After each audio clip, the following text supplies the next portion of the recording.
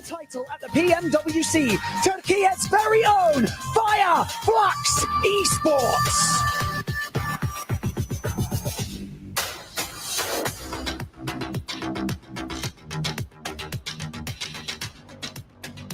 Each of these teams began their journey with the same dream, to become champions. And now, 6 maps, 6 efforts, 6 chances at glory. Some were favourites, some were underdogs, but all of them gave us unforgettable moments that reminded us of why we love this game. And so, we come to the final chapter of a truly incredible story, and we want to see how this will end. So, to the players, this is your moment. And to the fans around the world, welcome to Smash Sunday!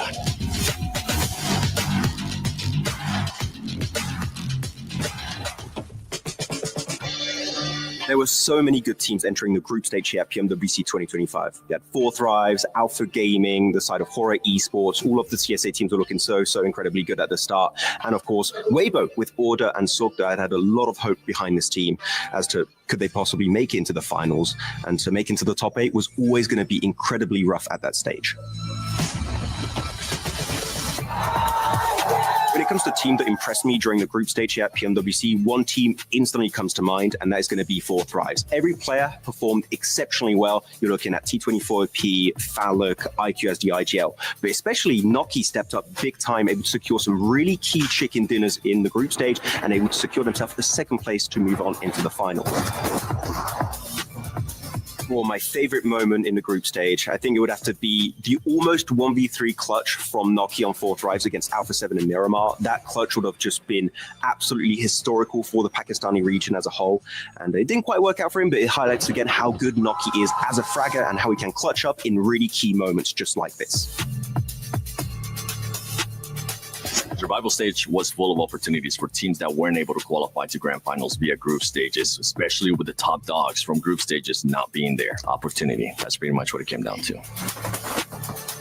One of the teams that surprised me the most was actually Power Esports. This team was a completely different team from what we saw during group stages, being able to be more aggressive. On top of that, getting those chicken dinners. Hopefully, this kind of game style that we saw out of them in survival stage will translate going to the grand finals. When you think about dreams being crushed, there's only one team that comes to mind, and that is none other than the defending champions, Alpha 7. Coming into PMWC at EWC 25 this year, Alpha 7 was one of the favorite teams, being the defending champions. But what we saw out of this team was not champion caliber gameplay. It was actually very lackluster gameplay, indecisions, and just calls that this team had never made before. And this has been a pattern for this team when it came down to global events. It is a big wake-up call for Alpha 7. For me, the best moment, as much as it pains me to say this, it came down actually after the last match. When Horror Esports, a team that nobody has been counting, especially when you think about it from last year, they just look over towards Alpha 7, and they did this. For the grand finals, I expect nothing less than the best that these teams have to offer. They have proven to us that they deserve to be here, and so now we want to see them perform one last time.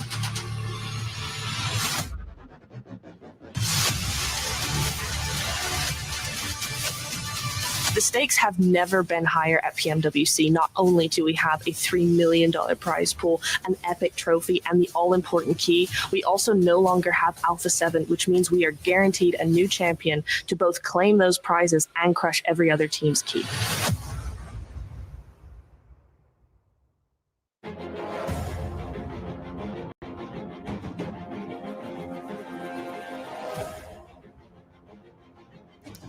Welcome ख़वातीन आज़ाद खुश आमदीद करेंगे सभी लोगों को एक बार फिर से PUBG मोबाइल वर्ल्ड कप जो कि ई-स्पोर्ट्स वर्ल्ड कप रियाद में हो रहा है live from STC arena. Action जो है वो कुछ सेकंड्स में आ जरूर जाएगा, लेकिन अभी मैं हूं नादीन, मेरे साथ मौजूद है आदि। हमने एक बड़ा ही मजेदार, बड़ा ही एंटरटेनिंग टीमों का आना देखा, उनके एक्शंस हमने देखे जरूर, और साथ ही साथ फिलहाल के लिए बात की जाए तो आदि ट्रॉफी पर नजर सबकी है। प्राइस पूल $3 मिलियन का है, सब उसे हासिल करना चाहते हैं, लेकिन कौन कामयाब होगा, कौन कमबैक दिखाएगा, कौन मुश्किलात पहुंचाएगा, क्या यांगन गैलेक्टिकॉस उनके साथ भी किस्मत वही खेल खेलेगी जो होरा के साथ खेला गया था, या फिर कोई और टीम आएगी और बाजी लेकर जाएगी, या फिर टीम यांगन ही वो टीम होगी जो कि सबको सरप्राइज करेगी। तमाम तर सवालों के जवाब आज के दिन हमें इन 6 मैचों के बाद मिल जाएंगे। जी हाँ बिल्कुल, लेकिन याद रहे ख्वातीन हज़रात, पिछले साल 2024 में ई स्पोर्ट्स वर्ल्ड चैंपियंस जब अल्फा 7 मुकर्रर हुई थी तब स्मैश रूल नहीं था, अब स्मैश रूल है। सबसे बड़ी अनोमली स्मैश रूल के आने के बाद यहाँ पर आज के दिन हमें दिखाई दे सकती है। और ये स्मैश रूल सिर्फ EWC में ही नहीं बल्कि आने वाले PUBG मोबाइल ग्लोबल चैंपियनशिप जो कि दिसंबर में होना है, जहां पर भी आपको पाकिस्तान से टीम 4 थ्राइव्स तो दिखाई देगी ही देगी, लेकिन पाकिस्तान से कोई और नाम भी वहां पर जा सकता है। लेकिन खैर, आज स्मैश रूल क्या इन टीमों की तकदीरें बदलेगा, इस पूरी लॉबी के साथ प्रैंक पुल ऑफ किया जा सकता है, लेकिन उसके लिए अल्फा को बड़ा अच्छा खेलना पड़ेगा। यांगॉन गैलेक्टिकॉस अभी फिलहाल के लिए जितनी कंसिस्टेंसी और डोमिनेशन उन्होंने दिखाई है, 118 पॉइंट्स हैं, 128 पॉइंट्स के ऊपर स्मैश पॉइंट है, एंड ये मैच पॉइंट की तरह से है। स्मैश पॉइंट 128 पॉइंट्स, जो भी पहले 128 पॉइंट्स के मार्कर पर चला जाएगा और जो भी पहले चिकन डिनर कर लेगा 128 पॉइंट्स पर जाने के बाद, वो कंपटीशन को खत्म कर देगा वहीं के वहीं। और EWC sports world cup PUBG mobile उसका चैंपियन मुकर्रर हो जाएगा और ये कंपटीशन वहीं पर खत्म हो जाएगा। लेकिन वहीं पर अलादीन की बात से मैं सहमत रहूंगा कि क्या ऐसा होगा भी, या सिर्फ हम इतना परेशान ऐसे ही हो रहे हैं, ये तो मैचेस में जाकर ही पता चलेगा। लेकिन वहीं पे अलादीन, यांगॉन गैलेक्टिकॉस जितना वो करीब है प्रोबेबिलिटीज की अगर हम बात करें तो यांगॉन गैलेक्टिकॉस का नाम सिंस चूंकि पहले पायदान पर है, 118 पॉइंट्स है, पहले गेम में अगर इन्होंने 10 पॉइंट्स निकाल लिए तो फिर अनसर्टेनिटी बन जाएगी बाकी पूरी लॉबी। फिर वो किस तरह से, क्योंकि फिर तो हर कोई इंतजार कर रहा होगा कि शायद अगला चिकन यांगॉन का हुआ और वो चैंपियंस बने, शायद अगला चिकन हुआ, शायद उससे अगला हो जाएगा। लेकिन वो जो प्रोबेबिलिटीज हैं, इम्कान है, वो बढ़ जाएगा अगर यांगॉन गैलेक्टिकॉस ने इस मैच के अंदर, सैनहॉक के अंदर 10 पॉइंट्स निकाल लिए तो।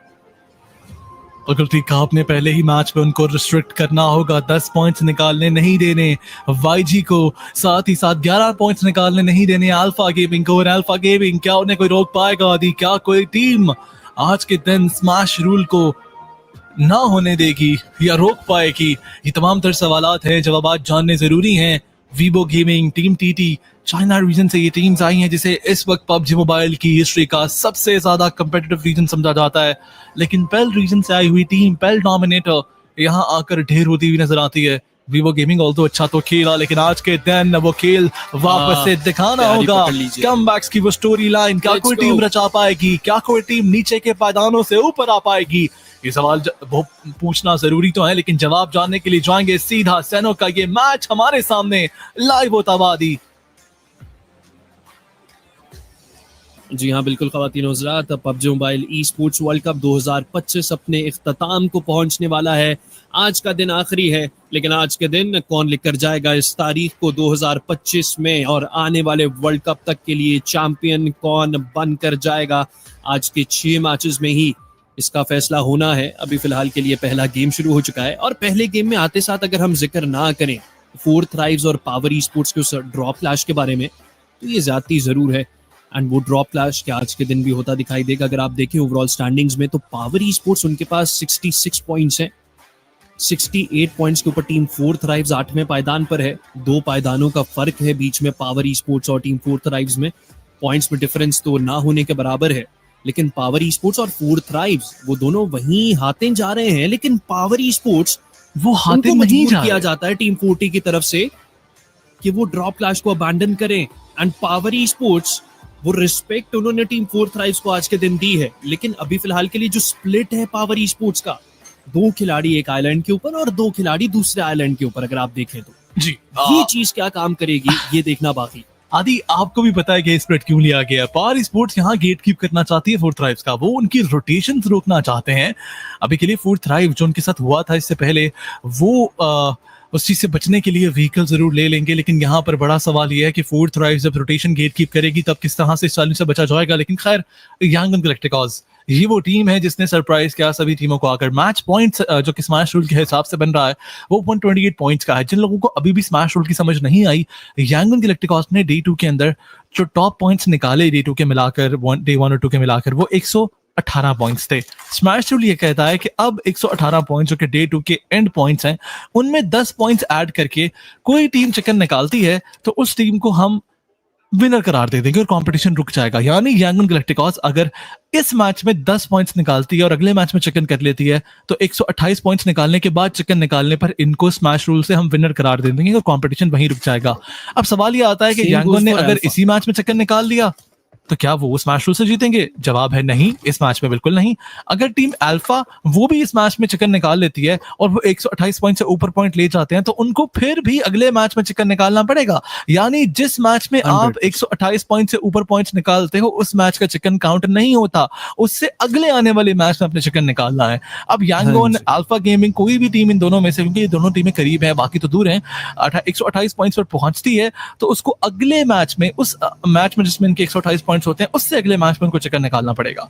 सो वो थर्ड मैच भी हो सकता है, वो फोर्थ मैच भी हो सकता है। अगर इन दोनों टीमों को आज के पूरा दिन आखिरी मैच तक पॉइंट्स निकालने ही ना दिए गए 10, तो फिर जो नॉर्मल हमारा पॉइंट सिस्टम है जिसमें कोई टॉप पर जो टीम होती है वो जीत जाती है, उसी के हिसाब से विनर अनाउंस होगा। लेकिन अभी एक अर्ली ऑन फाइट बनती हुई दिखाई देगी। Vivo gaming all in push करती हुई नजर आती है and that's what they love to do. Vivo का एक ही यहाँ पर प्लान है, लूट करो, जो टीम सामने आती है सीधा उसे पुश कर दो और सामने वाली टीम जब फॉल बैक करे तो इस चीज का फायदा उठाओ। लेकिन जगल क्या फॉल बैक करते हुए दिखाई देंगे, लीजिए स्पॉट किया जाएगा, नो फेयर, जहां पर ऑर्डर को गिराएंगे वहीं पर आगे बढ़कर सो किक नॉकडाउन निकालते हैं, एलिमिनेशन पॉइंट कंफर्म कर लिया जाएगा। ऑर्डर को रिवाइव देना तो है लेकिन क्या नो फेयर को मजीद नॉकआउट्स निकाल पाते हैं? हो रहा है स्पोर्ट्स यहाँ जगल को वो भी रिवाइव देना चाहते हैं बट मेरे ख्याल से रिवाइव देना मुश्किल तो हो जाएगा। बट नो फेयर को देखें आप, उन्हें दो साइड से डैमेज पड़ेगा, यानी शायद यहाँ पर एक ऑफ एंगल पर एक प्लेयर मौजूद तो है। लेकिन लुक एट दिस, ही को देखें आप, वो सरप्राइज करते हुए दिखाई दे सकते हैं। स्काई को उनकी पोजीशन का अंदाजा ही नहीं है, even Sleepy has no clue कि कहां पर ये प्लेयर मौजूद है।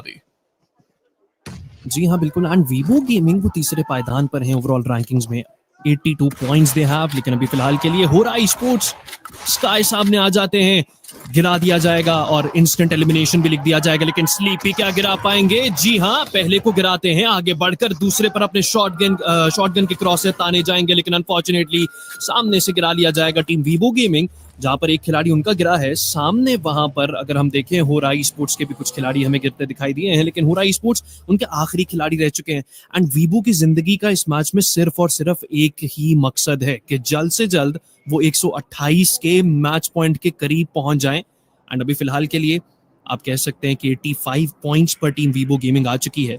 एंड वीवो उनका वो अब फाइट्स और फाइट्स ही आपको लेते दिखाई देंगे। बट बात ये है, सवाल ये है कि वीवो गेमिंग क्या इस मैच में 128 पॉइंट्स के मार्कर के करीब जा सकती है? जाने की कोशिश तो अभी फिलहाल के लिए उनकी कामयाब रही है। पहली टीम को उन्होंने ऑलमोस्ट एलिमिनेट कर दिया है, होरा स्पोर्ट्स जो कि नेपाल से आए हैं।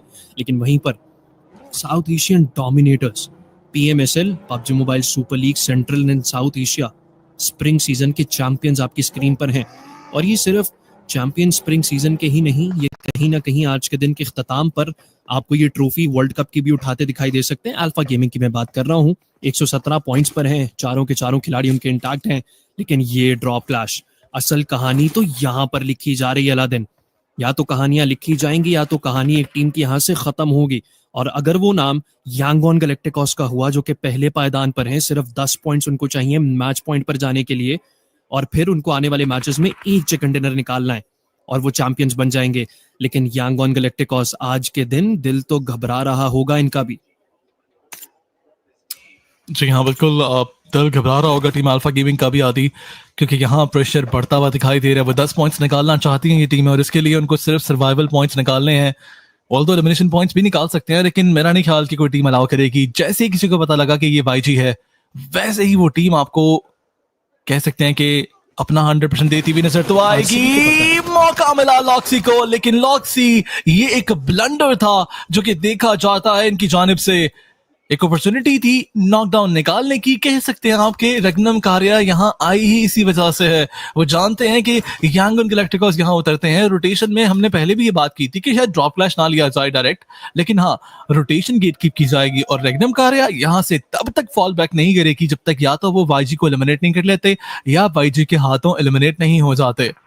पर खैर, लाइव फ्रॉम रियाद कुछ फैंस वहां मौजूद हैं, और सपोर्ट अपनी टीमों को दिखाई जरूर जा रही है। जितने भी पाकिस्तानी रात में मौजूद हैं उन सबसे रिक्वेस्ट की थी हमने, और काफी फैंस गए भी थे कल के दिन, काफी स्टोरीज भी टैग होती हुई नजर आई हैं, रील्स बनी है काफी। यस, फलक के साथ, नौकी के साथ और आईक्यू के साथ, सब प्लेयर्स के साथ ऑटोग्राफ्स लेते हुए कुछ वीडियो सर्कुलेट की थी। मुझे बहुत अच्छा लगा कि हमारे लोग वहाँ पर गए हैं। And lately e sports, Pakistani sports की बात करें तो काफ़ी एक बूम महसूस हुआ है हर ही जगह के ऊपर। मैंने कल टिकटॉक खोला and I was just randomly scrolling और हर जगह के ऊपर 40 और 40 ही का नाम हमें दिखाई दिया कल। लेकिन I am really happy we Aladdin, हम दोनों सिंस इट्स बीन लाइक, आपको तो मुझसे भी ज़्यादा अरसा हो चुका है, but 5 years being a part of this community, I think so ये वो लम्हा था जिसका इंतज़ार हम सालों से करते आ रहे थे। इंशाल्लाह अभी फ़िलहाल के लिए चले आइए, सर्कल बना है उसके ऊपर बात करते हैं। 4th राइव्स वो जहाँ से एंट्रेंस ले रहे हैं, either they are going to backstab team RCB, लेकिन बड़े संभल कर रोटेट करना है टीम 4th राइव्स को। याद रहे, वापस से ग्राउंड रियलिटीज फैक्ट्स की बात करें तो टीम 40 को इस मैच में कम से कम 15 पॉइंट्स निकालने हैं।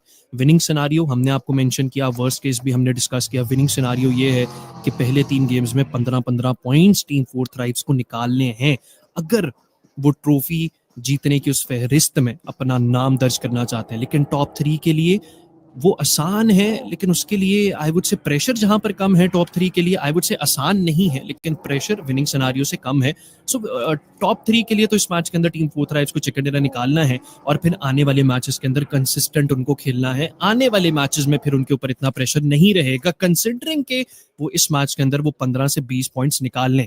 लेकिन अभी फिलहाल के लिए एक और नाम जिन्होंने बड़ा हैरान किया ग्रुप स्टेज में, अल्टर ईगो आरएस, जिनका जिक्र भी हुआ आज के दिन के इस मैच के आगाज से पहले।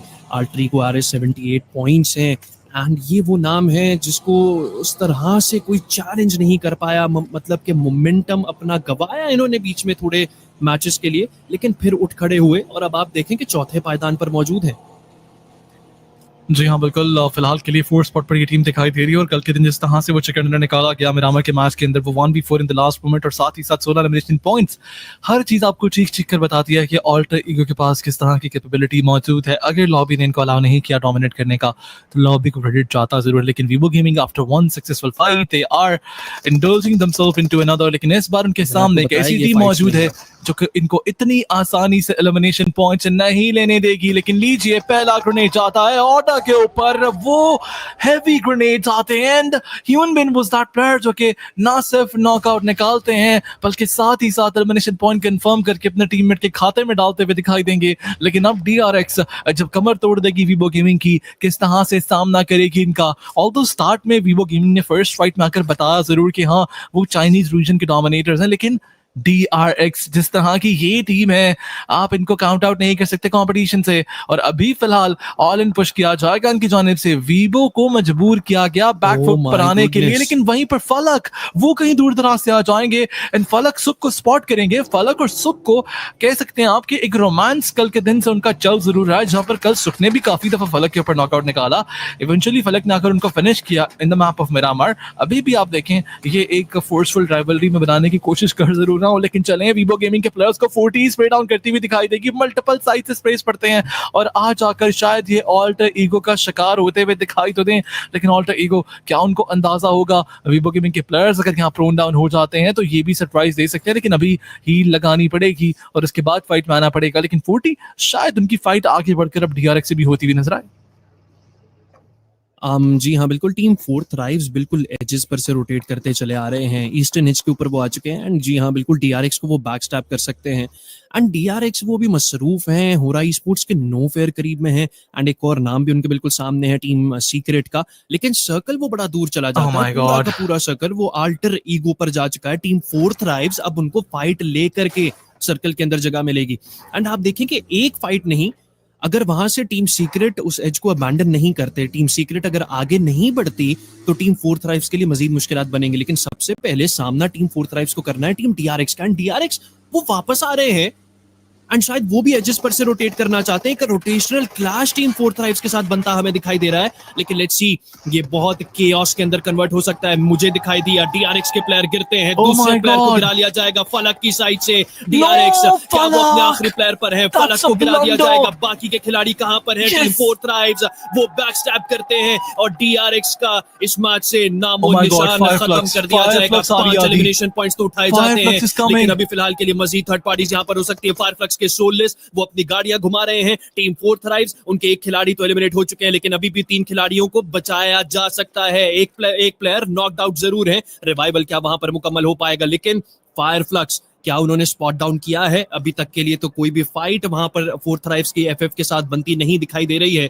सो लेट्स सी, मेरी नजर में शायद फायरफ्लक्स वहां से उस फाइट को अबैंडन कर मजीद आगे सर्कल को तरजीह दी है उन्होंने। लेकिन it's a good start, it's a decent start. 10 more points are needed. Four thrives के 3 खिलाड़ी हैं और अब सर्वाइवल पॉइंट्स हर सूरत में हासिल करने हैं टीम फोर थ्राइव्स। एब्सोल्युटली आदि वो सर्वाइवल पॉइंट्स भी निकालने हैं, वो एलिमिनेशन पॉइंट्स भी निकालने हैं। 3 प्लेयर्स हैं तो क्या हुआ?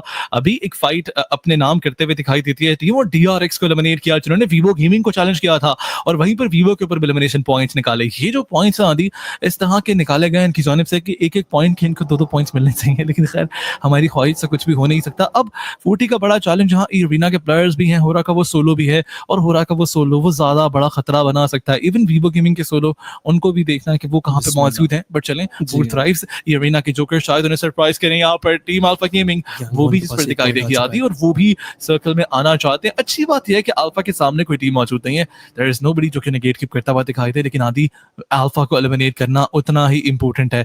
वहीं पर मैं देखना चाहता हूं क्या एरिना के पास इंफॉर्मेशन है कि 40 जोन के बाहर से आ रही है, क्योंकि अगर कोई टीम इंफॉर्मेशन लेकर खेल रही होती है, आपको पता है आदि उनके पास एक अपरेंट एडवांटेज तो रहता है। लेकिन मैप की तरफ मैंने नजर दौड़ाई, अल्फा के एरिना के एक प्लेयर गाड़ी लेकर बिल्कुल 40 के पास मौजूद है। इसका मतलब तो ये कि आदि वहां फाइट बनने वाली है। इन arena will definitely stop this rotation जो कि 40 की तरफ से की जा रही है। बट चलें, फिलहाल के लिए वाईजी हमारे सामने मौजूद है जो कि पार के साथ फाइट लेती हुई दिखाई देगी। मैप फीड हमने देखी जरूर, लेकिन क्या 40 की वहां फाइट बनेगी? किल फीड में कुछ सेकंड से पता लग जरूर जाएगा। लेकिन खैर वहीं पर सर्कल में रोटेशन देखिए आप, look at the map feed. Four thrives उनके सामने से निकल जाएंगे प्लेयर्स। स्प्रे डाउन करने की कोशिश तो थी, लेकिन अच्छी खबर यह है कि यहाँ पर अपने ऊपर कोई स्प्रेज नहीं आते, कोई डैमेजेस नहीं आते। लेकिन अब शायद एरिना आदि गेट कीप करती हुई नजर आए। सर्कल वाईजी से दूर जाएगा, वाईजी को फाइट लेनी है टीम पार के साथ।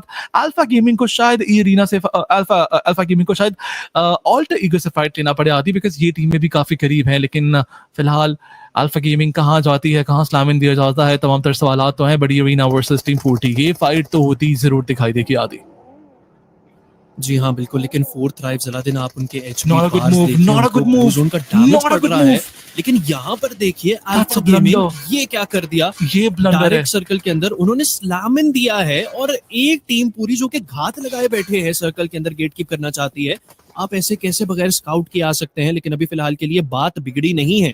अल्फा गेमिंग को हमने इससे पहले भी 3 मैन स्टैंडिंग चिकन डिनर्स निकालते देखा है, लेकिन अभी फिलहाल के लिए वो एक प्लेयर एलिमिनेट होना वो मुश्किलात बनाएगा। लेकिन team four thrives they have to be very careful. वो सर्कल से बाहर हैं, सर्कल के अंदर रोटेशन अपनी मुमकिन बनाने के लिए आ तो रहे हैं, लेकिन ये देखिए अल्फा गेमिंग उनके प्लेयर को पकड़ा जाता है। नॉक शिमरेट पुश वो कहर बरसा रहे हैं टीम अल्फा गेमिंग के खिलाड़ियों पर, लेकिन अल्फा गेमिंग क्या रिवाइवल दे पाएंगे? बैकयार्ड्स पर रहते टीम WBG के शायद प्लेयर ने क्रॉसर बनाए हैं, बल्कि नहीं, नॉन शिमरेट पुश के टीसी ही रहेंगे जो कि दूसरा एलिमिनेशन पॉइंट उठाते हैं। वहां पर यांग ऑन गैलेक्टिकॉस पहले पायदान को भी इस मैच से एलिमिनेट किया जा रहा है। एंड यांग ऑन गैलेक्टिकॉस वो टीम पावर ईस्पोर्ट्स के हत्थे चढ़ जाती है। टीम फोर थ्राइव्स वहां पे अपनी जगह अपने जोरे बाजू सर्कल के अंदर बनाने में ई अरीना के बेशतर प्लेयर्स को गिरा चुकी है। 7वां एलिमिनेशन पॉइंट पाकिस्तान से आए शहजादे अपने लिए हासिल कर चुके हैं, लेकिन मामला तब बिगड़े हुए हैं। अभी भी सर्कल के अंदर जगह बनाना बाकी है। जब तक के लिए टीम फोर थ्राइव सर्कल के अंदर नहीं आएगी हमें रिलैक्स्ड नहीं होना है। लेकिन यांग ऑन गैलेक्टिकॉस जो कि बन सकते थे चैंपियन, सिर्फ 8 पॉइंट्स और चाहिए थे,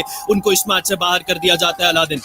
एब्सोल्युटली यंग गैलेक्टिकॉस को नहीं जाने दिया जाएगा बोनस पॉइंट के ऊपर, लेकिन वहीं पर अल्फा गेमिंग अभी भी जिंदा 10 पॉइंट्स निकाले मजीद, तो ये टीम भी आपको आती दिखाई दे सकती है मैच पॉइंट के ऊपर। लेकिन फोर्थ राइव्स अब उनका अगला चैलेंज यहाँ बनती हुई दिखाई दे सकती है थंडर टॉक गेमिंग। लेकिन वहीं पर एरिना के प्लेयर्स को भी स्पॉट करना है। किल फीड में उनके प्लेयर्स आए जरूर थे, 2 एलिमिनेशन पॉइंट्स निकाले गए, एक IQ के पास आता है, एक T2 करके जाते हैं और अब 7 एलिमिनेशन पॉइंट्स फोर्थ राइव्स के पास तो है। लेकिन वहीं पर फलक पकड़े जाएंगे, टर्नी के नॉकडाउन निकाला और साथ ही साथ शायद फिनिश भी करते हुए दिखाई देंगे।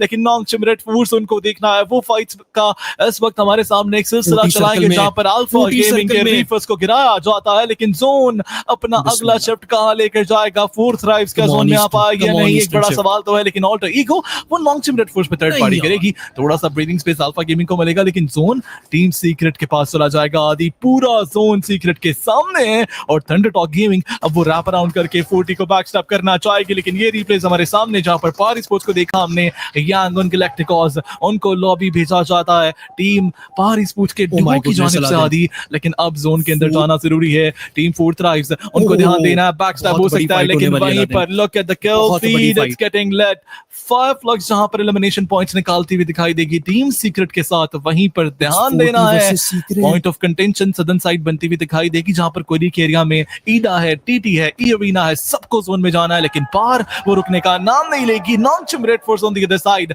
टीसी का ग्रेनेड जाएगा एंड रोजमेरी गिरते हुए दिखाई देंगे। जी हाँ बिल्कुल, लेकिन बहुत बड़ी फाइट जन्म लेने वाली है ख्वातीन हज़रात एलिमिनेशन फीड में। या तो फोर्थ राइव्स के प्लेयर लेकर आएंगे टीम सीक्रेट के खिलाड़ियों को। टीम सीक्रेट मैं आपको बताता चलूं सर्कल के अंदर गोल्डन कॉम्पाउंड्स पे है, वो कॉम्पाउंड्स वो वाहिद कॉम्पाउंड्स हैं सर्कल के अंदर जहां पर टीम सीक्रेट के चारों खिलाड़ी हैं। एंड टीम फोर्थ राइव्स वो बैकयार्ड्स पे हैं, वो कॉम्पाउंड्स खाली कराना चाहते हैं। लेकिन यहाँ पर देखें नॉन्गचिम रेड फोर्स वो भी हल्के में नहीं आ रहे हैं। एंड नॉन्गचिम रेड फोर्स जहां पर उन्होंने पहले एलिमिनेट किया, अभी फिलहाल के लिए उन्होंने एलिमिनेट किया टीम अल्टर ईगो जैसे नाम को। आप देखें कि पहले 6 पायदानों पर रहते नामों में से सिर्फ और सिर्फ एक ही नाम सर्वाइव कर रहा है, जिसके पास भी कोई एलिमिनेशन पॉइंट अभी तक के लिए दर्ज नहीं हुआ है। लेकिन अल्फा गेमिंग यंग गैलेक्टिकॉस के एलिमिनेट होने के बाद उनके पास एक मौका है, मौका क्या उठाया जाएगा। अभी फिलहाल के लिए मौके पर चौका तो मारा नहीं गया है अल्फा की तरफ से। रीफर्स आखिरी खिलाड़ी रह चुके हैं और नॉन्गचिम रेड फोर्स वो आए हैं एनहाइलेटर्स बनकर टॉप स्पॉट्स के लिए, जहां पर अल्टर ईगो को उन्होंने एलिमिनेट किया, जहां पर अल्फा के बेशतर खिलाड़ियों को उन्होंने एलिमिनेट किया। लेकिन ईडा वर्सेस एरिना वो भी हमें चलता दिखाई दे रहा है सर्कल से बाहर। लेकिन अभी फिलहाल के लिए रीफर्स जाते जाते कुछ एलिमिनेशन पॉइंट्स उठाना चाहेंगे टीम फोर्थ राइव्स। वहां पर IQ अपना बोलबाला करेंगे, टीम टीटी के एजे को जिंक को एलिमिनेट किया जाएगा। 9वां एलिमिनेशन पॉइंट टीम फोर्थ राइव्स अपने लिए कंफर्म करेगी। लेकिन वहीं पर अल्फा गेमिंग वो अभी भी सर्वाइव कर रहे हैं। Team thunder talk gaming Chinese region के डोमिनेटर्स इस मैच से बाहर कर दिए जा चुके हैं। कल का मैच भी मुझे याद है जहां पर ख्वाब होता था, चंद साल पहले ख्वाब होता था किसी टीम का कि चाइनीज रीजन को डोमिनेट कर कर एलिमिनेट किया जाए, और अब पाकिस्तान ने ऐसा कल से दूसरी बार कर कर दिखाया जरूर है। लेकिन अभी फिलहाल के लिए टीम फाल्कन्स वो भी सर्वाइव कर रहे हैं। ईडा जाते जाते अपने लिए कुछ एलिमिनेशन पॉइंट्स उठाना चाह रही है, आखिरी प्लेयर रह चुके हैं टीम ईडा के एंड फाल्कन्स जाकर के थर्ड पार्टी करेंगे। ईडा स्पोर्ट्स के आखिरी प्लेयर जाते जाते देखते हैं कि छठा क्या एलिमिनेशन पॉइंट टीम फाल्कन्स के ऊपर ही कंफर्म कर कर लेकर जाएंगे, नहीं कर पाएंगे। ईडा इस मैच से बाहर हो जाती है, फाल्कन्स अपने लिए चौथा एलिमिनेशन पॉइंट उठाएंगे। लेकिन सवाल एक है कि फोर्थ राइव्स जो कि 9 एलिमिनेशन पॉइंट्स पर जा चुकी है, लेकिन पावर स्पोर्ट्स ड्रॉप क्लैश आज के दिन हुआ नहीं। लेकिन अब जाकर के वो राइवलरी हमें इस मैच में भी दिखाई दे रही है। अलादीन टीम फोर्थ राइव्स के आखिरी खिलाड़ी रह चुके हैं। पावर स्पोर्ट्स के पास 3 खिलाड़ी मौजूद हैं। कोई मिरेकल चाहिए कि वो आखिरी खिलाड़ी किसी ना किसी तरीके से 1v3 कर कर लेकर चला जाए। लेकिन IQ अभी फिलहाल के लिए स्पॉट डाउन करते हैं। इजी को पकड़ा जाएगा, दूसरे प्लेयर के ऊपर अपने क्रॉसर बनाने की कोशिश, अभी फिलहाल के लिए कामयाब नहीं रहेंगे। बिल्कुल ठीक है, अपने रिवाइवल के लिए आगे आएंगे बट रैग्नार शॉट स्पॉट करते हुए दिखाई दे। रिवाइवल दिया तो जा रहा है लेकिन स्मोक डिप्लॉय करना जरूरी है। वहीं पर जोन चल जाएगा, शायद इजी वापस नॉक हो जाए। फहीदान उनको भी जोन में जाना है लेकिन इजी वो जोन के हाथों गिर जाते हैं और आगे बढ़कर अब आप देखें फोर्थ राइज उनकी तरफ से रिवाइवल जरूर दिया जाएगा। लेकिन ध्यान देना है, ट्रैंग वहीं पर देख रहे हैं, एजे इनफैक्ट जीके उनका भी यहाँ पर क्रॉसर बनता हुआ दिखाई देगा। 40 will not survive, they cannot survive। लीजिए देखते देखते ही जीके के हाथों एलिमिनेशन पॉइंट कंफर्म कर लिए जाएंगे and fourth thrive is done and dusted. पांचवें पायदान पर ये टीम लॉबी की तरफ जाती है, लेकिन नो एलिमिनेशन पॉइंट्स। अभी तक के हाईएस्ट पॉइंट्स निकाले जाते हैं इनकी जानिब से एलिमिनेशंस की मद में।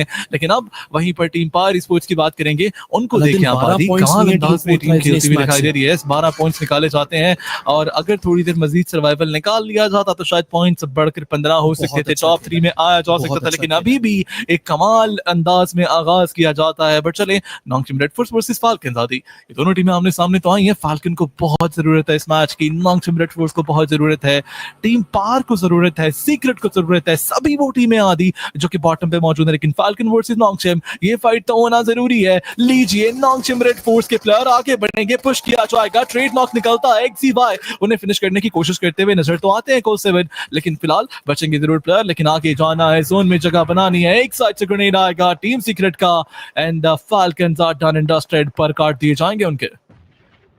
जी हाँ बिल्कुल, लेकिन फाल्कन्स जो कि काफी अच्छे दिखाई दे रहे थे इस मैच के अंदर, इख्तिताम पर आकर उनको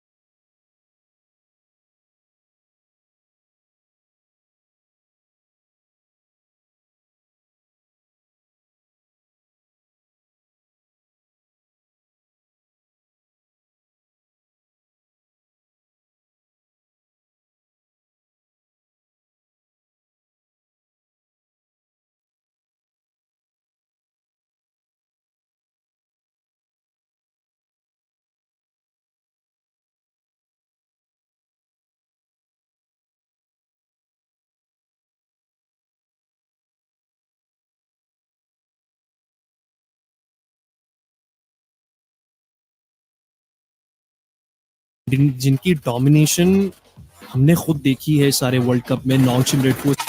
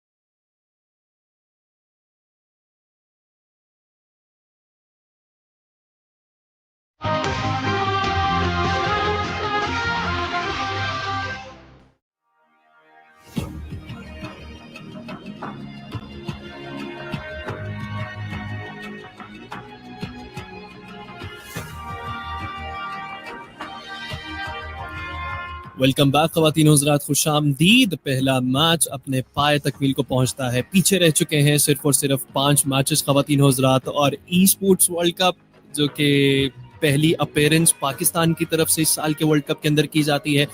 इस बार बहुत कुछ अच्छा हुआ है। ये साल पाकिस्तान रीजन के लिए सेल्फ आई वुड से बहुत ज़्यादा कुछ खुशियां लेकर आया है। जहां पर हमारा ई स्पोर्ट्स का, चले मैं जिक्र करता हूँ, ई स्पोर्ट्स वर्ल्ड कप में हम पहली दफ़ा आए। हमें लगा नहीं था कि यार हम डोमिनेशन पर जाएंगे, हम इन नामों में, दुनिया के बेहतरीन नामों में हम इनसे बेहतर खेल पाएंगे। ग्रुप स्टेज में ऐसा होता है। अब फाइनल्स में, मैच रैंकिंग में आप देखें, इस मैच में आप देखें 4 थ्राइव्स, 9 एलिमिनेशन पॉइंट्स, कुल मिलाकर 12 पॉइंट्स इस मैच से अखज किए।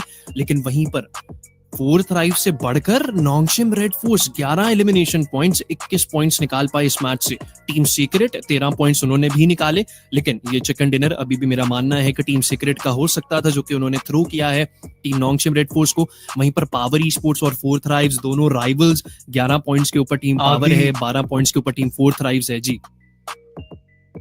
ये 12 पॉइंट्स इतने इंपॉर्टेंट रहे हैं कि अब 40 को आप देखिएगा, टॉप 5 में तो ये टीम आएगी, लेकिन एक चिकन डिनर और ये टीम compete करती हुई नजर आ सकती है टॉप 3 टीम्स को। लेकिन खैर, ट्रॉफी के लिए, एब्सोल्युटली पोडियम के लिए। लेकिन मुश्किल है, बहुत मुश्किल है, बहुत मुश्किल है। ये मुमकिन हो सकता है 40 की नॉमिनेशन, पॉसिबल नहीं है लादेन, और आपकी दुआओं के साथ ये इसके बगैर पॉसिबल नहीं है इंशाल्लाह।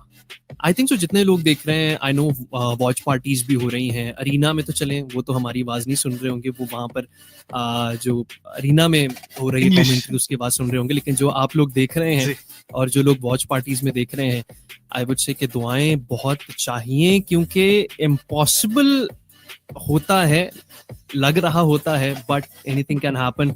मुश्किल है आई वुड से अभी भी, लेकिन इम्पॉसिबल नहीं है। एक अच्छी चीज के पॉसिबिलिटी है, मुश्किल बहुत है, लेकिन पॉसिबिलिटी स्टिल देयर। लेकिन अभी फिलहाल के लिए टॉप डैमेज डीलर्स की बात करते हैं। पिछले मैच की 4 थ्राइव्स, 1840 का डैमेज उन्होंने दिया। हालांकि नोंगशिम रेड फोर्स, उन्होंने एग्रेशन दिखाया, इस मैच को अपना बनाया, लेकिन वहीं पर डैमेज की जहां पर हम बात करेंगे, जहां पर मारा है लॉबी को जिस टीम ने, उसमें 4 थ्राइव सबसे आगे रहेगी। 1840 का डैमेज दिया है उन्होंने इस पिछले मैच में। नोंगशिम रेड फोर्स 1600 से ज्यादा का दिया। पावर ई स्पोर्ट्स भी हमें यहाँ पर दिखाई दे रही है।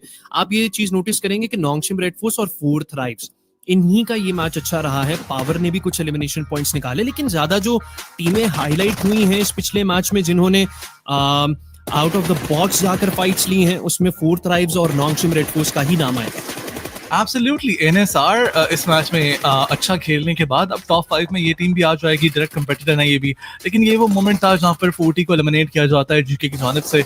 प्ले एरिया मौजूद नहीं था, मैन एडवांटेज भी नहीं था, nothing worked out for them at that time. लेकिन जिस कमाल अंदाज से टीम सीक्रेट खेलती हुई नजर आती है, उससे एक कदम आके नोंगशिम रेड फोर्स जाती हुई दिखाई दी हमें। फाल्कन ने भी कमबैक रचाने की पूरी कोशिश की, एलिमिनेशन पॉइंट्स अच्छे निकाले, लेकिन लास्ट मोमेंट पे आकर उनको पकड़ लिया जाता है। फाल्कन का एलिमिनेशन हमने देखा जरूर था, लेकिन यहाँ ये वो मोमेंट था जहां पर नोंगशिम रेड फोर्स आगे आती है और आकर सरप्राइज करती हुई नजर आती है टीम सीक्रेट को। And Secret had no answer for that, लेकिन कमाल अंदाज में खेला जाता है नोंगशिम रेड फोर्स की जानिब से आती। आई थिंक 4 थ्राइव्स के मुकाबले में ये टीम उनके बराबर पॉइंट्स पर ही आ चुकी है तकरीबन। ये तो पॉइंट्स टेबल जब हम देखेंगे तो हमें पता चलेगा कि वहां पर क्या सूरत हाल देखने को मिल रही है। लेकिन जहां पर एनएस को कंपटीशन में वापस आते हुए देखा, ईडा स्पोर्ट्स एक और टीम है जिससे हम उम्मीद करेंगे अच्छा खेलने का। लेकिन होरा स्पोर्ट्स, जिनका हम कह रहे थे कि वो डार्क हॉर्सेस बनते हुए दिखाई देंगे, जो कि लॉबी के लिए विलेंस भी साबित हो शायद, उनके साथ जो हुआ है वीवो गेमिंग की जानिब से, वो डिसरिस्पेक्ट जरूर देखने को मिला हमें। लेकिन क्या टीम होरा उस डिसरिस्पेक्ट का जवाब देगी या नहीं देगी, ये भी देखना है। लेकिन आगे बढ़ेंगे ख्वातीन और हज़रात, points table and 4 thrives 5 points पीछे है वीवो गेमिंग से। 5th स्पॉट पर ये टीम आ चुकी है। Alter ego is on the 6th spot. 1 point का डिफरेंस यहाँ पर है, एंड देन 2 पॉइंट के डिफरेंस से टीआरएक्स है, 3 पॉइंट के डिफरेंस से टीम रेगनम कार्या। Look at the competition, 77 78 79 80 81। ये चल क्या रहा है भाई? 5 पॉइंट्स पर 5 टीमें, अल्हम्दुलिल्लाह। जी हाँ, बिल्कुल 5 पॉइंट्स के ऊपर कंपटीशन तो है अलादीन। अगर आप देखें पहला दूसरा पायदान, वो 2 पॉइंट्स के फर्क पे आ चुके हैं। Weibo gaming, Nongshim red force team 4 thrives, even alter ego, Eris, DRX या रेगनम कार्या, 8 टीमें। ओह माय गॉड, आप कह लें कि अगला गेम चिकन डिनर इन 8 टीमों की आदि अब मकसद बन चुका है। Let me tell you one thing, आपको पता है कि 77 पर एक टीम हमें दिखाई दे रही है इस वक्त, रेगडम कार्या, इनके साथ साथ 9th स्पॉट पर जो ईडा है वो भी 77 पॉइंट्स पर है. Look at this. Even PAR is on 77 points. 5 points पर 8 टीमें आदि 7 टीमें, सॉरी ज्यादा हो गया, और 6 पॉइंट्स पर टीमें. Because look at Fireflux. एक चिकन डिनर, 10 नाम, एक मैच, अगला मैच. अगर ट्रॉफी के लिए लड़ना चाहते हैं तो देखें, चिकन डिनर आएगा, 7-8 एलिमिनेशन पॉइंट्स, 10 हो तो मैं कहता हूं कि कमाल. किसी भी टीम के लिए 10 टीमें हैं, लेकिन और उनका एक मकसद है कि अगले मैच में चिकन डिनर निकालना है कम से कम 8 एलिमिनेशन पॉइंट्स के साथ ऊपर के आए तो बड़ी अच्छी बात है. 20 पॉइंट्स अगर टॉप 8 टॉप 10 में से कोई भी टीम निकाल लेती है अगले मैच में 20 पॉइंट्स, तो आप समझें कि आप आने वाले गेम्स के लिए ट्रॉफी के लिए खेल रहे होंगे. लेकिन वहीं पर एक चीज होना बहुत जरूरी है, यांगॉन गैलेक्टिकॉस और अल्फा गेमिंग का दोबारा से अगर ये गेम बुरा जाता है तो फिर तो मैं कहूंगा कि तबाही है.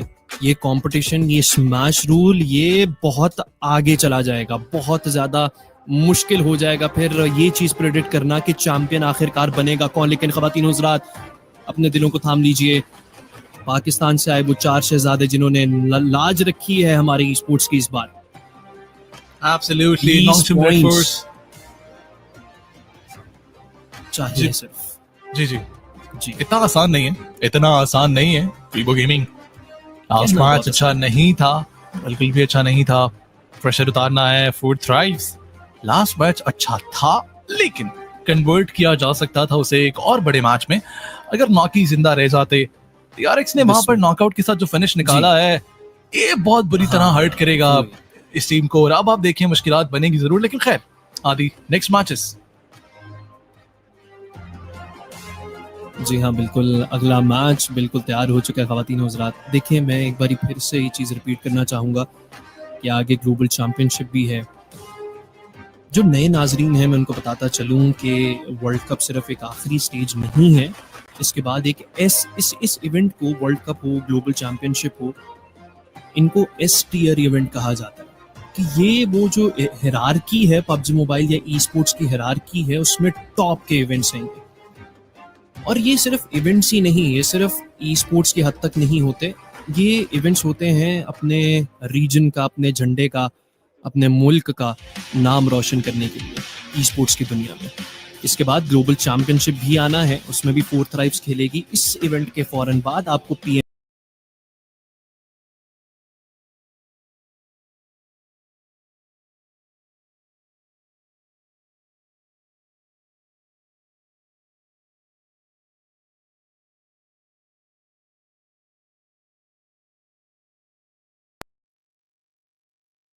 points down to 77 in 10th place. We've got triple 77s across the board from Regnum, Kaya, Power and Ida here. Oh, it's nasty. Real nasty. Whole lot of 7s, but will they be lucky? That's the question.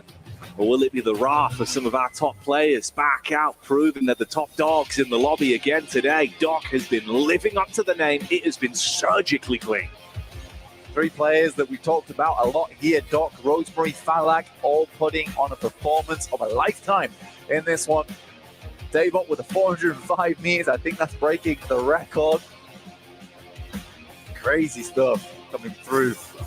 Nongshim Red 4 straight down towards the south side, looting around yellows. Falcons, as per usual, in Pachinki. But check out this circle, heading directly southeast into the uncomfortable trees, the dead woods. Will these teams be able to get themselves out alive, though? And across that match point barrier, not possible for teams in 3rd and 4th place at the moment. All eyes on Yangon and APG. You can see them parachuting in here. The Alpha squad that have shown us that they mean business. An uncomfortable rotate for them back on Sandhawk that resulted in a fragmentation of that team. Blank starved down just to Doc before they were taken out of the runnings. But a comfortable rotate here, actually, if they can head down towards Sosnovka military base. They're fully committed for this one. I think that maybe in different times they wouldn't go for it. Forthrights are at their back, though, so they need to get a move on, get sprinting at the moment. But they can get down towards Sosnovka. They can make a comfortable rotate over towards that eastern bridge. We'll see if anyone tries to hold them out, but likely Thunder Talks are going to hold in Milter. Some nice shots over towards top, who does have to drop down, takes a bit of damage from that leap as well. This is a slightly sad start, but it should get better, unless Forthrights tries to get involved in this one. It'd be a risky maneuver for him to full commit, full sand, hop behind the wheel, put the pedal to the metal and chase them down. But they're still raining out shots. IQ is the tool for the job as well. QSS, not the best weapon in the world, but when you've got no vest, no helmet, it will hurt, and comes pre-installed with that scope.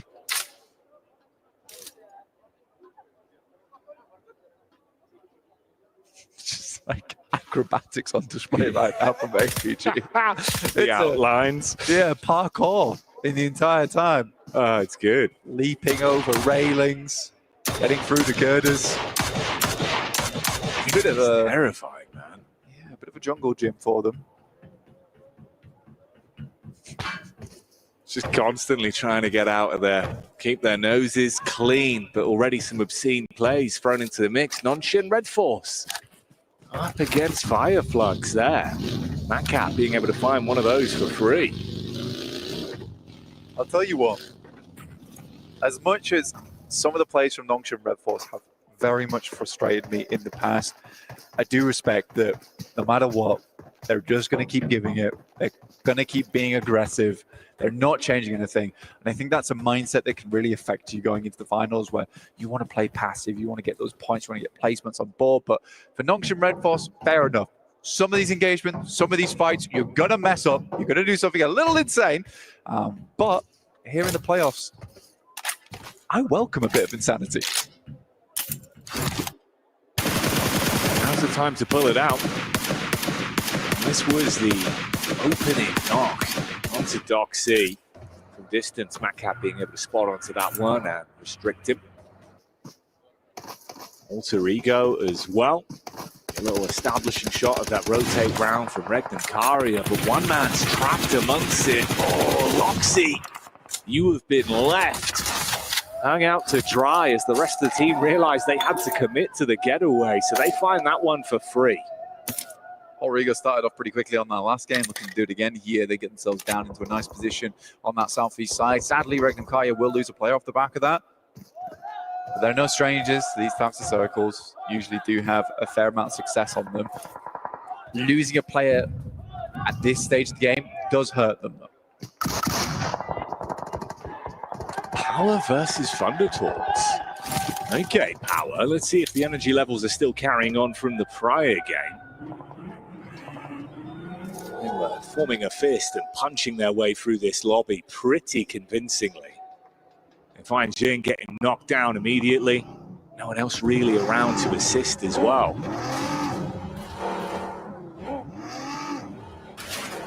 Power pushing up. This is not a bad spot for Power either. They can play this. Regnum Kaya do move up. Bumper cars in play. Easy's attempting to get out of there. Bullets raining on the vehicle, but not quite hitting their mark. I'm surprised he was actually able to get out there so confidently. I mean, you've just crashed straight into him, no follow-up from it. He gets away, and obviously for Regnum Karia, you're at a disadvantage fight. That would have at least been an equalization in the battle of attrition. If they took down Easy, it would have been a 3 versus 3. They could have probably pulled that game out a little bit longer. I think for Yangon Galacticos, though, as well as APG, they're one of the few teams out on the western side and down towards the south that just have not found a home here over towards that southeast side, where most teams are confirming their position. There have been a couple of times where we've seen more teams spread out over towards Mansion and around Shelter, and likely on this circle it does center up around Mini Milter as well as Milter itself. And this is the smart choice from all sending central. Does give some more time for squads on the outer edge to play this game slowly, though.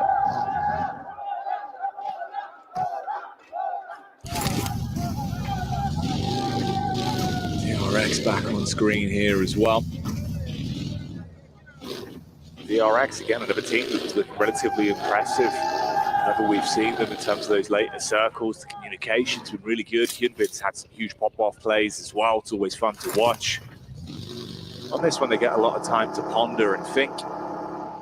Team secret, of course, you had that late finish, coming second in the previous game. See what they can do here. It's Saycloud, just off in the distance, and Murnat that gets contact. Few shots fired in towards the vehicles, trying to trace them down. Hefty chip. Not a bad shot towards Jack. He has to switch vehicles, though. Knows that that buggy is not long for this world. We'll just heal up using the bandies. The Yangon Galacticos similarly in a rough scenario where we're heading over towards stage 2. They've not quite found themselves over towards the circle just yet. We're waiting for that shift, because if it is down towards Milt Power and Milt away, suddenly becomes very, very hard for a lot of these teams that are rotating in late to get too much success off the back of it. APG's just been sitting pretty down towards military base this entire time. Oh, okay. That is a big one. That's going to create a real traffic jam down that southeast side. Hard to rotate up on the east around the crates here, Jackie. Oh, dear, dear me. Not a bad opportunity for the boys over on APG, though, to sidle in over towards that eastern bridge and get a loot crate delivered to them on the way. Yeah, potential as well, with all the team's focus being turned ahead of them with the swift rotations that now have to be made. They could backdoor into it. Fireflux straight in versus Power as well. Seems like Al-Haji is swiftly been handled. And you get the follow-up onto Fahidan. So already you're able to strip them down to just 2 players on Power. Easy. Sprints into the building. Oh, good for the first with the DPS, but Ketch replies straight back. Easy was locked in there. You see the way he was moving? See if he was inside the match itself. Power is now forced to send away with just Ragnar on side. This was a horrible shift on the circle back up towards the northwest, but gives a great opportunity now for Yangon to play out a smooth game. Yeah, a lot that can be done for this team. With the Fireflux, she'll take all the bells and whistles that come with that nice crash over onto Power as well. Steal away all the additional supplies, reset yourself and focus up. This is DRX that have been ushered further around with the readjustment on the zone, just inches away from Nongxin Red Force. To peek out through the window, seeing if they can find anything from this. Better be careful though, Tizzy and Binny have been very lethal today. Yeah, I mean, Doxy is a nice long-range player, quite good in the close quarters combat as well, but the Tizzy, Zizzy, Binny show a fair few times. Does sound almost like a cartoon, to be honest with you. They get some solid reviews though. Ratings would be through the roof with how they've been playing. On at prime time. It is exciting watching Nongxin Red Force. APG finally making this move. Like I said, they got a loot crate delivered to them, which was awesome. Ida is holding though. It's a smart maneuver from Ida. One that might just pay off, especially if they are confident that APG is going to be moving through late, which possibly means here that APG is going to have to wait on the outer edges. Top goes for something very aggressive. They're going to try and swipe right over towards the beachhead and deny those sightlines, and Ida has absolutely nothing to say about it. Yeah, it looked like they were clued into the situation. We're going to hold this in a nice crossfire, but instead you kind of leave one man out. Oh, and it's lonesome and dark here. Just to jump in the back of the buggy and try and make a quick getaway from it, link up with the rest of the squads. They're not at a disadvantage, but you get over the bridge and back onto the mainland now. Back over towards the east. Prison as well as Shelter.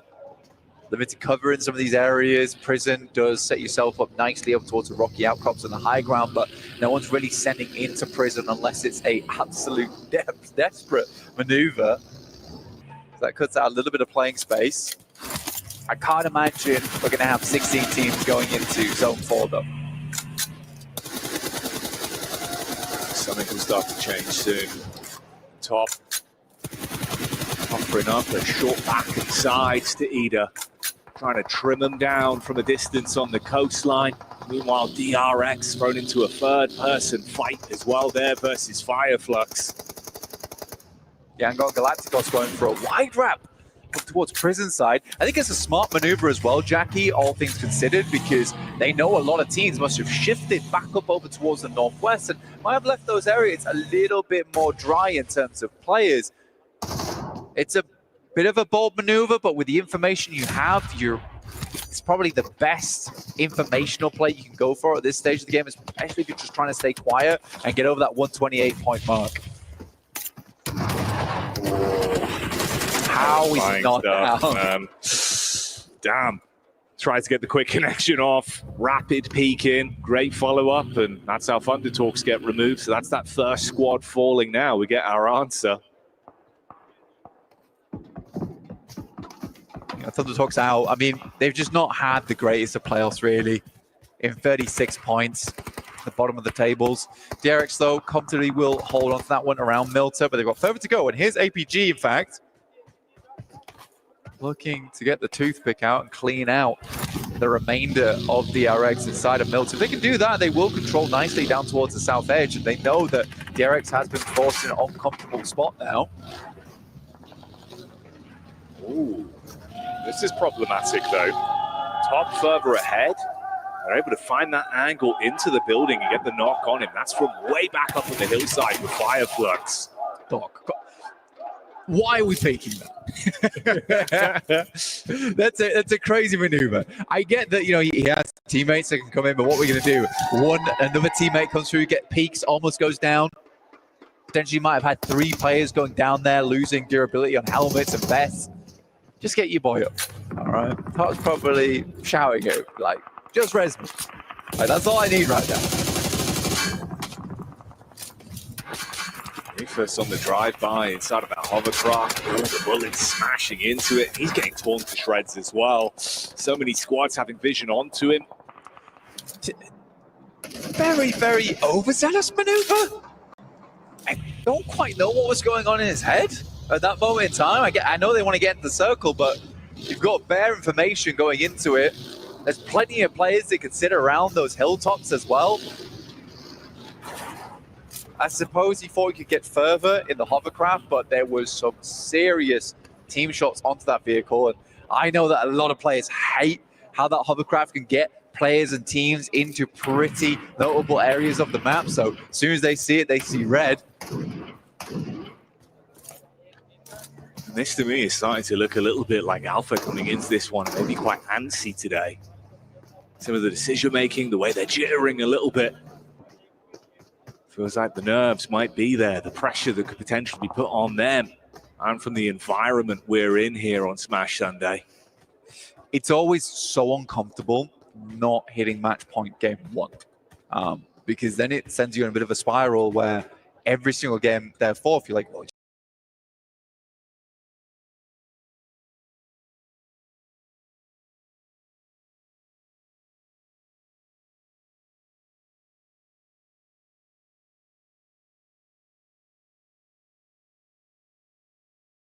T24 and IQ, especially for Yangon and APG, they were so far ahead, it doesn't matter. They just need to play out a regular match of PUBG Mobile for themselves, eventually hit that marker. What is happening? What on earth has gone on there? T24 nades full team knock. He's it Reaper. That's like Max's nade of the day right there. Yeah. Max a minimum on that one. We'll forget about that. Focus up on this. Nonshin Red Force versus Fireflux. Throwing out fists inside of the building. Close quarters engagements with that third party of DRX. Trying to get a look in as well and see if they can snatch points from this. So we do lose out on Scarface. Matt Cap goes down, so the Fireflux cleaned out on this one. Alter Ego with the read over on the side. It's Krypton that's quick to the hit. So with Hyunbin falling, the RX starting to lose some manpower as well. Yeah, more shots going through. Great rotate from APG, by the way. They saw this fight break out between DRX, Nocturne Red Force, and Fireflux. That was their direct competition on that north side. They used that moment to swing round to the west. So I really enjoyed that coming through from APG. Don't even want to think about what happened in the Four Thrives camp. I think they're quite frustrated with what just occurred. Yeah, that is a comedy of errors that you will be very quickly clambering to forget. Meanwhile, though, you're going to be having your eyes light up if you're a fan for Yangon, as they're in with 3 eliminations off the back of that. Oh, I'm getting a replay. Don't show us the Oh, no. I'm glad they at least didn't show us the Molotov as well. Dear me. Yangon, though, that is 3 separate teams they've been involved on. It was Team Secret, EDA, as well as Alter Ego, and they just keep going. They just keep going on that one. At this point, even just off elims alone, I mean, only 4 more to find now. You've already grabbed yourself so much stock inside of this game, and it's very early doors. We're already 17 minutes in. Yangon Galacticos down towards plenty of teams. And they took advantage of that high ground that Prison affords you on that eastern side. They knew they were lacking information, and they're coming in from that northwest, so they change up the game. They use the plane map as well as the circle that came through to identify an area on the map that might be a little bit more open. They can start to develop that intel. The Arena Gladiators swinging and showing us they're handy with steel up against Team Secret, but the clap back from the hillside is Yangon to try and get a spot down and see if it's worth committing to this one. You know, there's been a fair amount of chip damage, and there's even more follow-up coming in as well. I think when you look over towards E-Arena as well, the fact that they delay them here almost certainly should count them out, because the circle is going to push them in. They are on the short side of it, so it will take a little bit more time, but all Yangon Galacticos really need to do now is just send a couple of shots, a couple of bee stings down towards E-Arena and keep them locked down. It's not just that Yangon are playing well, it's that Alpha are obviously having a real struggle of a game as well. I mean, it's just Shoal now. You have the sideline shots that came in from Falcons as they were trying to make their way over. So it's just down to the solo man. Again, another game where likely APG is not making it over the match point. Rests on the shoulders of Yangon. Should get at least 4 points off the back, or at maximum 4 points off the back of E-Arena. This moment will be stolen away by Horror. That could have been right there, right then. If they took out the entirety of E-Arena, Yangon would have made it. Need to get themselves into placements range now, though. I honestly think that's what they were debating as well. You can see kind of the difference in the 2 players that were further up, almost feeling like if they went for that one, it would have been worth the risk and reward potential. Falcons back over onto Alter Ego, giving as good as they get, with Nunshin also looking to see if they can snatch away some points from this. Falcons actually not playing a terrible game right now over towards the south side. They are roaming, they are making sure they keep track of a lot of the players coming through. The circle will start to push E-Arena in. Now for Yangon Galacticos, this is less of a matter about battling against E-Arena and more of a case of battling against Horror stealing away these eliminations. It's Myrna and SayCloud that have basically just had to prevent anyone sneaking in from the backline, whilst the raw focus from Romeo and co is just thrown down the hill onto E-Arena. They're finally getting what they were building into on this one and converting those knocks into full eliminations, take down the squad, mop them up, and keep those elims building. 7 elims, 1 single point away from beating the 128 barrier now. So Yangon Galacticos just need to get themselves into 8. That's all they need. Krypton tries to take it up towards the Falcons, but they will swing back with the wings, blast them away with the Air Force.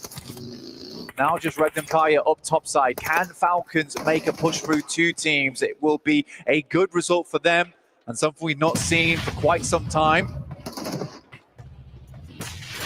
So many nades thrown at Toshbik. Had to give up the cover he had to play with. Trying to see if he can get an angle. Oh, if you got the shot back over, it's that backline with Narvalo and Koa. You could completely fragment the Falcons, leave them in a position where potentially they can start to take the fight to them. Silas rocks over as well, makes his rotate in the back of the buggy, looks for the peek up. They might have got the pick-me-up, sure, but can they still hold on to this ground? Falcons looking over towards Silas, who backs straight back in towards the buggy. hits the deck. Smile with 4 elims on the side of Yangon Galacticos and looking not to let that kind of pace let up anytime soon. He wants to keep on pedaling. Murna now setting his sights over towards Wild. It's a bit more chip damage here. It's kind of a 3-1 split with how they're playing it as well. I mean, Murnat is going in towards Regnam, whereas you've got Smile still just looking for the vision back over on towards Horror with 2 players in the center there for the quick rotate, depending on where the favored fight goes. Meanwhile, Zol, the last man from Alpha, is spotted with a wrap over from 4 Fribes. Oh, Toshpik goes for the peek out, but it doesn't work. Now Valor, quick, hits that one back. Falcons with 9 eliminations, Jackie. This is a big step up in performance from them today.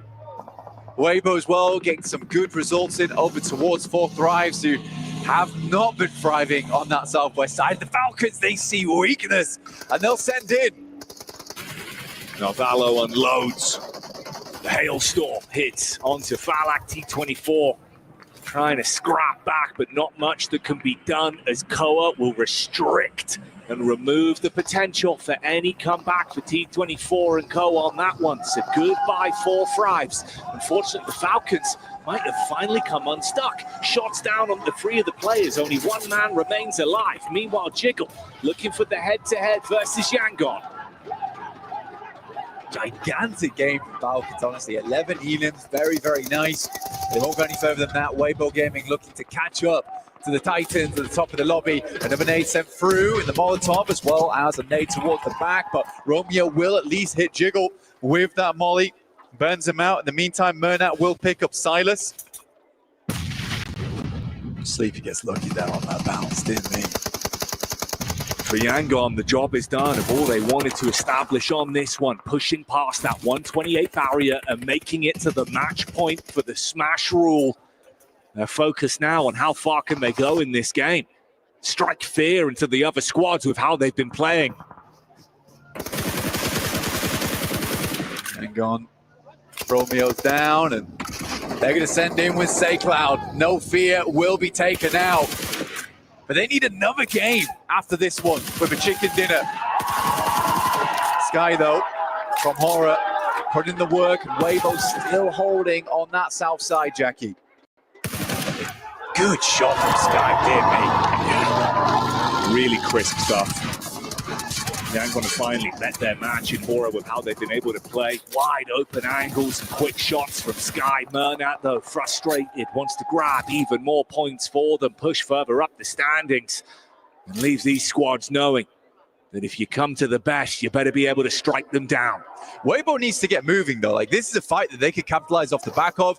Yangon needs to push up the hill, and Weibo's had no influence here. Order finally looks over. SayCloud is down, and the boys want to move over towards his way. He's gathering as much information as possible. Now with the big weapons in the back pocket, looks to put the hurt in. Ragnar with an off angle towards the back. Order jump spotting. SayCloud's still down. Might have just not seen him there. They've both got so much utility to work with here as well. Position to provide themselves some better sight lines, get those smokes down. Nades for the engage as well. A good range of different placements in terms of where these players are. If the fight kicks off, they can get angles onto you, even if you only slightly peek back into it. Murnat inside of the vehicle, hits heavy by Order. There goes the first man. It's good timing as well. The circle starts to push in. Brilliant timing, in fact. They can delay as much as possible, will make life very hard for Yangon. And Power. Of course, it was Ragnar that was left as the solo so long ago. The last man representing the organization, trapped in position with he just guarding his only exit. Yeah, just needs to worry about the blue, essentially, and that'll do the trick. Now Weibo can set their sights completely over towards Yangon Galacticos. They have a man advantage, but positioning is not great for them. Surprised SayCloud was able to keep himself alive. He dived in behind the tree in the loot crate. There's a nade that's going to be cast towards his position, but he's topped himself back up. The heal comes through in the nick of time. Meanwhile, the shots uphill are good for damage, but the knock is confirmed onto SayCloud. Really important knock there coming through from He on a side swipe. Murnat tries to make his way across. A very important game, not only for Yangon Galacticos, but also Weibo. 91 points. And if they win this game, they'll shoot themselves up towards the century mark, over into the 100, set themselves up for later on in the day. So much riding on this for that team. We've been singing the praises of Order. Him and He are a lethal unit. And at the minute, with that knock that came over onto Romeo as well, they've got a great advantage into this one. That's the full confirmation. Burn them down to just 2 players. Still, so much utility left to work with. That's been a difference maker for this team. Smart plays here for 33Cs. He takes down Murnat, slowly pushing up, and another goes down. And Weibo will find themselves the second chicken dinner of the day. With the big storyline, it's Yangon Galacticos. They have crossed the line. That match point smash rule coming into effect. That's what they were hoping for on this outing. And Weibo, it is huge for them, like you said. The difference of being able to vacuum up these points, put themselves into a position where if they keep playing stalwart throughout this day, they could have a chance at the title. It's all to play for, but the intensity that will be building going into Game 3, Blank, the action is going to be palpable in that arena. The bowstring is pulled taut right now for Weibo, and they're hoping to keep that tension in place to accentuate that gameplay. You look towards this team, they're pretty strong, but I think Yangon probably quite happy that he gets the chicken dinner. It feels bad. Hard finding out the second. Let's wait for the third match today over at Arundel. In the meantime, we'll be heading back over to the desk.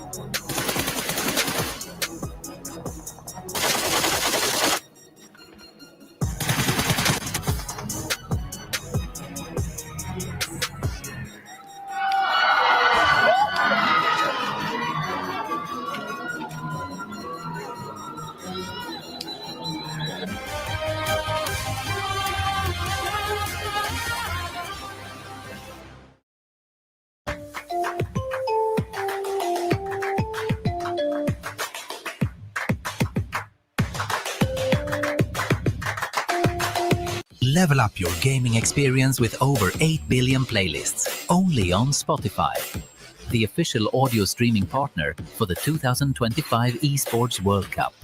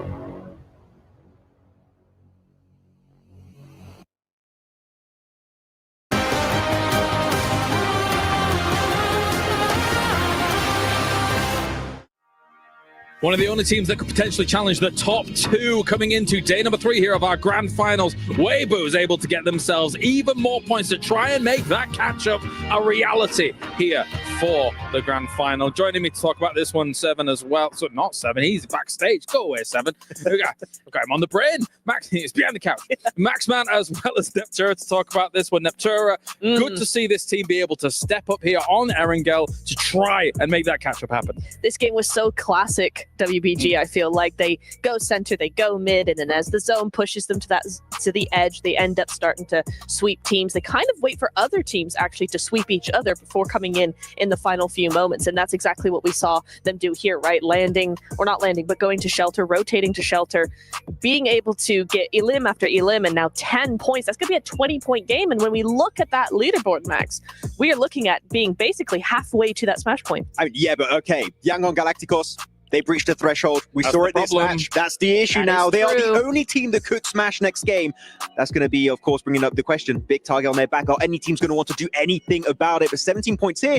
Again, so successful when it comes to wide rotations, making it up north, waiting for the circle. It goes back to the east. All of the teams are going to be highly concentrated south and west, meaning northeast next to prison is open. They take control. They get the elims. They get their ticket in the smash zone.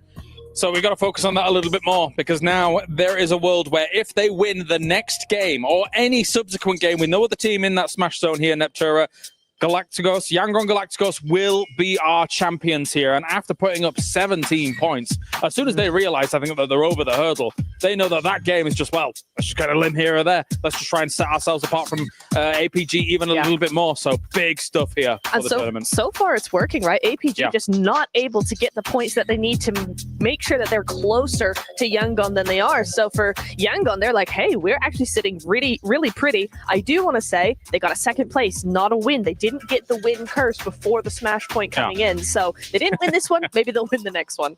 The other team, though, up at the top, obviously APG. I initially want to make the point, Max, and then you can continue on, because I am of the belief if you're a military-based team, you have to have a drop-up spot. And to watch them try and run over the bridge and dodge bullets and all this stuff, it's not enough when you're on the hunt to try and make something happen. What do you make of it?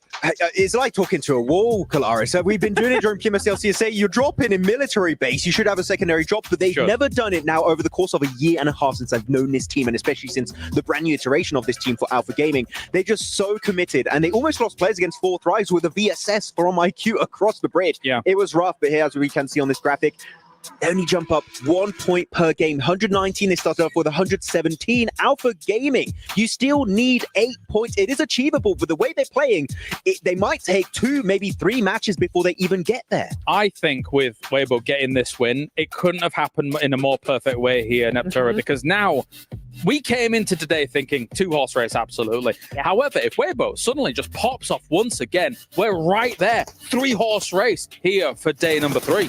I mean, it is crazy that Alpha Gaming could look directly behind them and then watch as Weibo Gaming actually surpass them in that race, because they're performing far better than Alpha Gaming are. And I slightly hate that there's a world where Alpha Gaming could get this close again and only get the MVP. That's the second place curse for some of their players. Top is well acquainted with that position. He loves the second place. But it's unfortunate for me, when you look at Smash Roll, it forces team in a situation they're just not comfortable with. And here, I think Alpha Gaming are just completely crumbling under that pressure, not really sure how to make that ascent at the top. weird, because especially considering what we were talking about in the pre-show, right? Technically, this team should be able to handle the pressure. Again, if you have a backup drop, Yangon Galacticos has gone for backup drops on Erangel. Well, technically, right? Because obviously they had a lot of Novo drops throughout the tournament so far, but they've gone to those Georgia Paul crates, Natura. They've been able to capitalize on that. The wide wraps have looked fantastic for them, and they get beyond the smash zone. Yes, they do. It's really, really nice to see them be able to do that. They seem to just have this knack for knowing what is the best entry point in a zone, right? They have really, really good map knowledge, really good team knowledge as well. We were talking about it where the zones were popping back and forth, so they knew which side of the zone was most likely to be open. Just taking full advantage of that, not overextending, not being too reckless, just very careful, but aggressive. And I think that's something that in the last 2 days, we've not seen the aggressive side of Yangon too much, because they've been able to have a compound in the zone, kind of just take on the last couple of 2 stragglers that are there at the end of the game. But for this game, they were able to just take team after team after team and take advantage of them. You said they're very good at understanding the circle and everything. For me, the mark of a champion team is how they understand a lobby reacts to a circle. And I think Yangon Galacticos have that nailed down to the absolute limits of how he could be on that kind of macro approach to the game. They see the circle going west, they're going back northeast, meaning all of the teams are focused on the western and southern side. Entry point northwest, northeast is going to be completely open for them. They know how the lobby reacts to that kind of situation. Free entry point, they get into the circle, they play off the back of that. They are so smart on that aspect of the game that for me, that is the main reason why they made it so far in PMWC. At this level, there's a very hive mind mentality of we're all going to be in this certain area, we're going to be moved. A lot of these best teams that you see come along Natura are teams that are already in their vehicles as the circle's popping. Okay, we need to be moving right now in order to be able to, because if you are going for wide rotates, you need to be the one moving first. Otherwise, other teams could leapfrog you. As we take a look now at the overall leaderboards, 137 points, but that point number won't matter for the moment. All Yangon Galacticos has to do is win a game. If they do, they become our PMWC champions. Please be in the next game. You're that excited? Would be so cool. That would be kind of cool. That would be so cool. They've ended on a second place. They've got that smash point threshold done, dusted, out of the way, surpassed by almost 10 points there. If they could come in with that momentum going, heck yeah, we've got it under the belt. We're good to go. Let's go for it. Game number 3 could be our final game here. So, okay, we know where Yangon Galacticos dropped, right? They go crates George Pulse. Yes. Question for you, Niptura. Oh, no. Are they going to be in danger? Is anyone coming for the Yangon Galacticos? Or do they go elsewhere? Oh. They could do that too, actually. Yeah. We have seen that before. I think it was, Hora. was it CSA? They were like, nah, we're not going to get hot dropped in the final game. No chance. And they actually changed their drop spot without telling anybody. And they did end up almost getting hot dropped there, so they avoided that. So could we see something similar from Yangon? I'm wondering. It's not going to be anybody in the top 5, though. 100% not going to be. I mean, the thing is, you have Zaki available. GMX is not here anymore. If you want to play it ultra safe, just avoid an early fight skirmish. Zaki could be an option, which is, I didn't think I would ever say that. Yeah, I'd hate that. That's not what I want to hear, Max. Yeah, the same rotation path, right? It's nearby crates. Exactly. It would make sense. So, drop on Everest. No, maybe not. That's even worse. But actually, pull an RPG where there's no weapons when you drop. Yeah, great. Yeah. Actually, we were looking at the second page of the leaderboards. You were talking about Falcons that, again, increasing your rankings, you could get an extra bit of money. Yeah. Of course, here now it's match point. We are in Smash Zone. Yangon Galacticos is the one team to currently breach across that. The question on my mind is, how will they play it out? It is very, very high likely that they have never been in this position before. Will they keep their cool? It's time to go to the commentators here for our next Erangel of the day. A position they've never been in before is a sentence that can describe so much about this team. But all they have been doing is playing into their strengths, pushing further for placements, for eliminations, for the pride of their own home nation. This team has shown that age and experience does not matter. All that counts is what you bring to the grand stage here live at the PMWC. And Yangon Galacticos have been delivering in droves. With the smash rule now in effect, they have the opportunity to walk away as not only the victor of this game, but the victor and new champion of this entire tournament. So let's shatter, let's smash here on Sunday over towards Erangel match 3 of the day, 137. We're above the marker now from Severny down towards Primos. We're getting into it. We're getting loud in the arena. Alpha Gaming watching as Yangon Galacticos gets further and further ahead towards the horizon. This is their chance. This is their moment on a map that they are known for. It was great heads-up decision-making in the prior game of how they split off into 2 duos, maximized eliminations to get themselves over that threshold. But now we'll see how they play. And that smash rule's in effect. If things start to change, if other teams target them, or if they're able to play their own game.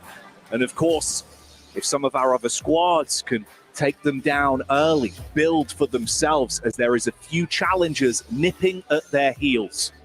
This is where you got to solidify the knees, no weakness allowed. The nerves need to be cut short. And you need to be solid on this battleground. The adrenaline must be pumping. They have to keep it quiet, keep it calm. Like you say, play their game, play their style. Out on the edge, and certainly will be living on the edge for Yangon Galacticos. Over towards South George at the moment, a very, very central circle. It's anyone's game, but Yangon Galacticos have set their sights on it. Zeroed in and ready to take that chicken dinner. But it all comes down to the action in the lobby. We'll keep you updated with how it develops here. Issue is, Romeo's pulling a classic here. Starting out in Ruins. They revealed that position, though, for one team in particular. That was Regnum Karya from yesterday. This might not have the same effects as Yangon Galacticos are hoping for, especially if Regnum pulls out early and will look over towards Romeo, take him down, leaving Yangon on just the 3. It's a nice position for Romeo to have. It's a good anchor for the team to refold over towards. But it is known. That's the interesting talking point, right? Obviously from yesterday's set of games when they rotated through Ruins and Romeo bided his time until it was one final player. I believe it was Loxy that was the last man to go through. He took shots at him. So like you say, they're aware of this. It wouldn't catch them off entirely. Weibo Gaming, another team trying to catch up right now. APG not over the match point just yet at 119 points. Still shy by 11. Weibo much further behind, 23 points required. So probably a chicken dinner, a fair few elims to make that one happen. But at this stage of the game, with only one team on Smash ruling, it's where things get a little bit more spicy, where teams might even just try and dogpile on Yangon. They're elusive.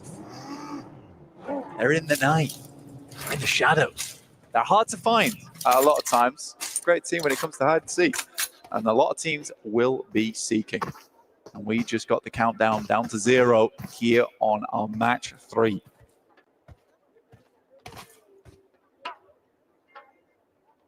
For Power today, seeking fights has been something they are no strangers to whatsoever.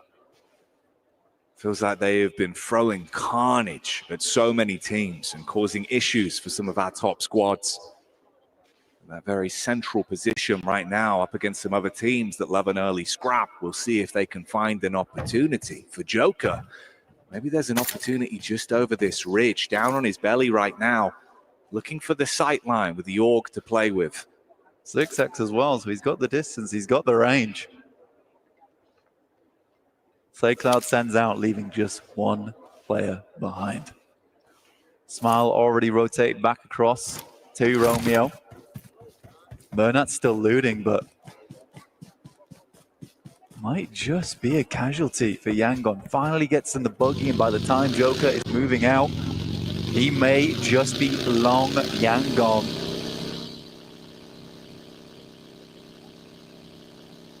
Saved by the bell. They didn't even realize was ringing. Mernat's rotate will keep him at play. He can link up with the rest of the squad. And the advanced position from Romeo has not been forced out either. So they can link back up with a loop to play with.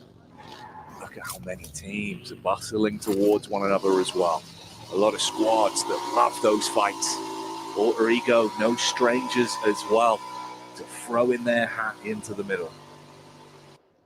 Longshin Red Force, a little bit of a wild card inside of this circle. Never sure when they're about to strike, when they're about to send a blazing wide swing at you. A real haymaker of a team is that squad. When they come a knocking, better be ready to open that door, or at least bar it shut.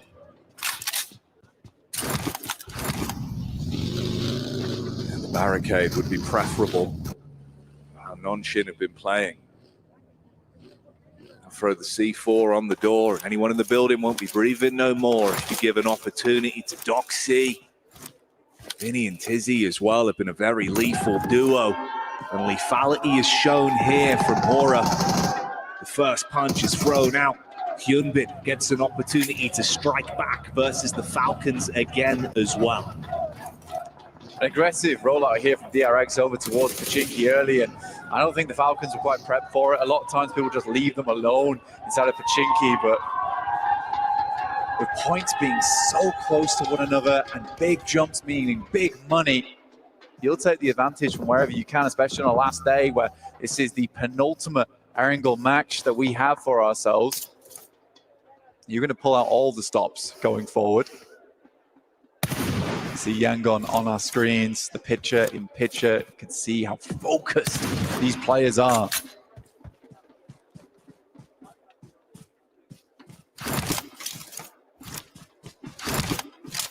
I think that's been the interesting thing, right? You know, we were talking about the reaction times way back at the start of the day today, but just the laser focus you see from the body language, that human element of PUBG Mobile. This team have looked like they are here to play.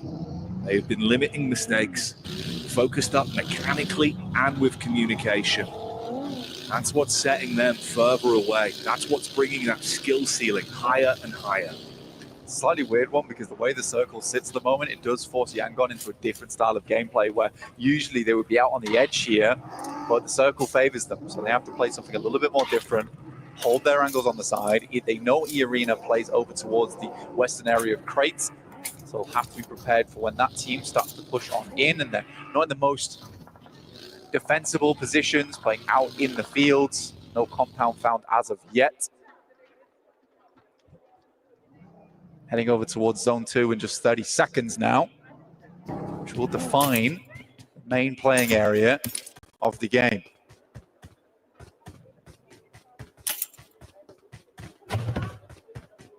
It was fitting, obviously, the Joker was the man that was looking for an opening knock over onto Yangon with the trap that E-Arena had sprung upon them in the previous matchup. So we'll see if they're out to attempt to upset and get revenge here on their rotation. All right, we got a game on our hands here. Yangon Galacticos get a little bit of that spicy circle look that they have been known for in this playoffs. They've had 2 chicken dinners a day averaging. There's no reason why that statistic should go up or down, but we're expecting at least 1 today. But will it come soon enough to shut this one down early? Have to wait for that. Mernat finding Ralph on the rotate. Falcons now down to 2, and Yangon further solidify their position out in the open. Playing against Mernat must be so frustrating as well. It feels like he's always buzzing around, stinging at all these squads in the lobby. Quick reaction times. It's been hard to hold him back. And immediately Falcons realize we don't want to mess with the beast.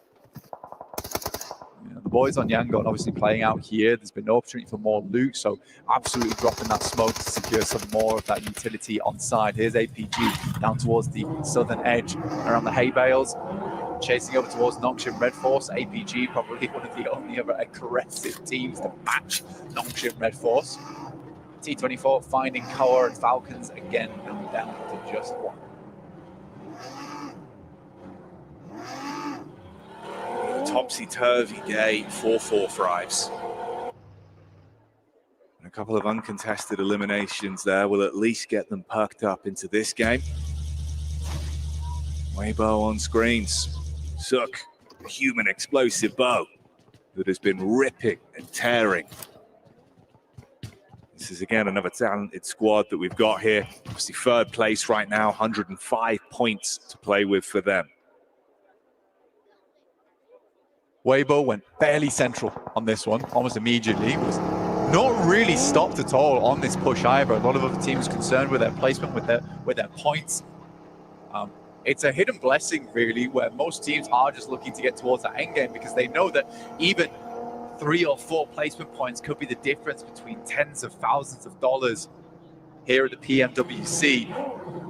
So Weibo was able to send in towards that center area of the map with little to no contest.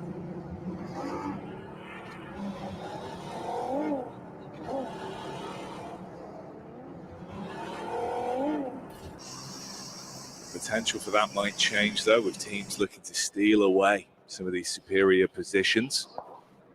It's the arena that slowly move forward. Of course, just Redux that's left for Falcons as well. That's Solo, the only one that remains alive. Circle about to shrink. See where it heads. If it heads back over towards Ruins, Yangon Galacticos know roughly that position is okay to play in. They may just send back that way, but it's Regnum Karya moving out from Sunken down towards the southwest, which might be a deadly team to come up against. The Talks sending directly from that south side, as are DRX, and it starts to get a little bit crowded inside of this circle here, Jackie. Space is at a premium. Shoulder to shoulder gameplay between these squads. Origo taking pot shots over towards Alpha. Meanwhile, Regnum Karya on the drive-by, seeing Power all on top of one another. Doc on his own, a little bit of backup now to play with. The buddy system in effect. They take the opening shots towards Power and have them pinned.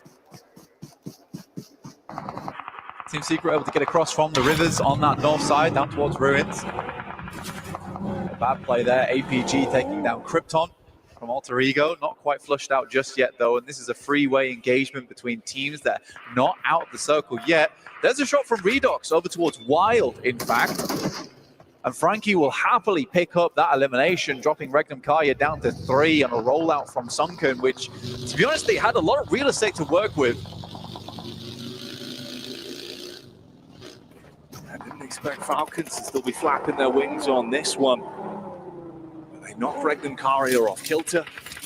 They suffer because of it. Oh, Reefus with 7 nades in the backpack, and they are so closely grouped. A big nade on target. Al-Haji will not be al-happy with that one as his legs get blown away, and they've still got more to follow up with. It's a massive nade coming through from APG, but no follow-up just yet. They know how crowded the zone is. Another shot from Zol over towards Alter Ego in Rosemary. Zol will return back to the rest of the squad here. Alter Ego not finding a very fun marker over in this match as they attempt to come through on that eastern side.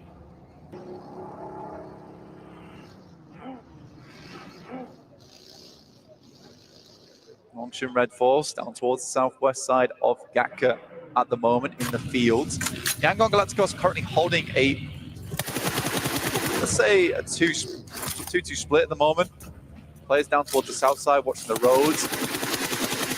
Romeo inside a compound on the north. Looks like they are going to regroup on top of it now, though, as Loxy starts to get a little bit closer over towards Power. Danger close at the minute. Nades on top. Again, the follow-up explosions are good to try and restrict Power. But that one does more than just chip damage. The whole roster getting hit heavy by the mortar strike from Alpha. And even Loxy realizes he wants nothing to deal with this. Tries to get away whilst they crash in to clean up onto the down squad. Shots are clean. Even Max Man would agree that some of the arcs on those nades were better than arcs from One Piece. Unfortunately, APG fall fairly quickly afterwards as Regnum Karya continue to put on the pain. They're going to try and get themselves back up on their feet. A bit of triage coming through from Reefus.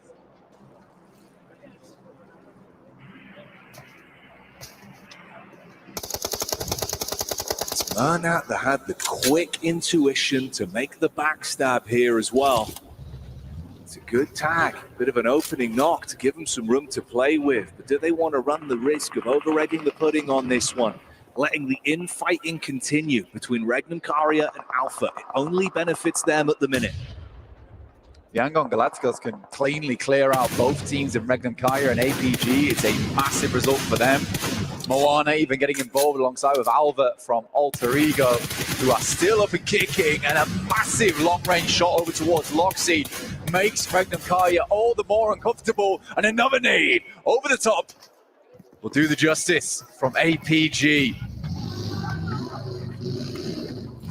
Good stealaways from Moana, but Alpha, even with this trial and tribulation of a fight that they've had going on for quite some time, they're able to keep all four players alive. And you can see that they're taking the fight to these other squads now. The DRX pulling up. Oh, Maria arrives and instantly hits from the sidelines. Goodbye, Reefus. Top now in an uncomfortable position. Mernat could even peek over the top, but looks like he's going to send back up towards the rest of the team, realizing that things are about to look not so pretty on the eastern side of the map. Oh, nades on target. Good connections here. Softening up DRX. It's been huge from Alpha, but they're about to be crashed on up close and personal. If they can handle DRX, they could push themselves up towards that match point. Enter the smash zone alongside Yangon. Doc, good with the moves. Hits the first, but look who's here. It's Mernat peeking in over the ridge, looking to clean up on this one. As DRX go down, they are handled by Alpha, but the nades are still rolling on through.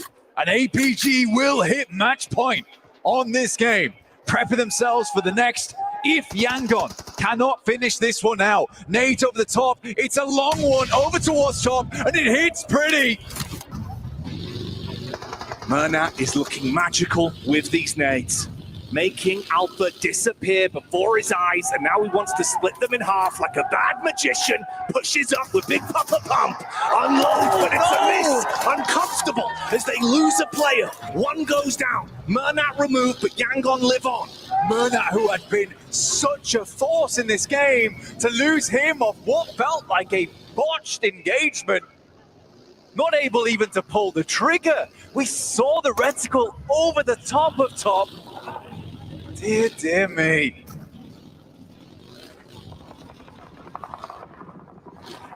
Yangon instantly on the move. Rotation from fight to fight. Hearts must be pounding in their chests right now. It's T24. The Four Thrives representative trapped just apart from the Alter Ego duo and that last man, Redox, that's been causing curveballs for some of our teams here as a solo. Yeah, Redox just does not slow down inside of Ruins. The area around him broken and fragmented. Redox's spirit unharmed. Romeo, another nade over the top to T24, and it is on target. Surprisingly, somehow T24 is able to sidestep it, or at least side crawl it. I am shocked that he's been able to stay alive off the back of that one. Like it was a hell of a slam dunk from Yangon. T24 keeps his head clean, tucks down, tries to stay out of dodge with Redox. Similarly, just slowly crawling around, trying to find some semblance of cover to work with. Still good amounts of utility to work with, though, over on the side of Yangon. He casts another nade back in, and more chip damage follows through. Weibo, 105 points at the moment. 4 players alive. One of the big hitters here over in the playoffs. They needed a big chicken dinner on this one if they want to get themselves over towards match point. No elims yet.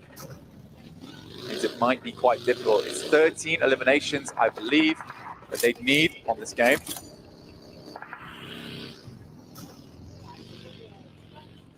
There is never a second where Yangon are not looking for the next opportunity to fight. Oh my, fire flux. Seems like the fire's going to be going out off the damage done from Yangon, but they at least reply for a single knock back onto them. It's SayCloud with very little HP to play with here. He goes down. They lose another man, down to just the duo now. Romeo and Smile is all that remains for the team. Trying to clear out as much of the southeast side. I think they understood that as soon as they took down APG, they lost one of their key players in Murnat. Looking for some more eliminations on this game. It will be hard to win this one with just the two players. Weibo looking so formidable down towards that south side, not to mention Thunder Talks and E-Arena still living at large. Sighting going down to Ida's players. Ida being able to put the Bazone to good use.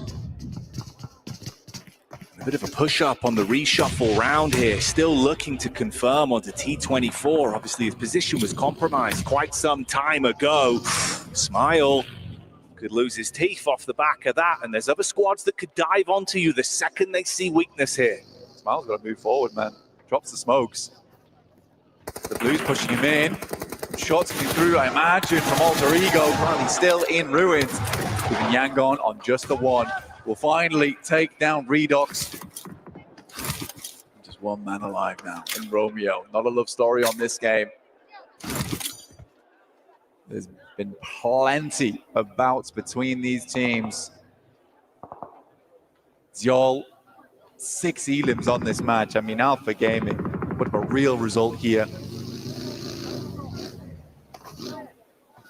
Alpha on the move up. T24 can have a position to actually backstab onto that, cause some issues. That's when you can still take the fight if you're Romeo in a spot like this. And remember, it's not just about trying to close it out with the smash rule. He could still just look to gain additional points for the side, make the differential even further. They could just win it on the long con.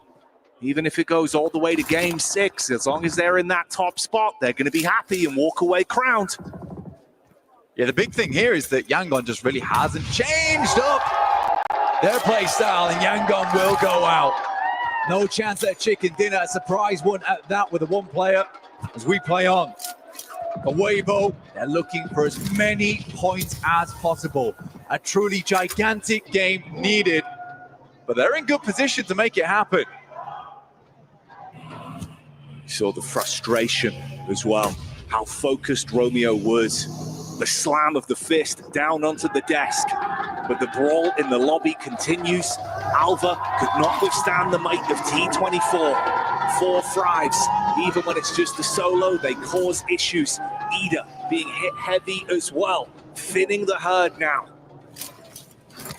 The Arena looking up. Weibo took a big hit there up towards He. Not quite down just yet though, but he's on life support.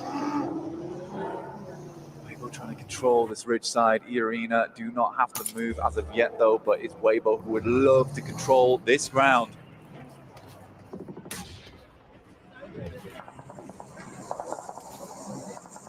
How good this team's looked. A late circle with them having good manpower, 4 of them still being alive. There's so much that could be done.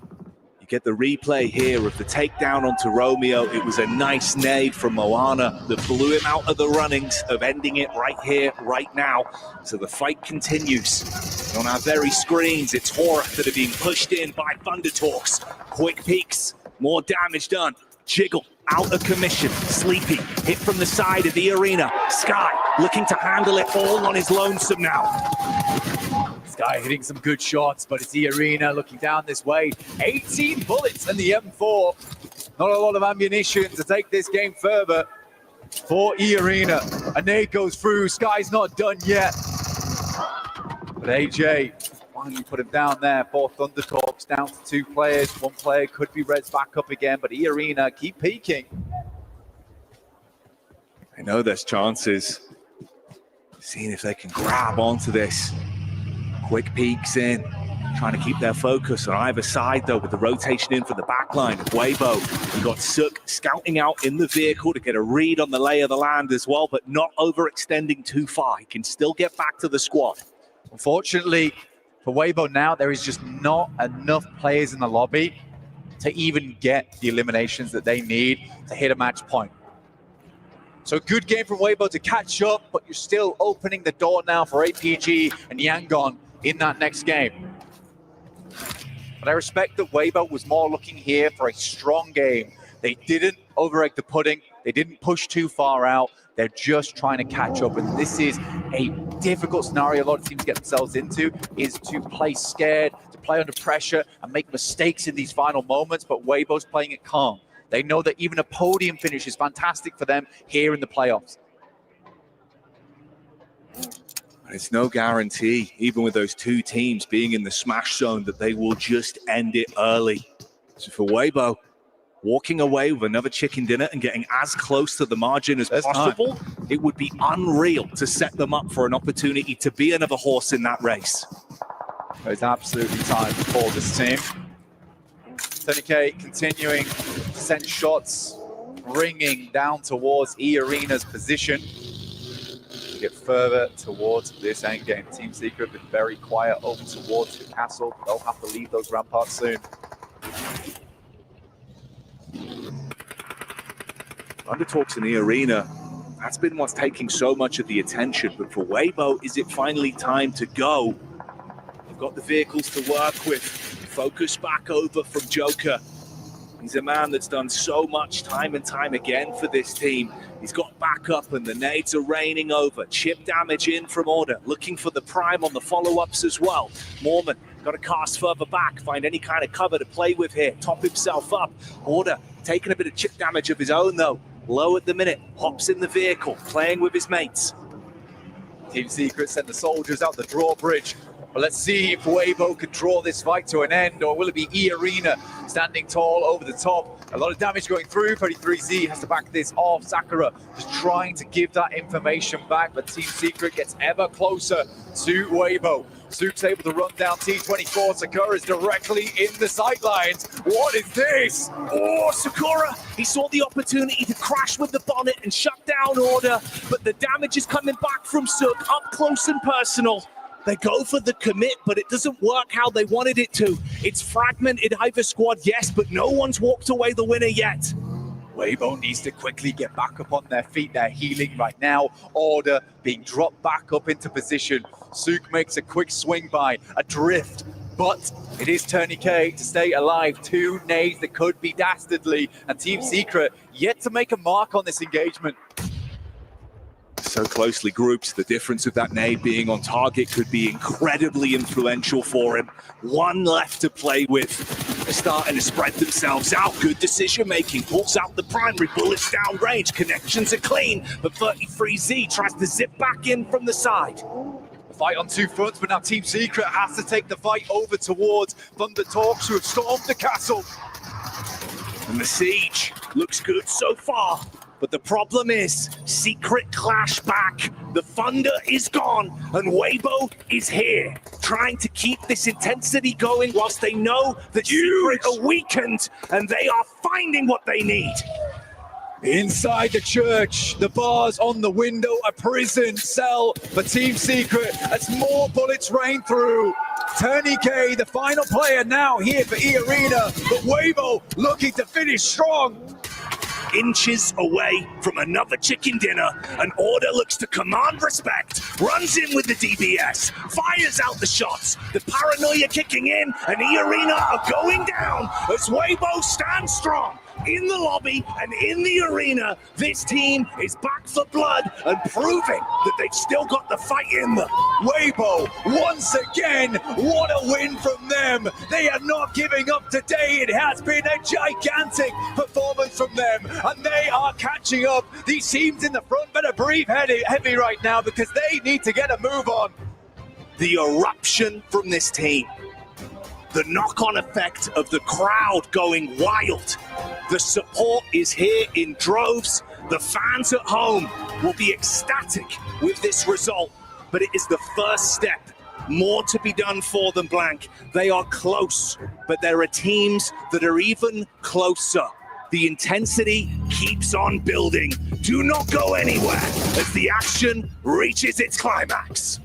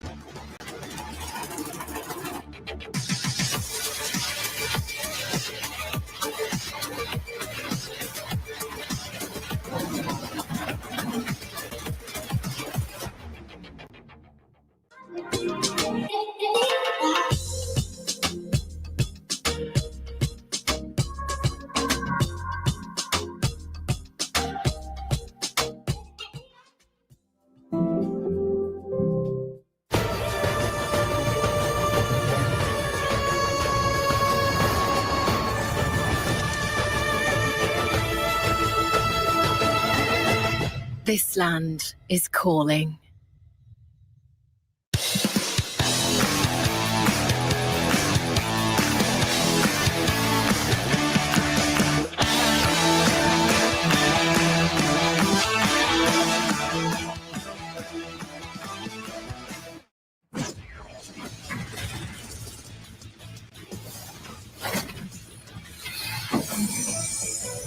Hello, Earth. I'm here. And back.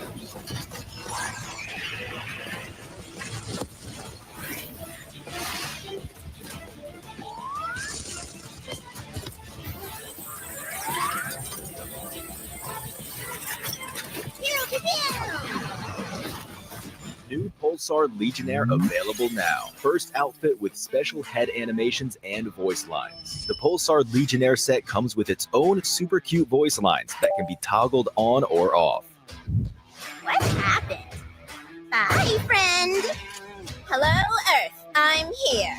It also features the upgradable Hyperion ship DSR and Jet Reaver glider with special animations. Experience parachuting like never before. That's not all. Even more rewards await. Event period, July 25th, 2025 through August 26th, 2025. What are you waiting for? Get the new guild set now.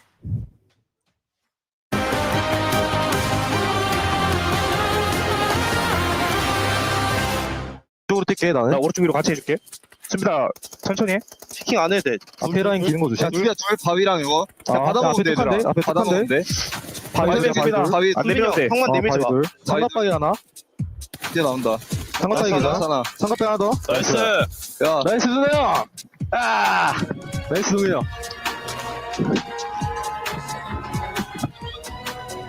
我的意思是说，加入我们俩去左下，懂吗？可以，至少可以打，至少可以打。咱们可以顶阵。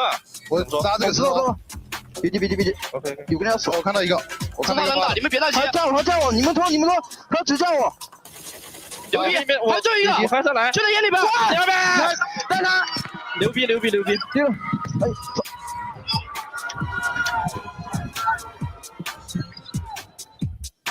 Are we witnessing one of the greatest comebacks in PUBG mobile history? A back-to-back chicken dinner when they needed it the most here to try and claim that trophy right there. Weibo with another win to get things rolling. They are so close to putting themselves in the smash zone here. Joining me, actually 7 this time, alongside Neptura to talk about this one. Neptura, a back-to-back at this point, in this moment, in this tournament is insane. Especially the way they've been able to do it. They're not just sneaking in a win here and there. They are taking control of these games, doing what they need to do, and saying, we are here. We are actually that third team that will make that smash point. We are here to actually play. It's so, so nice to see. 8 points coming in, 18 coming into the third game here. 7. Are we looking at next game, them making that point? Oh, they're definitely going to do it, especially with the way that we're playing. We got to talk about it. This team was just sitting in a compound for the longest time. Whenever they actually realized that we have to move out, that's when they started spreading the wings. So when you talk about they're doing what they need to do, that's exactly what they did. Talking about a team that needs to actually get into the smash zone, Alpha Gaming, being able to do that, and you can tell all coming from eliminations. Oh, yeah. One thing that I will have to nitpick with this team, and I'm going to be talking about it for a long time if they continue to do this, is they are not playing like how they have done the previous 2 days. They have just been playing way too split, and those rotations are not early. I don't know what's going on with this team, Natura. Yeah, it is unfortunate to see. It feels like under their pressure, they're kind of defaulting to a previous strategy that was not really working for them. They've tweaked, they've adjusted. In the last 2 days, they've looked really, really good. But now, as things start to fall apart, they're going back to those old mistakes. What I will say for them, though, they handled that fight with Regnum Karya and Power really, really well. DRX in the end as well, right? They were able to balance those teams against each other, get those nades, get those knocks, but not full commit, not full send, because they knew Regnum would just third party that. So really well played against both of those teams to actually get those points. And who would have thought? We would have seen first place going up against second place. Yangon Galacticos.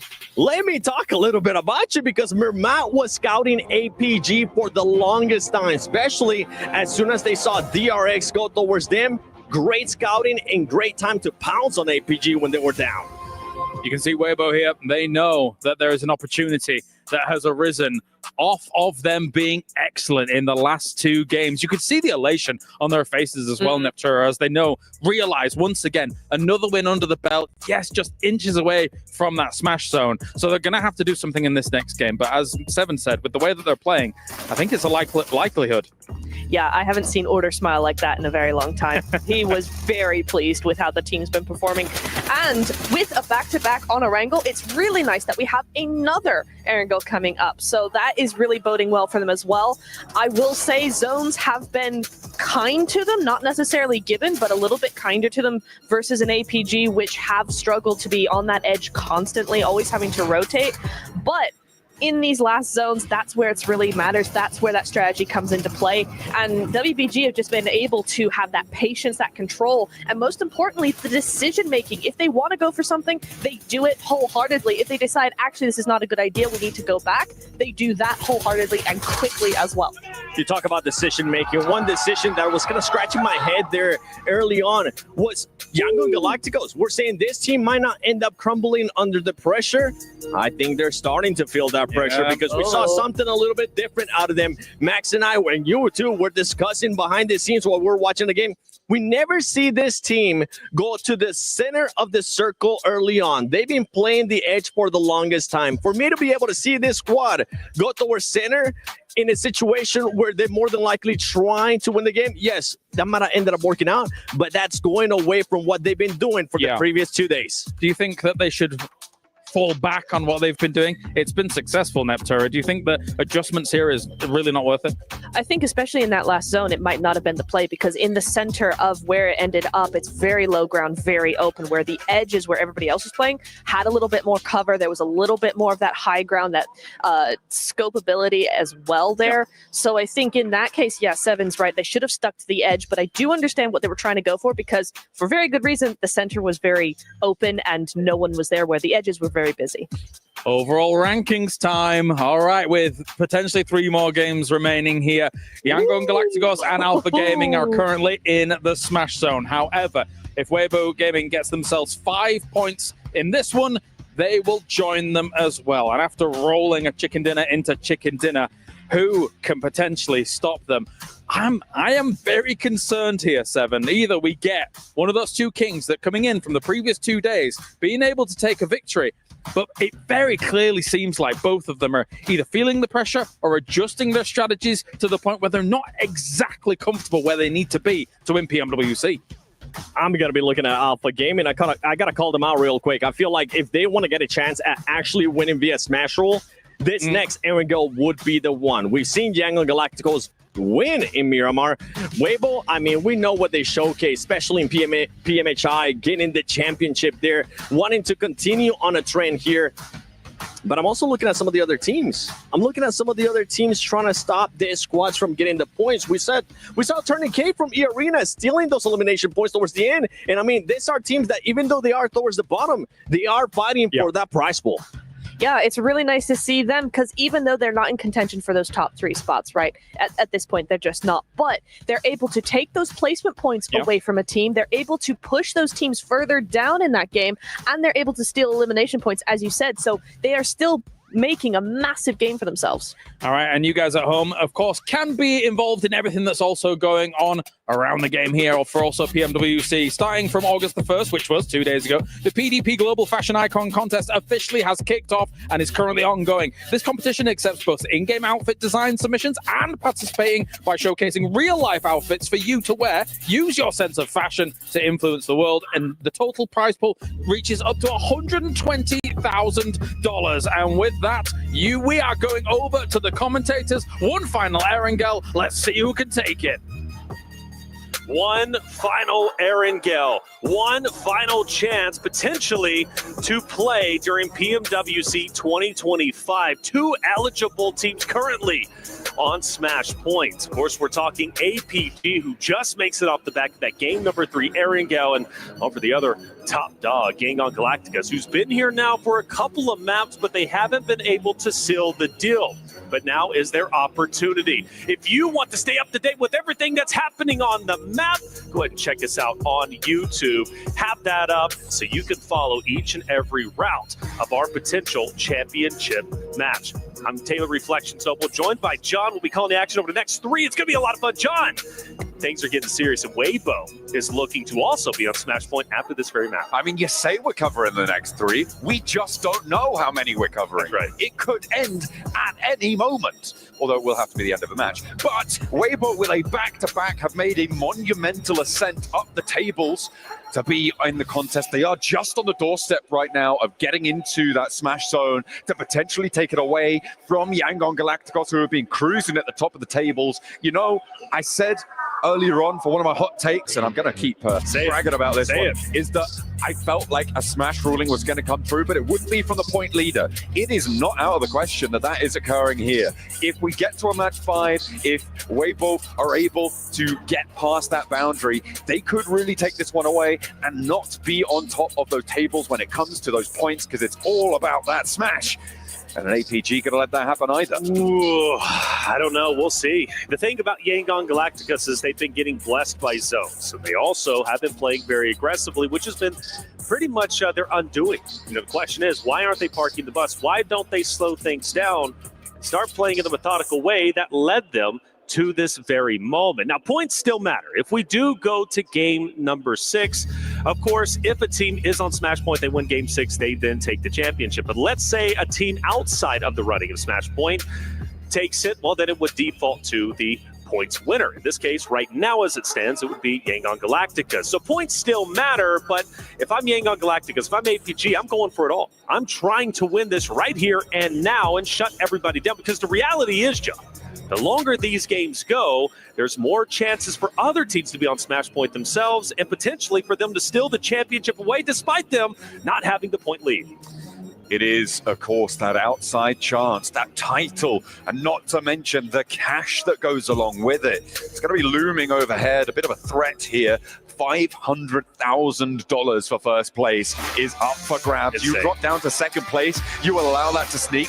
You slash that number in half. Down to 250K. That is a big, big drop-off. You don't want to let that happen. And Yangon Galacticos, Alpha Gaming, both of them essentially neck and neck as we go into our final Erangel match. Match number 16, coming through from Sosnovka Military Base up towards Stalber on the northeast side. Let's get stuck in. Let's get it going. Predictions in chat, predictions in the arena. Who are we supporting? Get loud. Support your favorite team. They need your energy over the next 3 potential matches. For Weibo, 5 points away from reaching that Smash Point threshold. Very close, but could also be infinitely far away, depending on how these drops go. Now, my prediction for this specific map, theoretically, for Yangon Galacticus, this is their best chance to win this tournament on a Smash Point rule set. The reason why I say that, Erangel, in my opinion, from what I've been observing, tends to be where they feel most at home. Then you flip the script, we go to our last 2 Miramars. I look at APG to then be the favorite. So if I'm Yangon Galacticus, I'm locking it in right here and now. Map number 4. I don't want to see Miramar because my chances of winning might have just gone down the drain. APG's on fire, but one of the things that's been hurting them is they only land military. They don't have a secondary drop, and because of that, they ran into issues a couple of maps ago. It took them a little bit longer to get to Smash Point, but yet here they are. Now, military is going to be quite active. We've talked about it. 3 teams on military, things start to get crowded. APG is now one of them. They are going to get involved on military. They get to drop out early for the first time today over towards their drop spot. But the circle sends up towards the northwest side, so teams moving over towards Georgia Pole.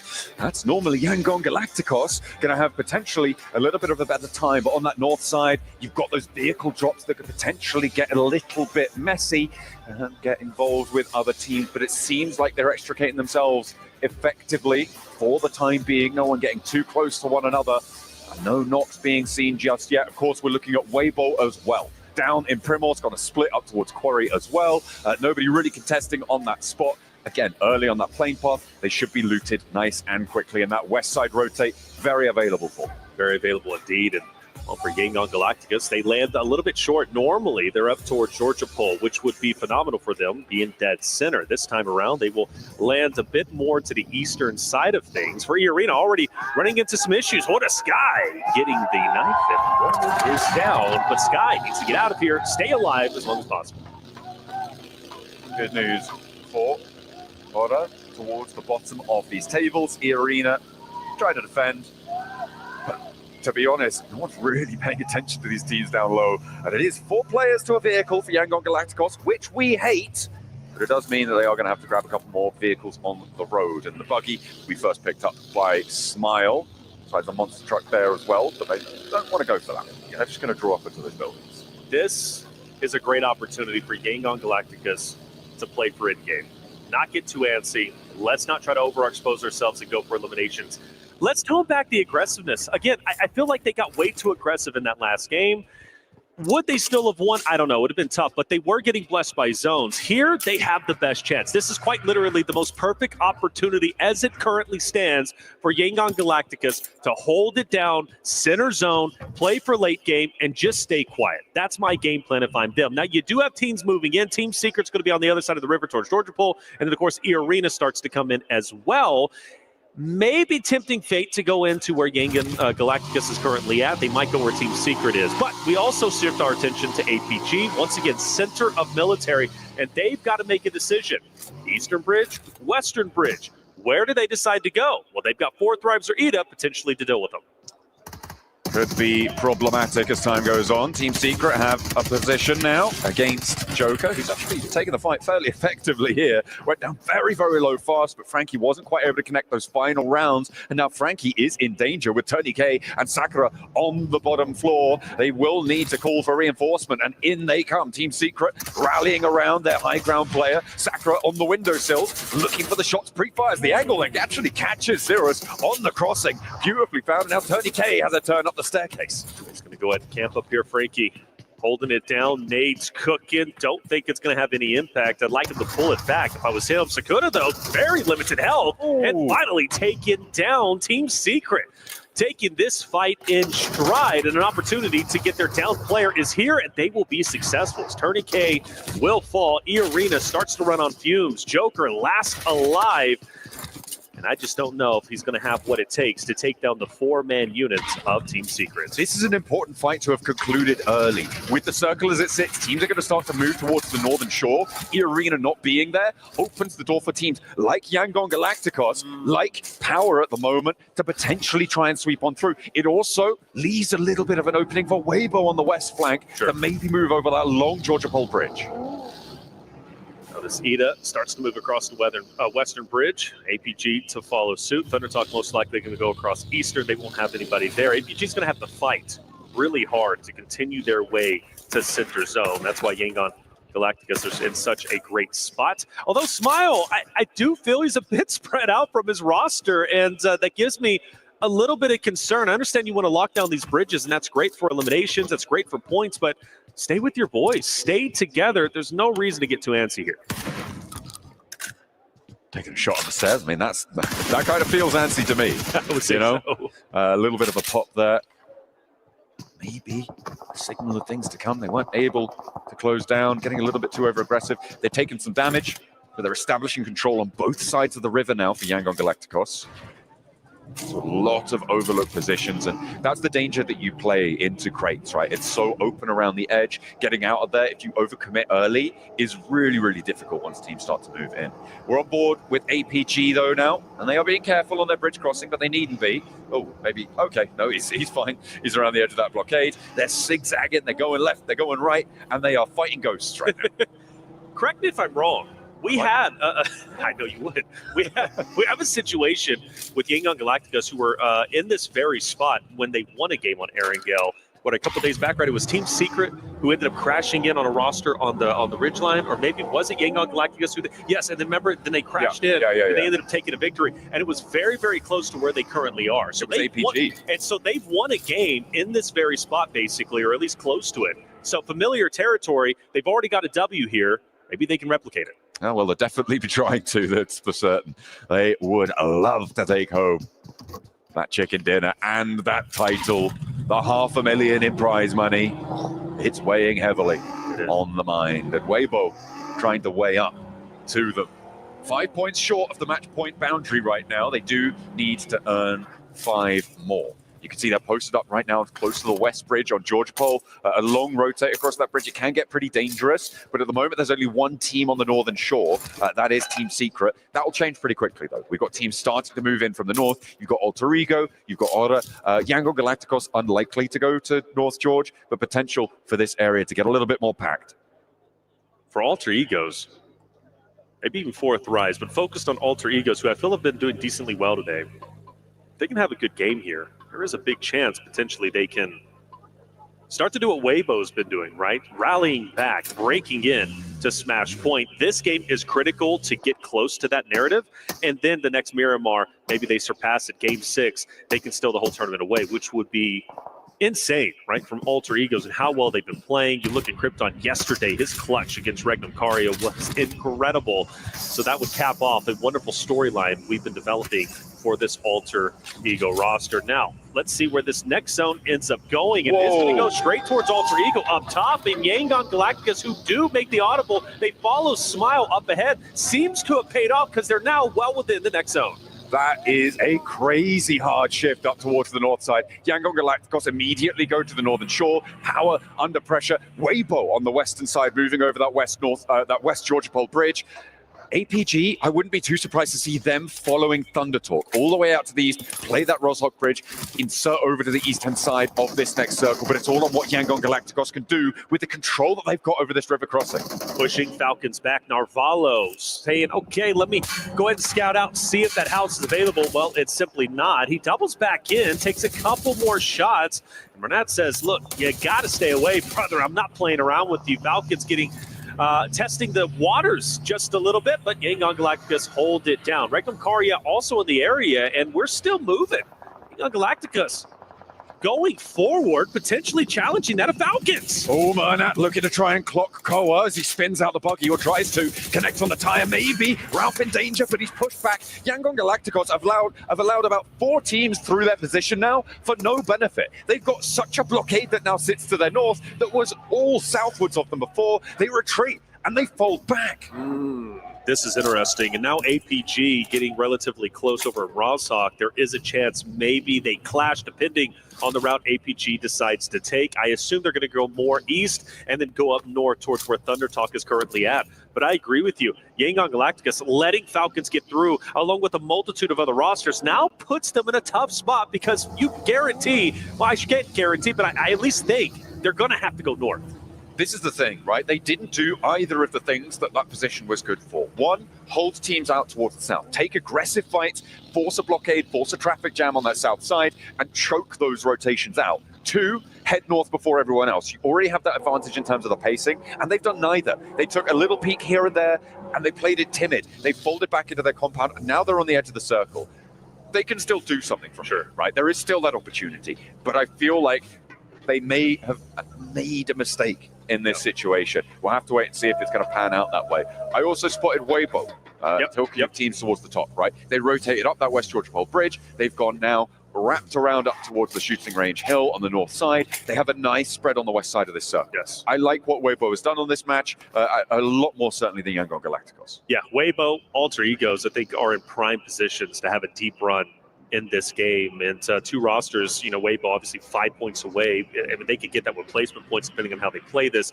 For Alter Egos, a good game here puts them closer and closer to the smash points. Loving where they're currently at. They can just hold their ground. They look strong. APG finally starts to get up towards the top. They rotated up through Roshok. We have another shift, which surprisingly still has Yangon Galacticos in it on the southern portion, and they are relatively uncontested, so another deep run potential. But for that narrative against Alter Egos, they now have to go down south towards shooting range for Weibo. Still relatively strong opposite of Team Secret. It's a non-zero possibility that Alpha Gaming crash into Yangon Galacticos' position here, and we get a fight for the smash point early in this game. We're still waiting for teams to start to drop here. We have already lost one, but there's still 14 more to go. As of course, we do have to have a chicken dinner win at the end of it all. Fireflux, they've been busted down to 3 right now. They're playing on the northeast side. Gonna stop a little bit short. Can't stay in this compound. And they will have to get on the road. Alpha Gaming, same story for them. A little bit more south, though. So 4th Thrives, pass just north of them. Phallic catches one off guard. Fireflux Solish, yeah, just pumping gas over there, unfortunately, instead of moving forward. And that will take, of course, they will take advantage of that situation. 4th Thrives, a team that played so well throughout the group stages, now find themselves knocking on the door, potentially reaching Smash Point. Another roster that needs a solid game here in map number 4. It's a possibility. And that's what makes this grand finals great. We've got 2 teams who are already on Smash Point, but we've got teams who are definitely looking to make their way. We get to game 6. I'm expecting maybe 4 or 5. I mean, it could go that way. It depends what teams like Alter Ego, what 4th Thrives are able to do here. It feels like those are the 2 teams who are, well, they are most likely to join, right? Especially with 4th Thrives already getting 3 points. They're up to 95 now. It's still quite a way to go. I think it's safe to say it is still very much a way to go. Unless you're just going to do back-to-back chicken dinners a la Weibo, it's going to be very, very difficult to make that one work with where 4th Thrives are right now out in the east.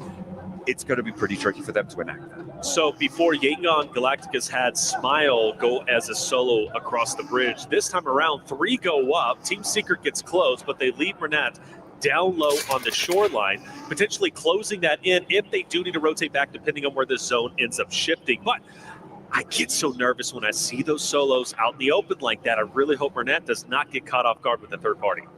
At the moment, though, we're on board with Alpha Gaming. They are circling around the south side of Falcons, who are crunched in the middle of a bit of a standoff here that is sort of concluding towards their north, and I imagine the Falcons going to want to get stuck in. Alpha Gaming, they're rolling around these hills, they're not peeking, they're getting information, they can hold out here for a little bit longer. Yangon Galacticos, in the meantime, have got a player from Team Secret now playing to the ridge, to the west of their north point. See if they can do a little bit more from there. 4th Thrive still fighting on Alpha. They've lost IQ. Noki is down and exposed from the rest of these rosters. Alter Ego as well on the north side. Got to make this rotate very, very tricky. Got Fireflux in this area. Alter Egos. Noxium Red Force also moving in. If I'm T24, I'm trying to get Noki back up, take the hovercraft, and potentially disengage if you can. But they've got to go through multiple rosters, so it might not be a possibility. Phallic, smoke's going to help a little bit. He'll get behind the car. And is Noki getting picked up? Well, is this nade going to connect? It gets close, and it will knock Noki once again. And that's going to leave one 4th Thrives member to still try and fight for his life. Actually, none, as they're fully eliminated. That narrative, we said they needed a good game 4. Going to have to wait until the next game potentially. But we still have Yangon Galacticus, APG, 4-man units, and they are deep into this game so far.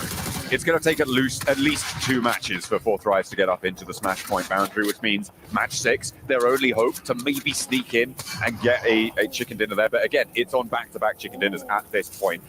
Eyes on the top 3 right now. Rosters on the table. The circle went up northwest. That's going to help Weibo potentially. Yangon as well, bolstering their position on the northwest side. So we'll see if they're able to find it. With Alter Ego stuck in this scrap on the northeast side, I don't think they're getting out of this one unscathed, especially with Alva already down. Fireflux are right next to them. Falcons are to the south of that. Thundertalk and APG beyond them on the horizon there. I don't think Alter Ego are going to be able to push through this one in a healthy way to take that chicken dinner on this match they would so desperately need to get up to that boundary. Well, one thing we know about Alter Egos is they know how to fight. They know how to get scrappy, and that was represented in Game 6 on Miramar just yesterday.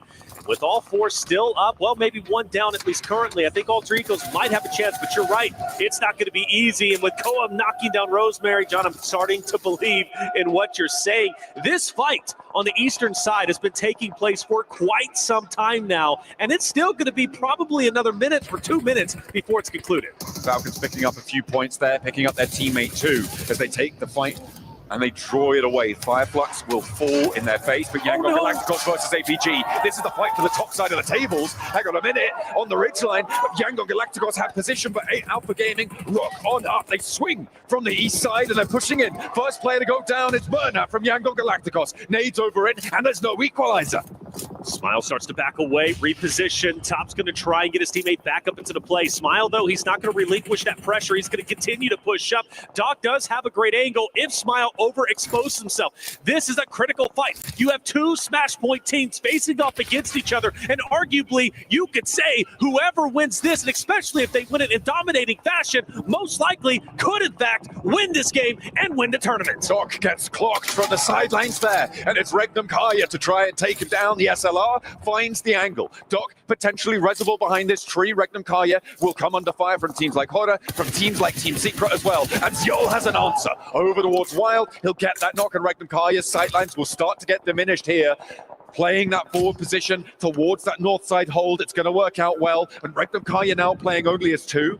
They only have one active sightline that allows the res to come through for APG. And Yangon Galacticos, they're not going to continue to lock horns with them. No, not at all. And they also have a hardcover POI, which is wonderful for them. So when APG, if they do decide to push forward, APG is going to be in a tough spot. So the question is, will the third party from Regnum Kaya truly put APG into the dirt? Well, for Silas, he's worried about Nox from Red Force. You also have Weibo, who's going to be up ahead. We've lost Ragnar from Power, Ida fighting up against him from a distance. You also got DRX joining in as well. Fights galore taking place. And, well, for every player that gets taken down, for every team that's eliminated, that puts other rosters closer to Smash Point or closer to a victory. Power eating lead right now as Ida taking them to task, but they have had their fair share of punishment here with Eren going down as just Emre left standing, trying to flex those big muscles that we've seen on him. The size of that lad, indomitable, but right now cowering behind this ridgeline with the blue zone at his back. DRX, Haji from Power. DRX holding it down, not wanting to overcommit in this moment.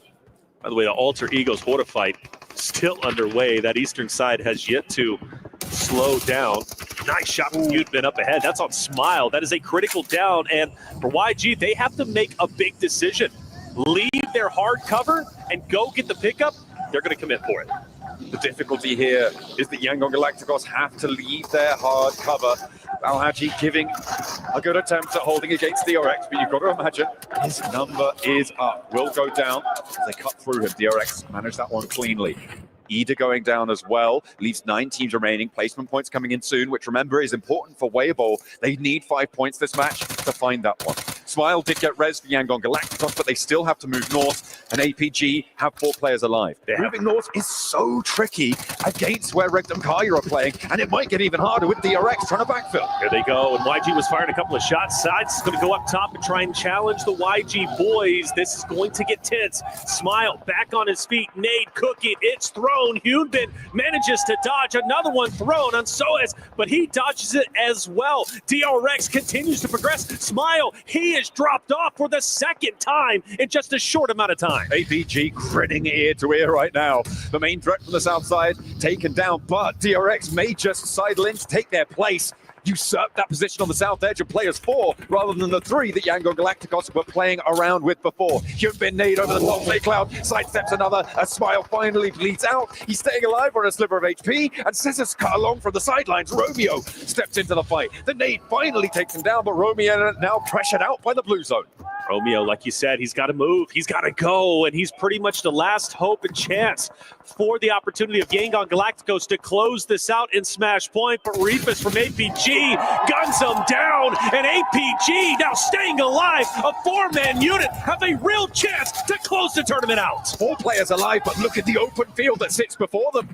There are so many angles up the top of the hill that can take shots out this way. It's a question of keeping your head down, finding those later game rotates. We're in stage 5 right now, which means there's a lot of variability. And again, Regnum Kaya get the knock over to Doc on the tree line. It's resible, but they have the smokes? Do they have the time to go for it? Because DRX are right behind them. That's right. They're about to get pincered. DRX from the flank. Regnum Kaya up ahead. Potentially Thunder Talk with the line of sight from the east. APG's job is not going to be easy. easy. But let's face it, it's not easy to be a PMWC champion. So Alpha Gaming has to fight through. Weibo on the top.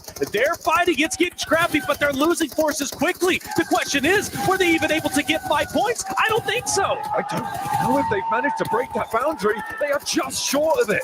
Goodness me, they have fallen short of the mark. And again, it's going to be into the next match unless APG win it, with 2 teams potentially in that smash zone. As we refocus, Doc gets res. He's now playing all the way on the west side. And the teams up the top of the hill going to have to move. Team Secret, Hora, they've got to go in. For Tien, he's gone. ThunderTalk's forces are now down to 2. That alleviates a little bit of pressure off of APG, but maybe even focuses more from Regnum Karya up ahead, because now they don't have to worry as much about ThunderTalk. Doc, watch your back. Silas is taking you down. It felt like he was slow on the trigger there for Silas. He spotted a player from Team Secret as well. What are you doing stood up there, my man? A broadside found, and Doc again has to get rezzed for APG. They have to commit forwards, but they are so open to these sidelines. And DRX could rule them out of this match. Reapus is low. The 2 players from APG committed onto the res onto Doc. DRX, it's go time.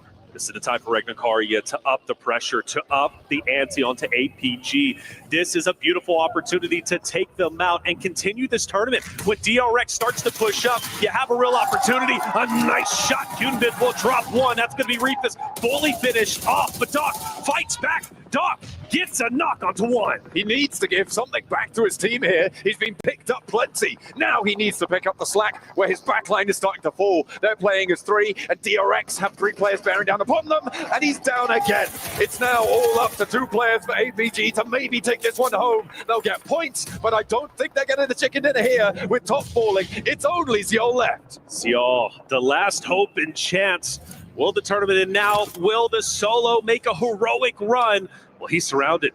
DRX, Team Secret now starting to crash in where DRX was just fighting against APG. Regnum Karya now forced to watch their back against Hora. Sleepy falls. Regnum Karya controlling center zone. The last one from Hora, last alive, is going to be No Fear. Down to a solo. Regnum Karya starts to push onto him. ThunderTalk with 2. Zeus moving in. Jaiki up ahead. Wild taking a lot of damage. Meanwhile, Ziol still stands. Only just, though. It seems like he is not long for this one. As soon as Team Secret start to extend control, or DRX on the flip side, he's going to go down here. Regnum Karya can't quite peek onto him right now because of Team Secret, who are still moving, still trying to settle into their next position. Silas wants the angles, he wants these shots, but he can't quite find them just yet. Wild is down, and the last player from Hora is right behind them. No Fear, nade over the top. That's Yol going out, and APG laps on the south side, meaning we're going into Miramar. Yes, we are, which is good news for APG, a great Miramar team. More on that in just a bit. For other rosters like DRX, Regnum Karya, a chance to elevate themselves up the standing, a chance to potentially make Smash Point, I would say, by game number 6. Their job not done just yet. I mentioned Hora earlier with No Fear, last alive. They've been fighting off against Regnum Karya, who now start to push up. And the question is now for Team Secret, can they take DRX out? The answer is undeniably yes, as only 1 more player remains, and now none. We're down to our top 3. Team Secret losing their 4th position, with Regnum Karya trying to hold this high ground. They have a lot of pressure onto the south side. They've had it for a long, long time. They've been taking shots at that hillside for the last 7 minutes, and they have been finding points, but, well, actually they've been finding knocks, but not that many points to convert.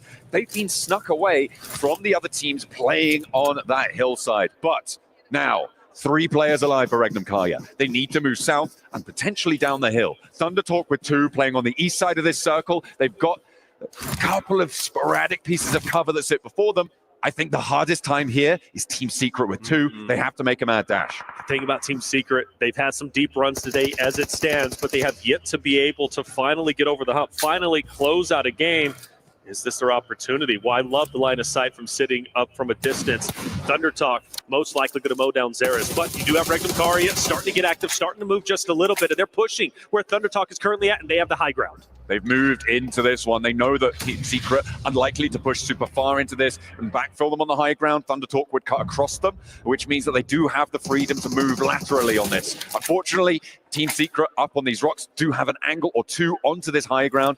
So they may have just pushed themselves into a little bit of a corner here. However, they don't have to take this fight. They can allow Team Secret to take care of Thundertalk and try and put pressure on the north side. Wanting to make the first move. A lot of utility's been thrown, mind you, especially from Thundertalk's perspective. I don't know how many they still have in the backpack, but going to have to face up. Sitting, overexposed a little bit. Zerus takes the shot. Sitting back behind the tree, goes for the transition. He's down. Gets sat behind the tree there. The spray down on the cross is good, and that should be a flush nice and quickly. Team Secret under pressure, and Silas able to rain down the hill, and maybe they can start to rack up a few elim points for this power position that they've been playing for the longest time. Got Team Secret, Thundertalk now running on fumes. Jing so weak, Wild just needs to hit one bullet. Well, now a little couple more, but either way, you got to favor Regnum Karia. Loxy starts to push up. Frankie is going to drop Zerus as well. Now it's just up to one member from Thundertalk. It's seeing from a distance. Only a tree to hide behind, and it's not enough. Regnum Karia control the pacing of the game, eliminate some heavy hitters, and they put themselves closer to smash points. Weibo falls short of the mark of the smash boundary in that match. I think that's one of the biggest storylines here, other than, of course, no finish of the tournament. That's right. But Weibo not making that 128 is huge. They needed 5 points. They got 2, maybe 3, I think, with the placements that they were able to earn.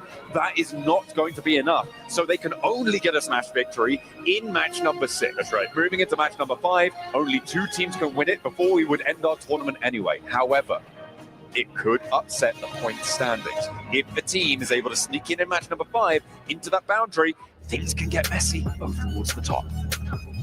Oh, there it is. Map number 4 is done. The tournament will continue, and coming up next is going to be Miramar. We're going to take a quick break. When we come back, map 5 coming your way.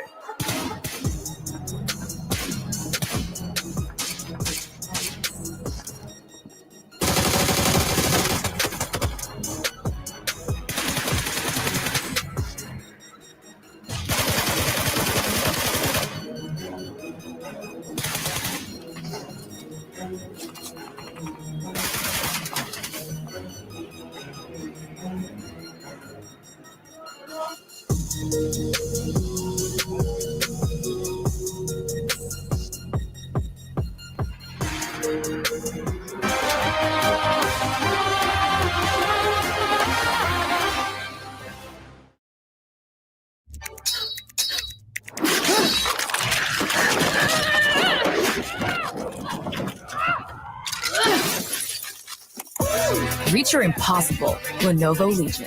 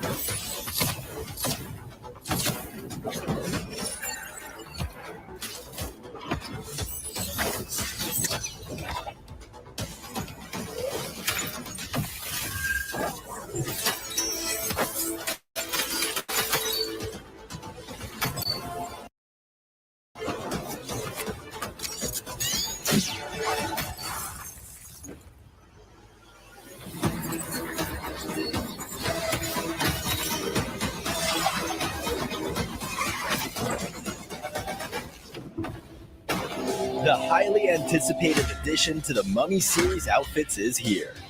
Paired with the new Ice Tube Glider, the Polar Spectrophage set is just what you need to freeze your enemies. Or send them ablaze with the Inferno Feed set's new upgradable Chain Inferno Uzi. All the Mummy outfits are back. Get them all. Join now and collect the whole series to turn all eyes on the battleground. Event period, July 10th, 2025 through September 2nd, 2025.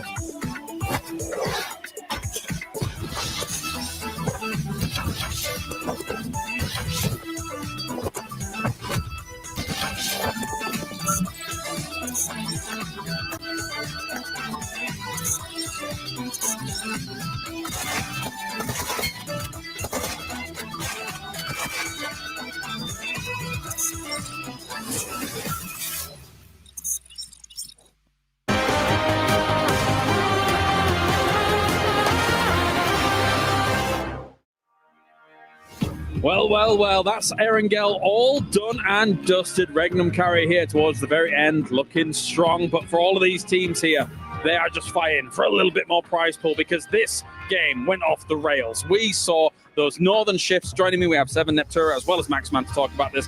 Neptura, a lot of these teams that are now in the Smash Zone or close to, way up the north, trying to get something done. They don't enter the Smash Zone. Oh, I'm going crazy. Heartache. It really is heartache coming in here. They tried so hard and got so far, but so far it doesn't really matter because they don't come into that smash point, right?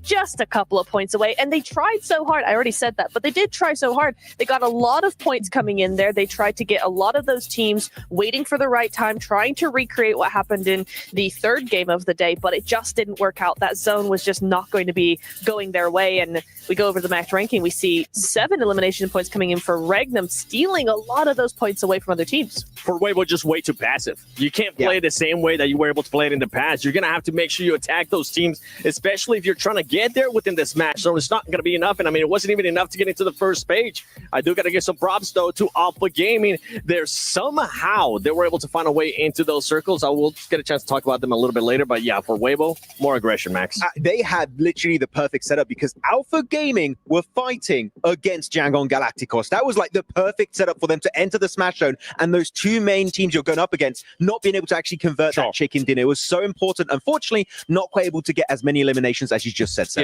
Yeah, Yangon gone, but then, of course, Alpha in those kinds of dips, Neptura, it's as if they were there too early, right? With a team eventually coming from the high ground, as well as Team Secret eventually coming in from the west. It's not the easiest place to survive there at all. It's really not. I never loved that position coming in for them. I understood why they did it. We were discussing it backstage, weren't we? Like, there's a lot of dips. You can just hold for a while, just wait for other teams to do something. But for me, I was like, it's too center in that zone because it's way too open. All those teams on that hillside can look down on you. You had Yangon in front of you as well. I think it was Romeo in the compound there as well with a different angle. So for me, it was a very, very risky play. Mr. Seven. I'm just going to be looking at some of these teams. I mean, top damage dealers, Arcel Eagle. That's a team that's currently trying to fight for the top 4. I thought with 4 tribes going out early on, I thought maybe they were going to try to make a push there. Just sadly, it doesn't end up going their way. And with Regnum, they're also trying to get in there. They're trying to get into the money. And with that performance, it definitely pushes them closer. I mean, they were in 6th position at the start of the day, 7, and they've been slipping, not really able to get any results in the first 3 matches of the day. This chicken dinner, just like we saw at the very start of the day, can bring you a lot of money, possibly. So I think that is definitely going to be the case. I'm very excited to see where they are in the rankings. They might be in the top 5 because that was actually a big 17-point match. Yeah, you're already talking about those huge potential leaps that do come along. The fact that we started with a leap of from 50k to 120k, so there's still so much to play for these teams as we continue things on. And now moving into Miramar as well, it does make me wonder because Seven, you were questioning if Alpha Gaming doesn't get it done here, and then going on to Miramar, this might be Yangon territory for sure. I mean, for Alpha Gaming, they've been able to get a 3rd place. They've been able to get a 2nd place. So the performance is there. They just haven't gotten the win. Yeah. You know who has gotten a win? YG, Yangon Galacticos. That's what I want to see out of them. But they're continuing to just mess up their gameplay style. Yeah. I'm not enjoying what I'm seeing out of them. This team used to play edge, but they keep going center of the circle for some reason. Yangon, go back to what was working the past 2 days. Stop worrying so much about center of the circle. That was one of your greatest advantages. One thing about Smash Raw is that teams will try and change their playstyle to try and hopefully convert a win, but they've converted wins before, Seven. You said it earlier on Miramar by playing edge. It was successful in the past, and here they're trying to play center, as we saw Niptra here. Unfortunately for Yangon Galacticos, they might be throwing this tournament at the very last hurdle. They need to go back to playing edge, what was successful for them in the past. Yeah, but the other thing is, as well, as while they struggle to get those wins, we saw on that board there, you actually had APG with an average of 8 elims on Miramar. Yeah. So purely by points, APG could take the win while Yangon are struggling. Right, well, we have everybody's second favorite segment. It's Seven winning with 7. No, not you. That's right. That's right. There's one thing that's been really pissing me off today, and that is none other than just Doc being so far away from his squad and just causing his team to just make mistakes, especially in this scenario. I love the way that APG was winning. I love the positioning that they were able to get, but every single time that Doc kept getting knocked, it kept forcing Top to go pick him up, Refits to go pick him up, and that was ultimately what broke the camel's back. As soon as Top decided to back up and go pick up Doc, guess what?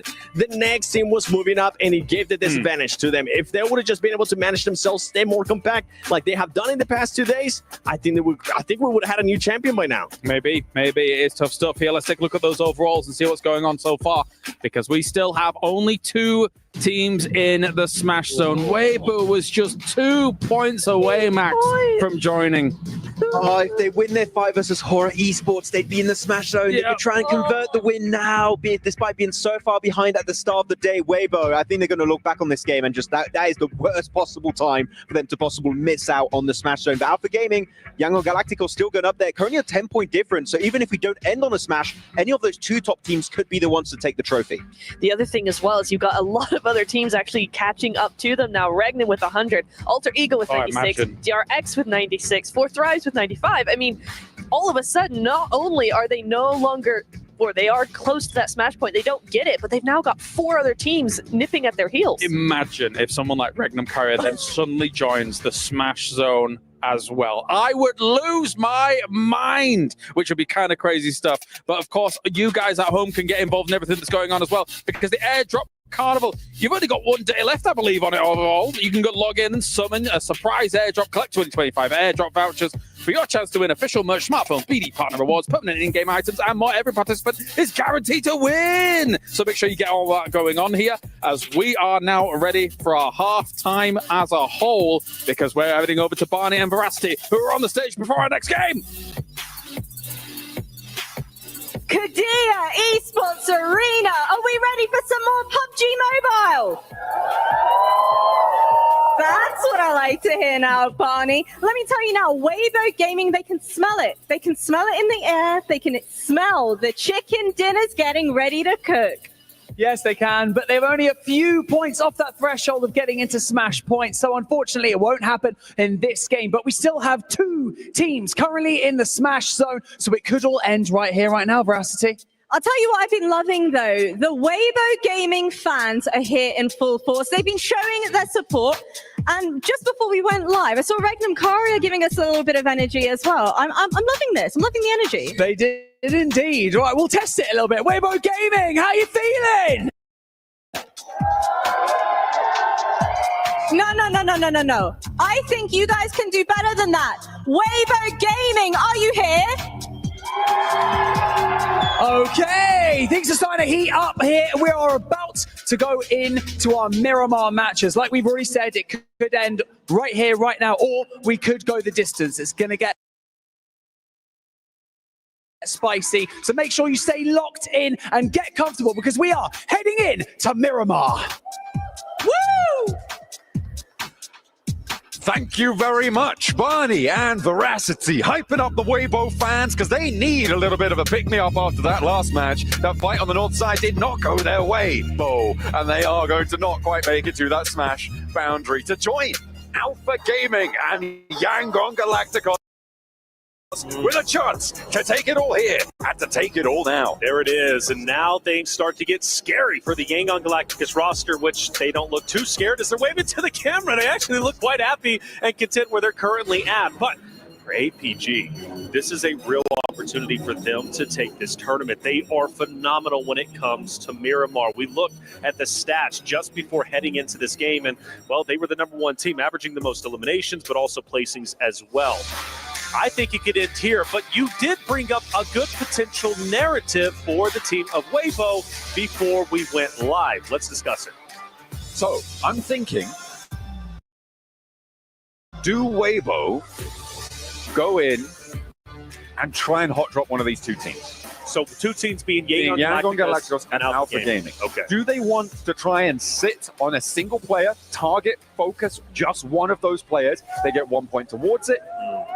I say hot drop, maybe not in the sense of all going for a 4v4 fight. Sure. I feel like it may not be a terrible play to just drop on one single player from either Alpha Gaming or Yangon Galacticos, reduce their chances of winning, get 1 point closer towards that match point boundary. Sure.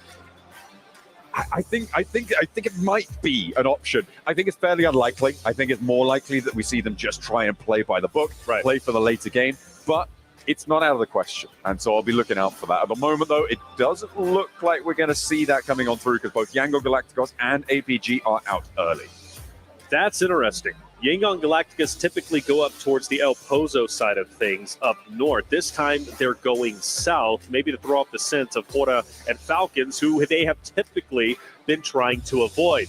Remember, everybody, Yangon Galacticus, when it comes to Miramar, they are a team that plays in blue for the longest time. You typically do not see them within the zone until stage 3. That's when they start to move up. Granted, if the zone pops on them right now, it could be great. If we get an island finish, I'm ecstatic. I want chaos, especially in our potential final map. But we won't get that. We'll get a standard zone, which means, once again, the narrative for Yangon Galacticus most likely going to stay on the outskirts until about stage 3 when they start to move into the zone. Now, for the other rosters, APG, they are a bit split. Zeal does get a vehicle. He's going to go ahead and join top and go up ahead. But Seven did bring up a good narrative, man. Doc, the talking, right? Where is Doc always going, leaving his roster? He needs to stay put. And the same thing could be said for Mernat. The same thing could be said for Sleepy on Yangon Galacticus, because you go back to the previous Erangels, and they were just splitting off left and right. Solos do not win championships. Yeah, but Doc's got 10 AD limbs, so, you know. Sure. Kind of cool, right? That's a cool stat. You know what's cooler? $500,000 in their championship win. I think you might be right, actually. I'll run the numbers and get back to you. But either way, we are on board with Hora right now, who did beat Weibo in that fight on the northern side in the last match, preventing them from potentially being able to convert a smash victory here in match number 17 of our final set here in Riyadh. And they will not be happy if they have to come into contact with them once more. All the way towards Valle de Mar. On the south side here, Yangon Galacticos getting on looting. Nice and happy for themselves. They'll be chilled. I'm looking at where they could potentially be rotating through. You imagine that they're going to roll up potentially towards Monte Nuevo, coming through around Power Grid, potentially San Martin. There's always the option to go further north on this one. But I think it's fairly unlikely that they go the other direction and come into contact with APG, because that's really what I'm sort of looking out for here. Are those two teams going to come into contact with one another at some point during this match? Yeah, Regnum Karia, big win on Erangel, puts them exactly at 100 points for map number 5. Game number 6, smash point opportunity, maybe. 28 points, though, would be one of the biggest games we have seen to date throughout the entirety of our tournament. So highly unlikely, but for Regnum Karia, I think they've got to commit. I really do. But there is value, and there is an argument that just staying in top 5, that's a lot of money, right? And that's the question that always has to be answered for the rosters when it comes to a smash point rule set is it worth committing to try and silence a team to continue to tournament forward? For example, challenge Yangon Galacticus, challenge Alpha Gaming to continue to tournament. But you do that, and you have the chance of potentially dropping half your roster. Doing that means another team who is a 4-stack has a chance to then pass you up, and you potentially lose out on thousands and thousands of dollars. So you've got to weigh the pros and cons, and you have to question, is it worth it truly to challenge the top rosters, or is it more worth it just to play your game and maintain your positioning and not necessarily go for gold? I mean, that is the question, right? You can't really fault a team for thinking either way. I feel like if you're here to win the tournament, if you ignore the money, the plays are a little bit different. Sure. And I think that once you add in the profitability, the longevity of a team, of an organization investing in you as a team, it can start to change how you're thinking about this one. I know a lot of coaches will come out and say, no, we're just trying to play the game. We're not worried about the prize money. They're worried about the prize money. Like they're worried about the prize money. What they're doing there is lying. And they will be much more focused on getting towards those spots, climbing that ladder, more so potentially than going for that top spot when it's a really outside chance. So Alter Egos, you talk about an outside chance, even further down the standings than Regnum Karya. Huge pop game needed for them, but they want a sliver of a chance to take Smash Point. Because the reality is they're just a little bit too far away in the points category to catch up to first place currently, which is Yangon Galacticos, who still have a valuable lead in the point standings, even if none of our Smash Point teams gets a win. Let's say we go to Game 6, nobody gets a win. Yangon Galacticos being in first place still wins PMWC 2025. But for Alpha Gaming, they are still on their heels. And again, my favorite team to close the tournament out in map number 5. But they're going to have to fight tooth and nail into the zone. And Fourth Thrive's going to be just above them. Alter Egos to the right. But you also got to think, Yangon Galacticos, Weibo are also going to be coming behind you. So you've got some competition all around you. In terms of teams that can steal this first place spot on these tables right now, I think from Alter Ego downwards, there's no chance ever that they are going to be able to make this. That's fair. As it stands, Regnum Karya, to be able to win via Smash, would have to get 28 points in this match, which is an 18 elim chicken dinner. The biggest game we've seen. Biggest game we've seen so far in this tournament. So even they are an outside chance. Right. So it is really a three-part story in this final set of matches. These final goes at the desert, and we are with only 2 out ahead by a leg. For Gaming, they already rotated in. They're a little bit behind Fourth Thrives, a little bit behind Regnum Karya with Alter Ego parallel to them. DRX moving up past Impala, the team to actually do a lot of damage to APG and Yangon Galacticos in that last game to deny a Smash victory in the final Erangel of the day. DRX traveling across the coastline. They stay on the outskirts of the zone. That's going to be great for them because they can go all the way up towards Truckstop if they decide to go north. Florida Falcons starting to get relatively close to each other. That's a narrative we've had throughout the entirety of this tournament. Falcons, Florida, and typically Yangon Galacticos, who normally are up in the north side with them, but again, they choose to avoid all of that nonsense and drop down south. Of course, playing in the blue zone as they typically do. A couple of shots are fired off, but overall, everybody is going to be okay. Falcons, Florida still have their 4 members up. But as they do start to condense, they get closer to Ida, who is going to be in that vicinity as well. The north side not as congested as the center, obviously, or even the southern portion, because the southern portion is about to get pretty active, but it still is something to watch. APG getting some damage taken onto them because up ahead is Fourth Rise. They're taking shots out their way. Ziol, though, is going to be chilled out a little bit over here. Just going to pop that adrenaline. And he's going to turn around, not really want to get stuck in too much to this one. They're in this circle. They've got plenty more options to go for. Yangon Galacticos are on the road as well. They have just started their rotation from Valle de Mar. They went a little bit slowly past Minas del Valle on that south edge, and now they are moving on the south coast here, potentially towards Weibo. Right on, yeah. That brings that not hot drop narrative we were talking about, but still for Weibo, I think there is value in challenging YG. We have a shift over to the right-hand side. That means Falcons, Ida, Hora, Noxium Red Force, DRX have to drop down, and that makes the job a little bit harder for APG, who now have to go into at least a culmination of 3 rosters. Ooh, Order right next to Smile here. Order, of course, one of the most decorated players in PUBG Mobile. 2 global titles under his belt. Wants to try and make it a 3rd here. Unfortunately, Here's the outside chance with the rest of Weibo, so we'll see if they can pick up their feet. They don't come into contact with Smile. They don't want to stop off and go for the fight. Getting ahead of this one, I think, it definitely is the right call here for Weibo. Getting into the circle as teams collapse. Ooh, APG's dropping south. They didn't want to head straight into the zone. They didn't want to challenge E-Arena, Power, Fireflux, Regnum Karya, Falcons, Thunder Talk, who are all in that vicinity.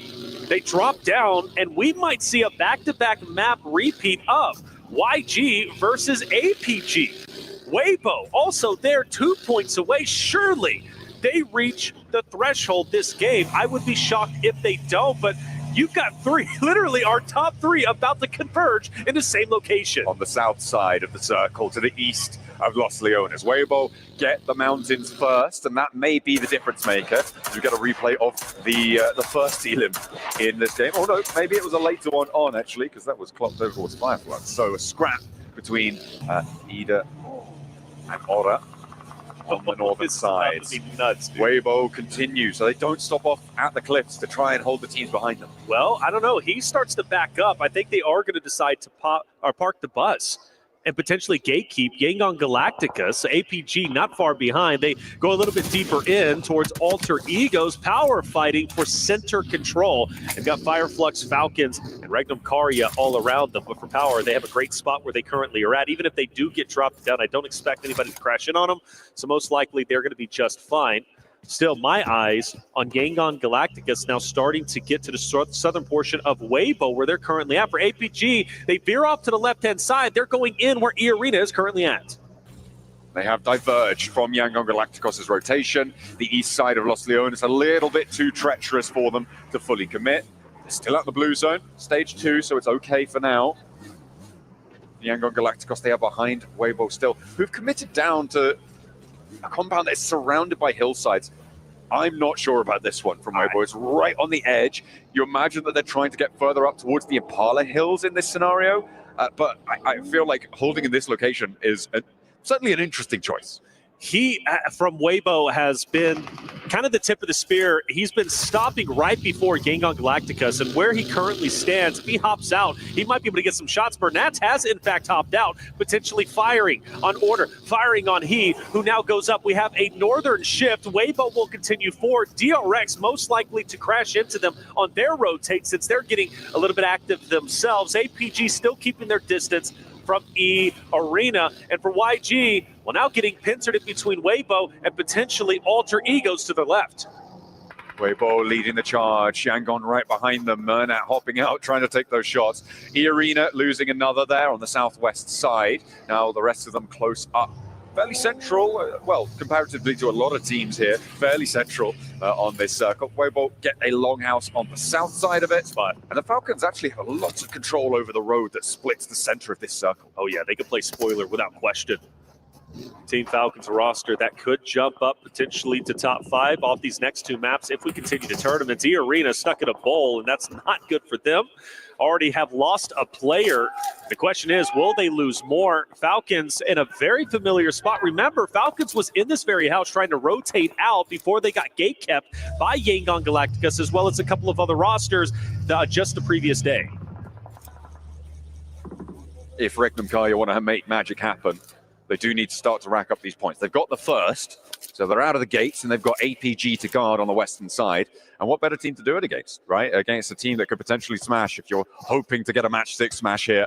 For Regnum Karya, this is how you do it. Again, I talked about Order before being one of the most decorated players in PUBG Mobile Esports. Silas, another representative of that accolade. He has got multiple global titles under his belt. He's got that PMGO title. He's got that PMGC title. And he wants the 3-peat, but they are a real underdog here. I talk about Weibo in this scenario as an outside chance. Regnum Karya, they're not even in the same town right now. They're so far outside. They are outside, actually, ironically, of APG's current positioning, and they do split.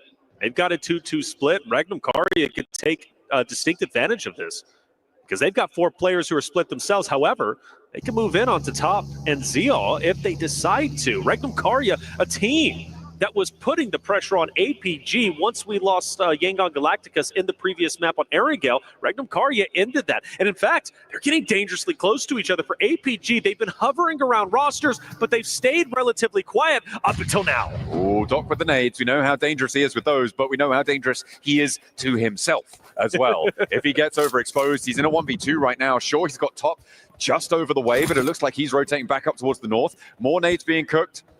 Doc over the top with the overarm again. And Silas may be in danger. Takes half his health bar, but not more than that. Top still negotiating the terrain around him and will bolster this position on the south point for APG. Oh, but they might get pincered. Regnum Karya swinging wildly to the left-hand side with Wild and Co. They need to watch out for those off angles, and there's Wild on your very screen with Loxy. Loxy loves the off angles, and they're going to continue to try and pressure around to put APG into this vice script. They've got to be very careful here. And let's not forget, Reefus has totally separated from his roster. He's all the way up north, and in fact, I believe he's down. So for APG, the troubles will continue. I'm starting to get worried.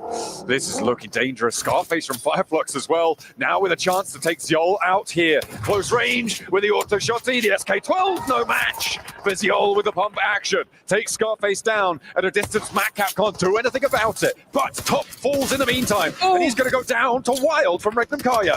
It's 2 down. Ziol, you got to stay up here. Regnum Karya once again looking to silence the team of APG in back-to-back games. They're so close to doing it, and Toshpik is pushing up. Doc by himself, forced to hold his ground, retreats to the hard cover. That's all he can do. That sentence seems to ring in my ears. Doc by himself.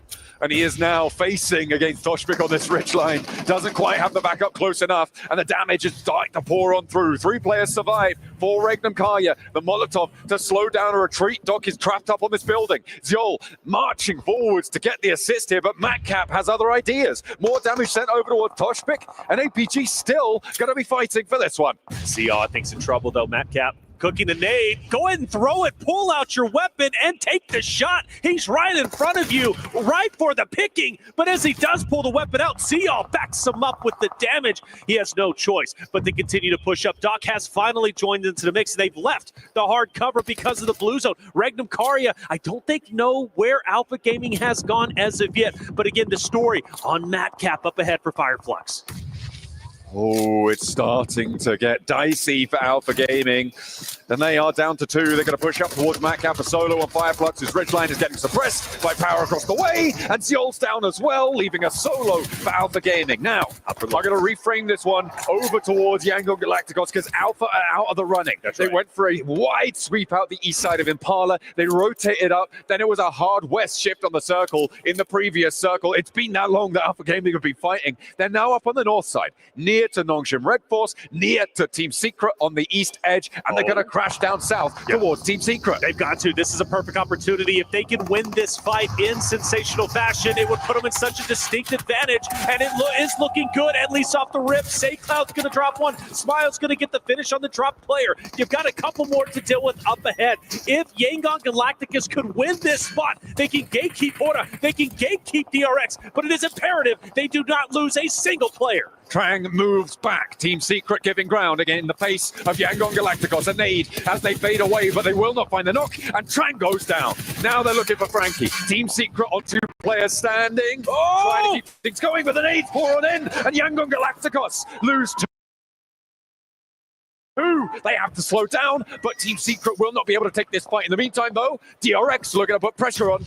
Here they come. DRX, Hoda might be in hot pursuit as well. That's something to keep our eyes on. But for the reset, well, Yangon Galacticus go for it. Jaiki takes a little bit of damage. That gives enough time to get the members from Yangon Galacticus potentially up, but they're still 2 down, and they don't have the chance just yet. And slowly but surely, Team Secret starts to get it. A nade comes out. Frankie on the outskirts. That's a dangerous off angle, and as he backs away, he wants to at least maintain his tournament life. A chance is still here, but again, you brought up DRX. They're just on the outskirts. Falcons are taking shots over this way as well. Stabilization now for Yangon Galacticos. All 4 players are there, and Team Secret are starting to fold back, have to fall away to the wayside as the circle moves away from them. Frankie's been dropped. Romeo manages to get the pickup. Team Secret. It was a wonderful fight, but now they are left down to just one solo. We take a look once again at Yangon Galacticos, this time forced to focus on the remaining members, not only from Team Secret, but also DRX. And they do have a chance, if they want to go north, potentially to third party, this Thunder Talk Noxium Red Force fight to control the entirety of the north-hand side. That might be an option. And we got Romeo. He's in a vehicle and he might be moving. I've just seen on the Elim feed, Order getting knocked there, and Weibo, remember, needs 2 points. They only need 2 points. 2 placements would do it, 2 Elims would do it, 1 placement, 1 Elim would do it. Those are the only 3 ways you can organize those point scoring systems. But the fact remains that they will have to move north on this one. They will have to move from under the sightlines of Falcons, who are dead center on this circle. They've got so much control. Yangon Galactica staying alive. It got a bit hairy. The nades were almost their undoing. Luckily for them, Team Secret could not collapse in time to get the finishes, and therefore, Yangon Galacticas, the dream still alive on Smash Point. The chance to close this tournament out on map number 5 still exists. And with DRX backing away, they leave the solo from Team Secret in Trang, and they do in fact go up north where Noxium Red Force is currently standing. Gonna try and sidle on over. Weibo going for a crash as well. Remember, 2 points. 2 points is all they need. And into power they go. 2 players close by and out into the ground floor fight. Ahachi first to face. Easy on the top floor. They're going to try and play up and down the stairs, establish a crossfire, and it's good for 1. Easy is able to close the jaws on the first pickup. But Weibo still have 3 more players going. And you also have Yangon Galacticos crashing in on Noxium Red Force. 2 critical fights taking place between 2 critical teams. Cloud is going to manage to take down Duck. You also have Easy falling. Weibo manages to get 1 elimination plus the finish, but they're still 1 point away. 2 big fights. Who's going to come out ahead? Weibo find that 2nd point on a flush, and they're into the smash zone now. It doesn't really matter what they do for the rest of it, as we want to head over towards Yangon Galacticos. There are 3 players on the north, with Noxium Red Force fighting on the inside, and Falcons are flexing out to the north to third party this. That's right. Yangon Galacticos need to stay up. They unfortunately lost a player. Noxium Red Force manages to hold their ground against the roster who's been on Smash Point for the longest time. As you also said, Falcons start the roll up. An identical situation they were in against Team Secret and DRX just moments before. But Noxium Red Force, they're out for blood. They want to feast, and Yangon Galacticos might be the mill. Trying to jump off that plate, Murnat holding first. Close to Beanie. The nades don't seem to be coming through. You've got to wonder how many are left in the back pocket. The next circle comes in, and this fight needs to conclude because of it. Falcons happy about the shift. Yangon Galacticos less so. They need this fight to end. They need to end it fairly quickly too.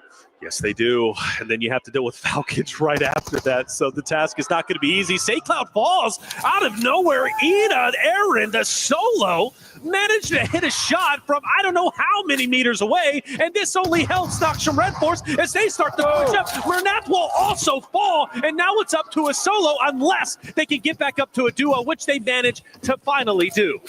Cloud back to his feet, looking to try and heal. Nades in hand now, 5 for Romeo. A lot of ordnance to put down here, and they need to extend it now. Doesn't connect a lot there. Romeo dashes forward, the DBS in hand. Benny chases him down and catches his heel as it tries to go through. A 1-for-1 trade, but Cloud has 2 more to deal with, and it will not be a smash here in match number 5. You can see the Weibo fans are happy about that one. That's right. Weibo has a chance to win PMWC 2025. They put themselves in a winning spot. The question is, can they close it out? It's going to be a 3-horse race going into map number 6, the guaranteed final map of PMWC 2025. But now we focus our attention on the remaining players. Let's not forget, points still matter. And for Weibo, yes, they're on Smash Point, but they also have a chance to go up into 2nd place, pass up APG, and potentially even get close enough to take down YG in game number 6 in the points category.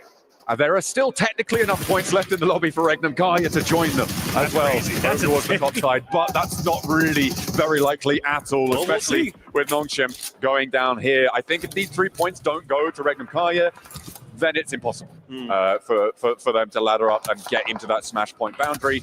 And of course, it's very, very likely that that's not going to be the case, with Falcons having a chokehold on this circle in a way that we haven't seen from them at all, actually, in this tournament. It's really been a bit of a disappointment from the Falcons roster, but maybe they can go out with a bang. Let's find out. All by himself. We've seen him clutch up many times, but Kix is going to be watching from a distance from DRX. All eyes on Regnum Carrier, really, as far as I'm concerned. Again, the roster who might be able to get to that point threshold, it's not going to be easy, maybe not even mathematically possible, but they've got to give it a good effort. They crash in on Ida Aaron, a guy that dismantled YG from a distance. This time now he has to stand his ground in a shed against Loxy. Great nade to take him down half health, but still, Wild has the angle. You can't jump, you can't really move, you just pray and hope the utility works, and it will on Loxy. That is nasty business from Aaron. And another one over the top. The fire's not going to bother him, and that's a flush. Regnum Kaya getting dismantled. The solo in the shack. Aaron, the young firecracker on the roster. His rookie season last year, he had an impact. He can do this. He wants to have a little bit more here against Regnum Kaya. Tries to thread through the vehicle on the hop in, hop out, sidestep, but is eventually taken down. Meanwhile, Weibo with a chance. There it is. Weibo has a chance, but Four Thrives are looking to take it away. They're fighting hard. They are fighting tooth and nail. IQ gets a finish onto one. Weibo's numbers will start to dwindle away. Now 2 players, but Zook says, I'm not done just yet. He'll get a cleanup on one. Naki will also drop order, but for Weibo, they stand with a solo, and Four Thrives are out. Rez onto 33Z, onto order as well. It will be able to come through. Alpha is close by to them, so could be a little bit dangerous. Oh, there's a nade. Doesn't quite connect, so they're going to know there's a player close by. This should be a Falcons chicken dinner. Absolutely. If they don't win it, Falcons back. Well, Falcons still very close, potentially breaking up in the top 5. That is a narrative. Alva, great shots. Hold up a second. Alter egos becoming a narrative once again. Alva has been the clutch master oftentimes, and well, now he has a chance to do just that. I mean, he is working these angles masterfully. And for order up ahead, question is, can he take down Alva? I don't know. It's going to be, of course, solo versus solo. Winner stays alive, a chance to get more placement points, and Alva is moving, but not for long. Orta gets it, a couple of shots in celebration. Weibo, no, they are going into Game 6 with the chance. They've got 7 elims, 4th place. They may have actually overtaken Alpha Gaming, depending on how many placement points they're able to earn here. So 2nd place is up for grabs, a nice little pay bump for them if they can find it. Of course, coming up into 2nd place from 3rd place goes from 150 grand to $250,000. That is 100,000. Yeah, and from what I'm hearing, 1 elim will tie Alpha Gaming. Just 1. If they can get it, my oh my, is it going to be on a Regnum Carria member, or maybe even on Kix up ahead from order? He's got options, but he's got to pick and choose properly for Regnum Carria. If he chooses to go into Toshbik, well, Wild might be able to help. Actually, no, I take that back. Wild is fully focused on Falcons up ahead. So Toshbik is going to be the one to potentially ruin the chances from Weibo to catch up to APG. For my money, the smartest play Order can make is staying quiet here. Not getting engaged. DRX are, I believe, just about in this circle. I think it is Shaq. I thought he might have been outside of the circle here on the south side, but he's going to be right up and against it. Falcons know where he is. Order should know where he is.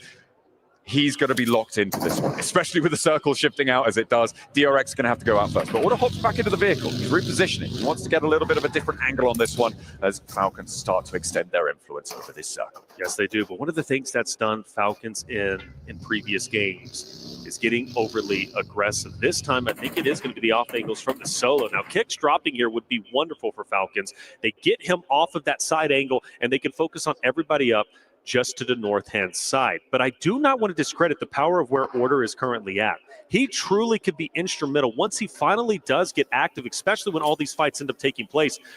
I don't know, maybe he can steal this game. It would be insanity, but it is a possibility. He's not going to have to move before DRX have to move, before the last player from DRX has to step out into the open and get lit up by the Falcons. Well, everybody, really, because you can see Narvalos just waiting. Okay, denied to the blue zone as well. This is a placement point for Weibo. That does the same thing. Oh. They ladder up into 3rd. That's another point. That Narvalo hit the shot needed to take him down before Blue did, but Blue was successful. Well, they know where Order is at. Again, Toshbik on that off angle, I just don't think they're ready for it. Shots are going to come through. Ralph is going to fire upon him. Toshbik is going to renegotiate his position. Wild will maintain his ground. Falcons start to move up. This is their game to take. Toshbik will fall. Wild behind the vehicle. If a good nade is thrown, it might just drop him or at least get rid of the vehicle. Wild's gone. Now, you've got the solo from Weibo. It's Order. He's looking down on Falcons. He's going to manage to drop Ralph. Like I said, Order might be able to do it, but it's not going to happen. The crowd favorite team, Falcons, finally back in the winner's circle. They find the elims, they find the shutdown. Team Falcons able to get a chicken dinner right towards the end. Weibo, they are into the smash point zone as well at the top of the tables, and 3 teams now stand atop the pack. And Weibo is officially 1 point ahead of Alpha Gaming, putting them in second place. It's been a 2-horse race for the majority of this tournament, for the majority of grand finals, but finally Weibo has put themselves in a position to become champions themselves. But it comes down to one more map, one more Miramar to decide our new champion, PMWC 2025. A lot riding on the line and only one more opportunity to achieve greatness. We're going to take another break. When we come back, the final game of PMWC 2025 will be upon us.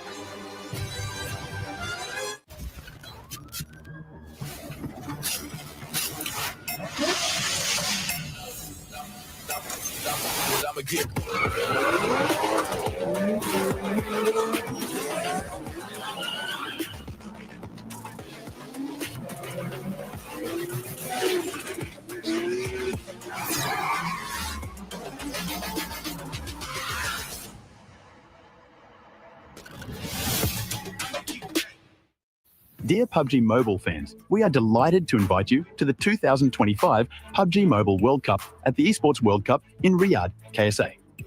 This exciting event will take place from July 25th to August 3rd at the Boulevard City. We've prepared tons of event perks, such as the PMWC Avatar Frame, Esports Passion Set, Esports Passion Parachute, and tons more items. Let's check out how you can get all these rewards. During the tournament, go to the Pandora event page via Lobby, Event Center, Esports to join the event. Mormon from SEA, Top from CSA, Pedrinho from the Americas, Silas from the EU, and Prestige from MENA will guide you through the 5 major parts of the event. They consist of tournament celebration, prediction rewards, esports shop, themed outfit, and champion challenge. Join these activities to earn rewards and collect esports tokens to redeem even more gifts in the esports shop. The more esports tokens you collect, the better rewards you'll get. You can get up to 2,870 esports tokens from the prediction event. It takes place from July 23rd to August 5th and consists of 3 stages that coincide with the tournament: group stage, survival stage, and grand finals. During the group stage, get 20 esports tokens by predicting the 8 teams you think will advance directly to the grand finals. Each correct prediction will grant you an additional 60 tokens. Make a total of 3, 6, and 8 correct predictions to get 300, 680, and 720 tokens, respectively. You'll get another chance during the survival stage to guess the other 8 teams that will make it to the grand finals. The rewards are the same as the group stage. During the grand finals, you must try and predict the ultimate champion. Just predicting will grant 30 tokens, and a correct prediction will grant 400 tokens. If you're unsure about your predictions, you can let your friends' predictions guide you. Find someone reliable, copy their predictions, and wait to be rewarded.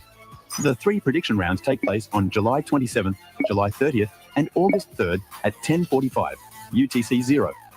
Rewards are issued the second day after each stage ends at 4 a.m. UTC 0. You'll receive esports tokens based on your prediction results. Note, esports tokens don't expire and can be used in future esports events. Who do you think will be the ultimate champion? Join the 2025 PMWC event and share your predictions. Invite your friends to join the predictions and watch the tournament unfold.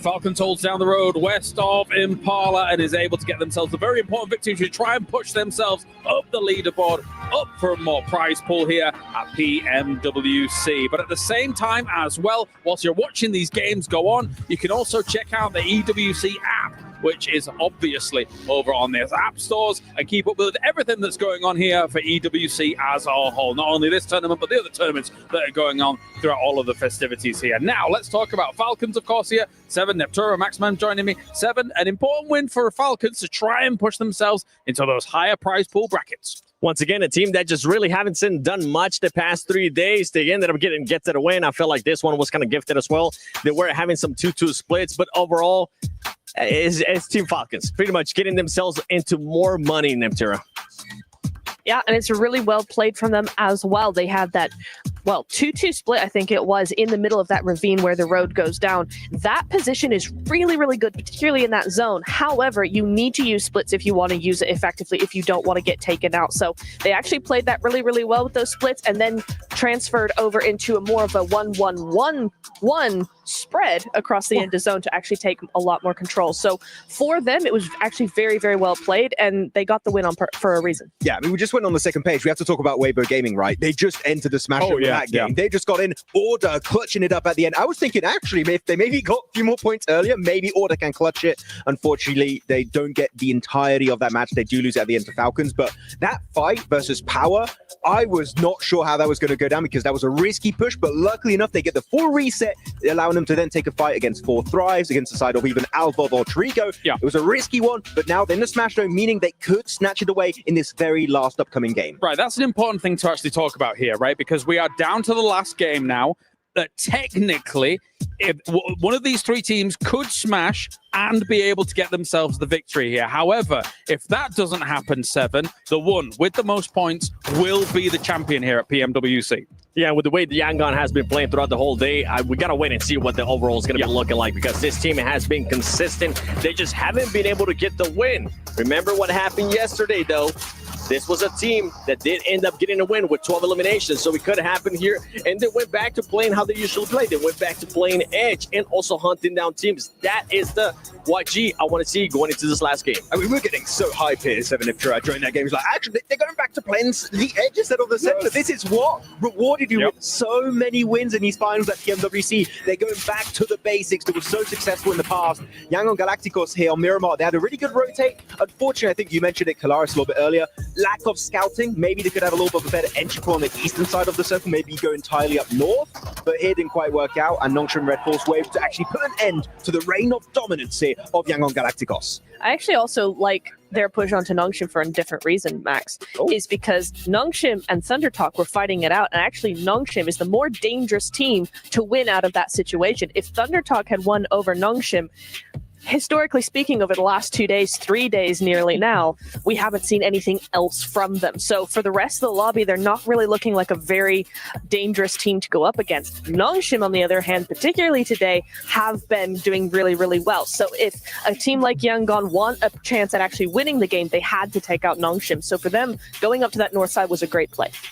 As you can see, the rest of the teams here are getting ready for our final game, trying to figure out exactly how they're going to approach things. Let's take a look at the overalls. Let's get a lay of the land here. Oh, my days. Weibo moves into second place, as well as being able to move into the Smash Zone. Alpha Gaming is hot on their heels, but that takeover is huge. And now, Yangon, 150 points. It would be poetic, Max, if we saw them get a win and win on points overall, but we will see how this goes. The dream is still alive for Yangon Galacticos. Yeah. But actually, I want to take our attention to Weibo Gaming and Alpha Gaming.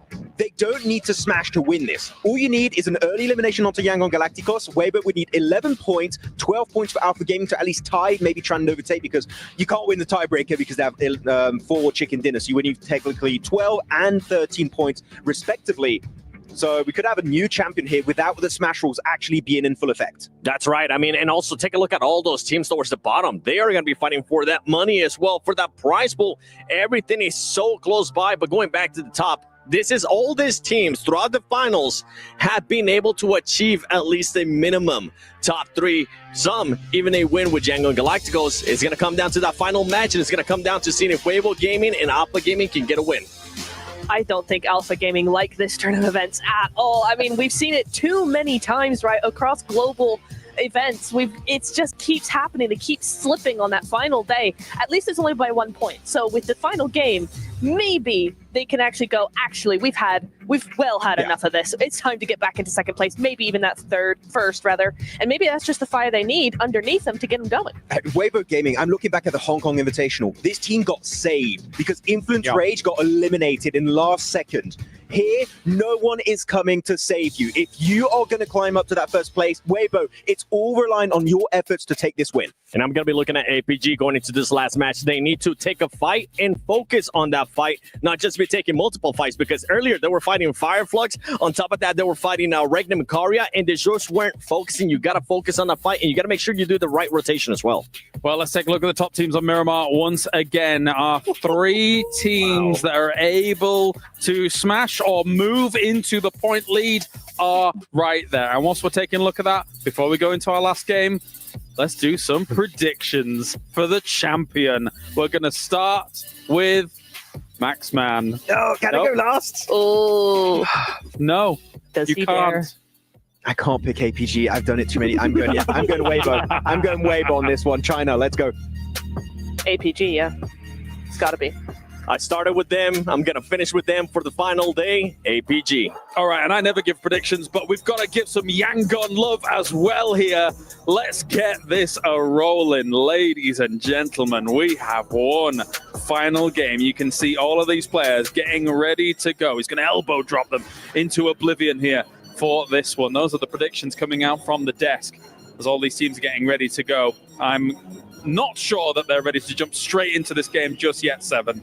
So we do have a few moments before we get to this, but it's always nice to get some predictions out of there just before what is a bit of an insane situation here, Nepturo. Can I just how bad would it be if I changed my prediction to Falcons? What? Championship. Nope, stop. I had to throw it out one last time. They did win the last match, but I know it's not going to happen. What?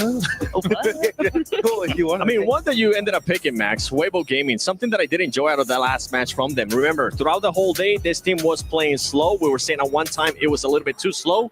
With the fight that they took against Power, that aggression was there, and I feel like that's something that they need to have here. They need to have that switch coming into this last game. That's been something that has been just switched up to 11 for today. Their aggression, they're looking to take fights. They knew especially how many points they needed to get into the smash zone.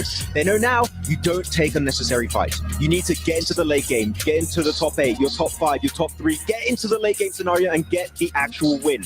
If they could also just get high elimination game, maybe it could work out, but all the teams can make it work in the end of this match. I started the day asking if it was going to be the destiny, if it was going to be the dream, or will it be destruction? It turns out Weeaboo is about to potentially cause destruction here as we have the volcanic conclusion of PMWC underway for 2025. Seismic shifts on the table to close down our penultimate match. Weibo break into that smash zone. They will join Yangon Galacticos and Alpha Gaming with a chance here in the final match of the PMWC. It's all to play for. Here it is, the last chance, the last dance, our guaranteed final map. 3 teams have fought tooth and nail. They have given it their all to end up in this very spot, to become champions, to cement their names in PUBG Mobile history.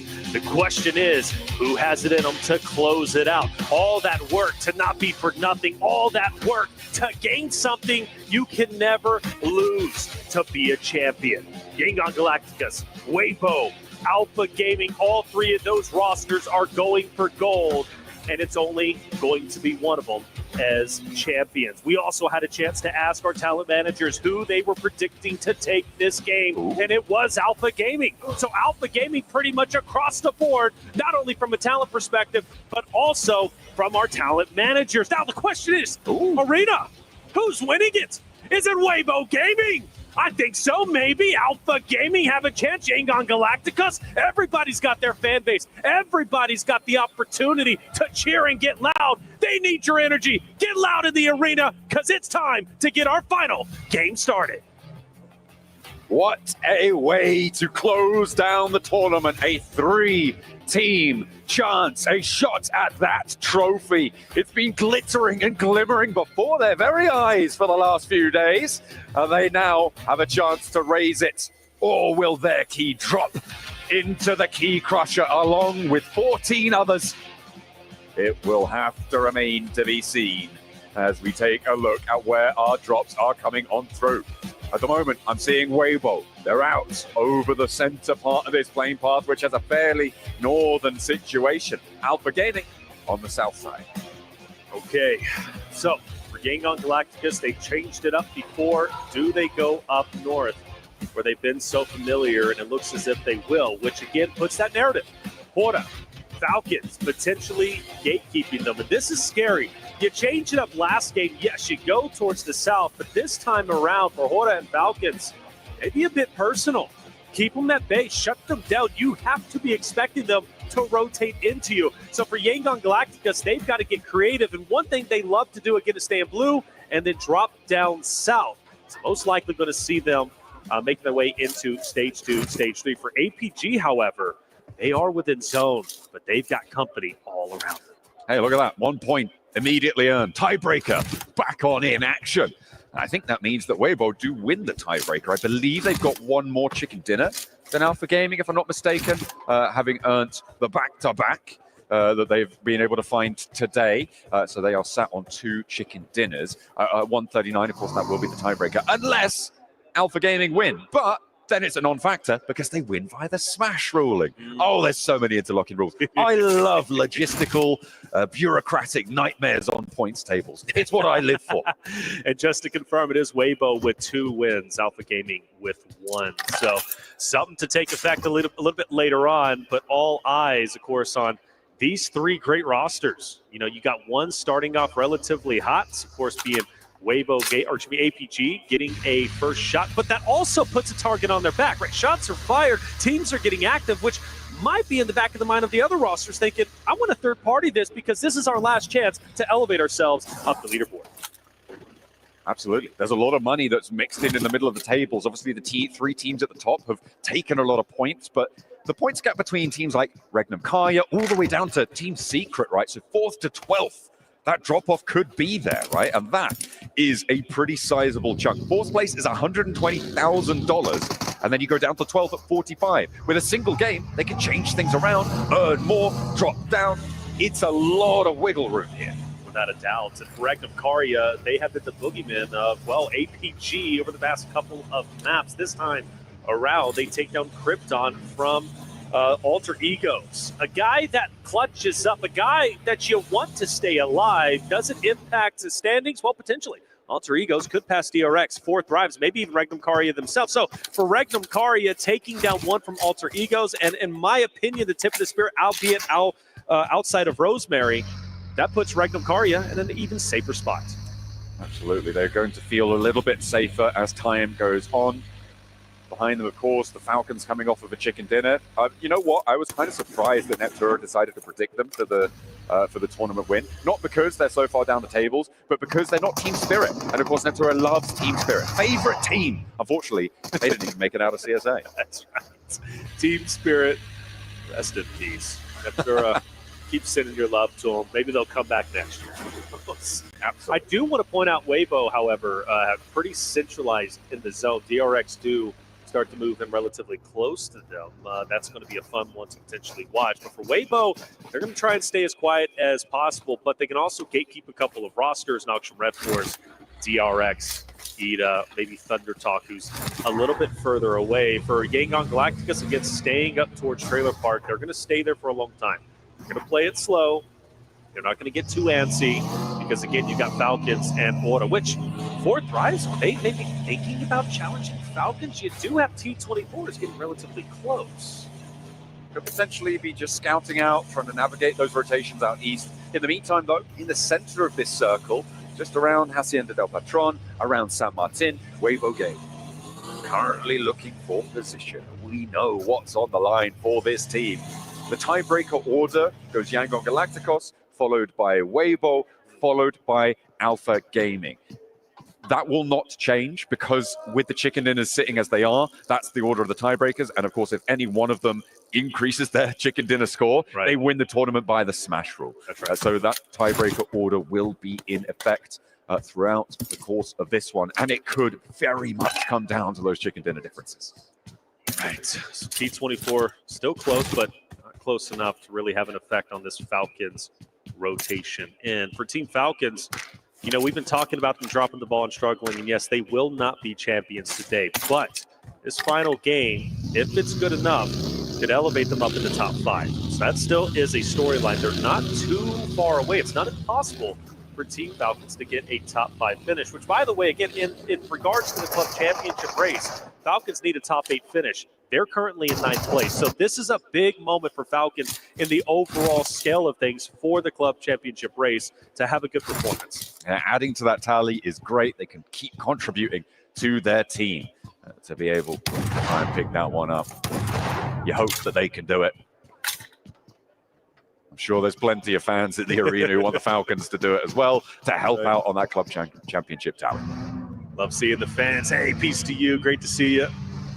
Getting excited, getting happy.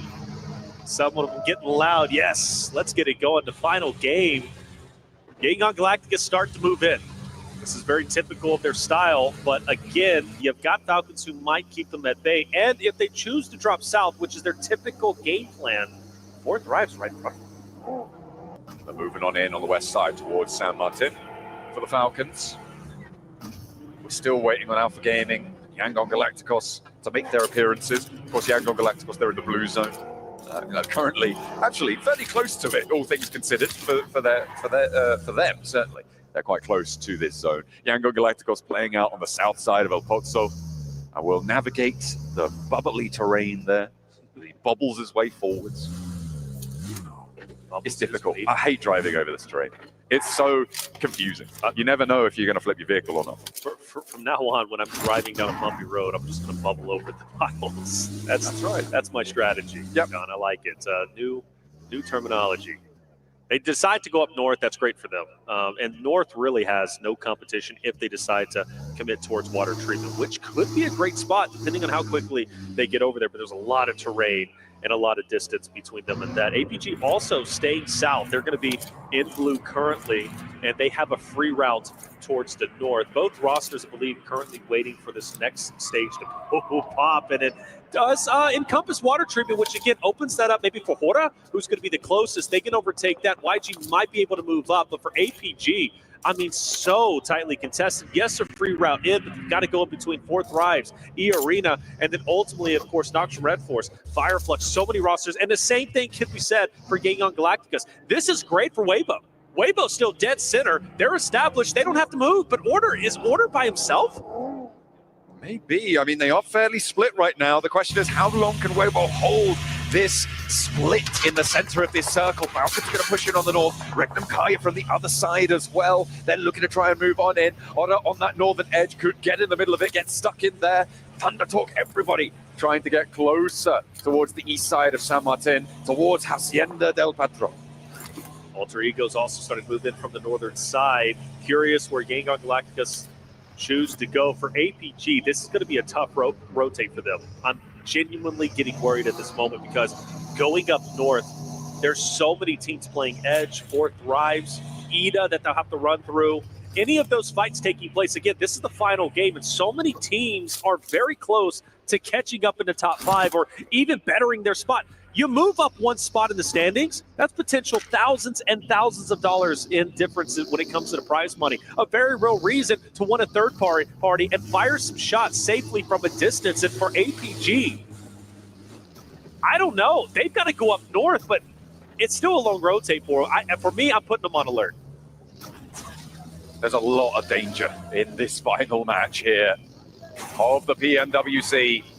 The grand finals continue to deliver on the excitement towards this final match as Yangon Galacticos navigate their way up the west side, over the top of San Martin, up and into the hills. It looks like Weibo are going to try and hold on the Manor House as well and play in the center of Hacienda. Still, that split worries me, especially if the team decides to go in between them. That's going to get quite awkward. But for Weibo, still all 4 up. Not ringing the alarm bells just yet for them. Yangon Galacticos starting to move in. They're going to be just opposite of Falcons again, who are all split. Alpha on the west side. Look at this road, right? They're swinging out and could potentially backfill on towards Yangon Galacticos here around the west side of San Martin. This fight feels inevitable. We could remove one of our 3 teams here and now. Yeah, well, I mean, it makes sense, right? You go back, several maps now, and it's been Yangon Galacticos fighting against APG. The 2 teams cannot stay away from each other. Like magnets, they're drawn, but we do see maybe a bit of an audible as they start to rotate right towards Naksham Red Force. But the good news is for them, they avoid 4 thrives, and they now have clearance to now get in to the next zone. But as they just get here, the next zone is about to shift. The question is, where does it go? But that's not too bad. That's not too bad. But Naksham Red Force is gatekeeping the outer edge, and APG still needs to go forward. They go north, they go into YG. If they go south, they go into 4th Rise. If they go east, it's straight into Naksham Red Force. And Smile is scouting, but I hope he doesn't get too carried away. He's jumped out. Oh, Doc has been spotted, I believe, out on this western side. Gonna have to be careful, and Smile gets Doc down. He's going to find that knock, and it is just time and time again that he has dropped the ball for APG. And finally, it may be the death blow dealt towards Alpha Gaming. Said I was ringing the alarm bells, and now they are sounding as loud as they possibly can. Losing Doc hurts. But for Alpha Gaming, a chance still remains with 3 players up, but you just gave an elimination to the team you're fighting against. For Hora, they start to push in for Team Secret, trying to hold on tight. They cannot, and they will be eliminated in the final game of the tournament. Hora able to stay alive with 2 players down. The reses will come through. This circle is giving Weibo a massive in on this match. The 2-2 split that they have right now should be fairly trivial to hold as it stands in this circle. The teams that surround them, that are creating this buffer zone, not super likely to want to crash right now. So they will definitely be solid to hold this 2-2 split into the next zone. Let's take a look at this replay. Doc hops out of, yeah, hit and run. Hit and run. It's disappointing. Backs away, gets away, and it is. It is so disappointing. I know Seven is fuming right now because he's been setting this narrative, the Doc getting Doc going up by himself. I know doing the research coming into the global stage, that was one of the things he made sure that I remember. Doc loves to go up by himself, but one of the things they improved on is Doc started joining his roster once again, and that made them strong. But this time around, old habits refuse to die, and maybe the chances now for Alpha Gaming to win this championship have in fact gone to the grave. But again, with 3 members up, there still is a chance for them to take this, but they're going to have to work even harder. Smile's just gone down from Yangon Galacticos. There's only 3 players now for Yangon Galacticos. They tried to move through San Martin, but the Falcons extract a toll on the road from them. And now from the north side, potentially could move down towards Hacienda, a decent spot that Weibo have to abandon to hold this 2-2 split. So potential space there. Alpha Gaming with potentially their last rotate on this tournament. As Reefus gets spotted. Now in the firing line. He's loading up to take these shots. And Weibo across the way, taking down more players from Alpha Gaming. Ziol, the last bastion here for the team from Mongolia. Ziol, once again, last alive. You go back a couple of maps on Erangel, or map number 4, Ziol was the last hope and dream for this APG roster, and once again the pressure falls on his shoulders to try and carry the torch for Alpha Gaming to take this championship, but he's surrounded by everybody. Luckily there's a little bit of space, but his chances of winning this are now slim to none. However, it would be one of the most miraculous comebacks in PUBG Mobile history if Ziol can somehow take this victory. For Alpha Gaming fans, I know you want to keep the hope alive, so I'll at least say that narrative for you. Okay, I think it is very much an outside chance here. I like this regroup from Weibo. Remember, I was talking about how you can hold that 2-2 split because the teams around you aren't likely to move. With this circle shifting down, they regroup from that east side because they know teams like DRX on their position, Thundertalk, Alter Ego, Aura on that north side, likely to want to try and take that compound on the corner from them. So they regroup, recoalesce, and play on as for the only team in the top 3 with a chance of smashing that has 4 players alive. But Yangon Galacticos, 3 players on their side, they also still have a chance. Yes, that's right. St. Cloud will take the advanced position of the compound. That will give free reign to Romeo Renat to potentially move up. The only team around them is Hora. Depending on how this zone ends up rotating, maybe we do see a clash between Yangon Galacticos as well as the Weibo roster, but you still got to appreciate where Weibo is at. 4 members still alive. They now are joined together. There is no more of a split, and they're staying tried and true to what has worked for them, taking center zone. 4 Thrives versus Power. What's at stake with this fight? Well, 4 Thrives are currently 5 points away from catching up to Regnum Karya, which would put them in a better spot for more money, knocking them down. But it's not a guarantee. 4 Thrives are currently at 0 eliminations. They need to silence Power and take down the remaining 3 members. That would put them within striking distance of apexing Regnum Karya. But if they don't and they fall short, Regnum Karya will stay in 4th place, but they're only going to be just there because the solo is last alive. Hora starts to rotate over. Regnum Karya has Loxy just up ahead, but Hora, all eyes on them as they're taking advantage. On the east flank here against Loxy, but Yangon Galacticos are moving in on the north side towards potentially Weibo Gaming's compound. Another fight that could dictate the pace of this tournament.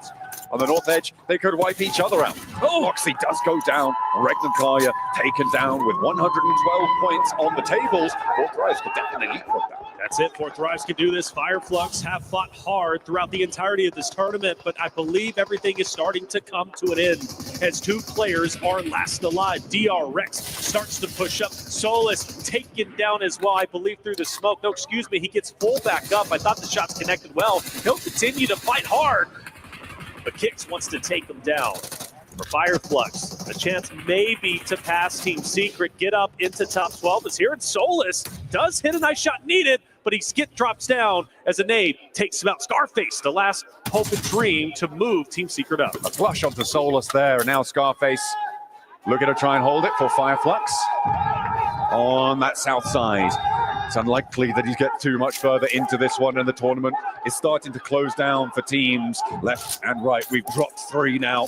Their final performance is done and dusted. Next circle pops, and it keeps Weibo in, but it forces Yangon Galacticos out. Yes, it does. Yangon Galacticos now have to push in, potentially pass Weibo. The question is, will they choose to challenge? They've been highly aggressive during the finals. Scarface, though, all eyes on him as he continues to stay up for a little bit longer, but I don't know if Fireflux did what they needed to do to pass up Team Secret.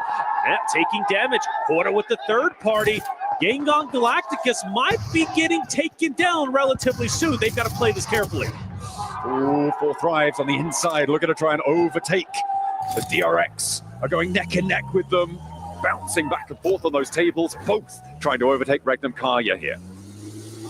Let's talk about scenarios. Alpha Gaming has a solo live with Zeal. Still within zone, he's staying quiet. Yangon Galacticos, obviously a chance to win this game with 3 members, but they got a tall task ahead of them with Weibo just up ahead. Hora off to their off angle. Falcons obviously still around. Now, for Weibo, let's say Yangon Galacticos does get taken down. Weibo could win in 2 ways. A winner-winner chicken dinner, or just getting enough points to surpass the point threshold, which is currently at the moment around 150, 152 for Yangon Galacticos. So for Weibo Gaming, they need 14 points. That's what's going to be needed to surpass Yangon Galacticos as it currently stands. Let's not forget YG is still alive. The last time the PEL team were able to win a global title was back in 2021. And that was with Order over on Nova. If they can take it back here, what a story for the player. A 3rd global title, a resurgence for the PEL onto the world stage. Plenty of fans waiting for that to happen. Murnat under pressure.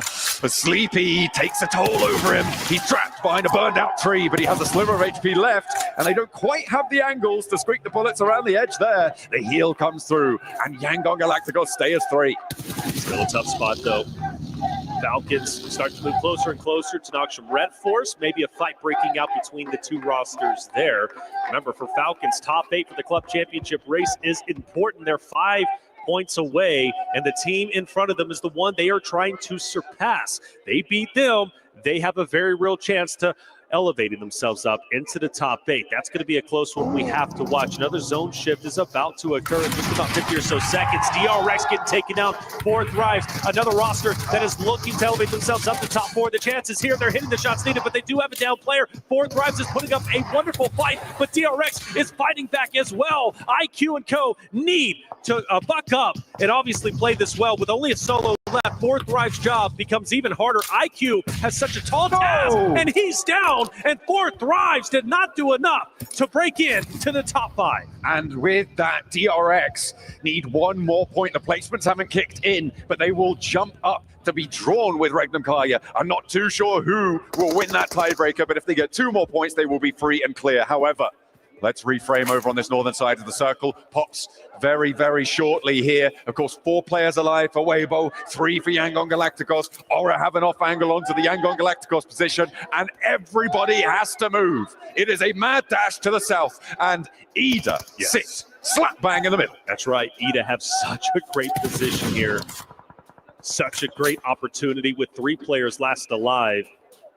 Maybe even break into top 8 themselves. A big game is needed, but the possibility is there. Remember, winner chicken dinner is 10 points. That would put them at 94. They already have 2 eliminations to their name, so a very real chance Ida can break into top 8 over everybody else. Narvalo has fallen. Narvalo has fallen. Ralph will fight once again. Narvalo fully down and out now. Falcons down to 3. Such a pivotal fight between Falcons and Noxium Red Force, and potentially the final fight for both rosters. Yangon Galacticos maybe tried to third party this as well, as the Falcons go down to 3, but Noxium Red Force seem to be bleeding as well. E-Arena across the way could try and have an impact here with 2 players looking to heal on up. It's up to Doc to hold the corner, but Koa wins the day. Another frag around the edge, and it's going to be Noxium Red Force continuing their bleed out. Koa drops down and away from danger. Yangon Galacticos wasting time here. Not going to be allowed to approach as TZ, the last got the high ground to find Ralph, will get 1. Redox now with a chance to hold it down for the Falcons as Koa's fallen as well. Last player for the Falcons alive, and they cannot make it. Top 8 denied. Noxium Red Force with 2 stand too fast in their way. Noxium Red Force, not the healthiest team, but still top 8. We look over now, and Hoarder starting to crash in. Weibo are getting broken apart. Sook has moved deeper in. Yangon Galacticos are also taking damage, but they can still third party Noxium Red Force. Question is for Sook, all by himself. What's going to happen here? The placement points are kicking in now as well, so for DRX, they're looking good to overtake Regnum Kaya. Sook moves fast and out into the open. A pivotal position here for Weibo Gaming right now. Yangon Galacticos could potentially take the hillsides away from Falcons, who are gone already. Noxium Red Force from E-Arena as well. That western side could get dangerous, but Zjol is still playing, by the way, as solo, and he's in the circle. St. Cloud's down. He can't get picked back up. Burnett has to move forward. Order is starting to go in on to Yangon Galacticos. They're collapsing in. Weibo wants to silence the Yangon Galacticos roster right here and now. But can they get their teammate back into the fight? They need to be as healthy as possible to try and catch up in the points category. Order taking a lot of damage, sleeping from a distance, might be able to mow him down. He goes forwards, but he meets a wall of bullets sent out his way. And Weibo are throwing away their position on the northern side. They try and mad dash up towards Yangon, but it is not enough. They were 11 points behind at the start of this match. They are now 13 points behind. And the placements are starting to add up. They need a lot more than they can get with only 2 players alive. This may be the close down on the tournament. I think so, brother. 33C. I don't know. Does he have a chance to get heat? He has crawled for the longest possible time, and 33Z is now in a vehicle, and he is going forward. Now, the narrative for Sook, I mean, Horda's got him pinned up. He's taken over this shack, and from one thing that I know, brother, from watching all these tournaments, once you have to go into the shack, it then becomes a death shack. I'm worried for Weibo Gaming. Yangon Galacticos surviving is a nightmare for Sook right now. Oh, there's 4 players from Aura. You bet they've got an aid, and they are going to post it right through the window here. For PEL, their hopes may be dashed. That three-peat for Order slipping through their fingers. APG finally go down, which means that Weibo are locked in at second at a minimum. This is it. Yangon Galacticos can lock in the tournament right here and now. This is their opportunity. The only thing that stands before them is Sook the Solo from Weibo Gaming, the championship in their fingertips. Can Sook clutch it up? If he does so, he would be stealing the championship away. Hora continues to push up. Hora wants Sook dead to rights, but the nades can't connect, and Sook stays alive. It's only a matter of time. He's taking coin flip after coin flip, and the Molotov is burning at his feet. It's not connecting, though. The spread's not there, but they've got nades pouring on in. No, they're not connecting. Are you kidding me? Yeah. Sook is weathering the storm that is battering down this shack. Right, Sook trying his best to stay alive, but all it takes is one good connection. Another nade goes in. Is this going to be good? Is it going to be good? Yes, it is. And Weibo will fall. APG already out. And Yangon Galacticos will take PMWC 2025 in sensational fashion. The madmen from Myanmar able to take the top spot here in Riyadh. PMWC sent over to East Asia once again, and they will be happy to receive it. They go down, but they have done the work. It is over. It's done and dusted. We just need to lock it in. They're already celebrating. They know what they've done, and they need to be proud of themselves. History has been made. Yangon Galacticos, the champions. They worked hard to get here. They hug it out, and rightly so. What a relief it is to be champions, to cement your name in PUBG Mobile history. That's exactly what they did. And for the remainder of the points, we still have something up for grabs for DRX. Maybe they can pass Ragnar Karia and break in to top four. But just like that, they get eliminated. But it comes down, of course, to the placement points. We're now down to our top two. They should have been able to leapfrog Ragnar Karia there, jump up to fourth place. But that is a beautiful result for Yangon Galacticos. They do not need a chicken dinner. They'll take it home on the points. Weibo with a misstep, a wide flank out towards Yangon Galacticos, and that allows the Yangon Galacticos boys to hold their nerve on the hillside. They play up on the ridgeline. They keep their heads down, and they allow the mistakes to unfold around them. And that seems to be the story of the grand finals. Let everyone else make the mistakes. That's right. Play it sensible. Play it smart. With their early point lead, they were able to just play good old-fashioned PUBG Mobile. They didn't have to do anything fancy. They didn't have to go out of their way to do anything extraordinary. They left that up to the other rosters, and like you said, that led to plenty of mistakes. Yangon Galacticos dominating the tournament without question. They refused to relinquish first place. Once they grabbed it, nobody was able to overtake it. The dominating performance in PMWC 2025. The final two teams fight. The only thing that's up for grabs is a potential elevation to the top 10. Ida moves up. Porta starts to fire the shots. I love the off angle from Jiggle, who's going to be just up to the north. Darkin might be able to mow him down. We already know our champion, but we still need to crown a winner chicken dinner. One more to be earned. That meal may be a little bit ashen, but it will be nice nonetheless. We've also got things like MVP to consider coming on afterwards as well. Some nice prizes for plenty of players to try and chow down on to boot. Azora look to try and close the jaws here. Ida had the compound for the longest time. They were this bastion in the middle of this circle. And now Ora may be able to claim the final map here. And you can see the elation is sinking in for the boys on Yangon Galacticos. They are smiling ear to ear. They have earned it. Insane. And I want to say, Yangon Galacticos, we took note of them, right? We respected them coming into this tournament. But I don't think we put them as the favorite to take over the win, to actually be in first place. Yet they took it by storm. They saw the opportunity, and they did not waste it. Darkin starts to move up. Blue most likely takes him out. If not, he's going to be very low health. Orta, Ida fighting it out. Jiggle from a distance. Another one will fall. There's Darkin finally out of the way. And Orta looks to be going towards a victory. very, very soon. Rita tries to clutch up, can't do it. Hora will take our final game of the tournament. But of course, the narrative has to go to Yangon Galacticos, the winners of PMWC 2025. Well done, boys. Riyadh bows their heads in awe of Yangon Galacticos, for Smile, for Mernat, for Romeo, for Say Cloud. This is their moment. They have done it. That trophy sits in the middle of the stage. It's only a moment before they'll be able to ascend and lift it in the face of everybody who would take it away from them. Those keys crushed, and only one will be locked into that trophy. 16 keys started for this championship in the grand finals. 15 are going to be crushed. Yangon Galacticos, the only one to maintain their position, to maintain and save their key from destruction. An amazing performance. Again, a team that worked so hard throughout every single stage. Yangon Galacticos earning their spots, refusing to relinquish first place all the way to the very end.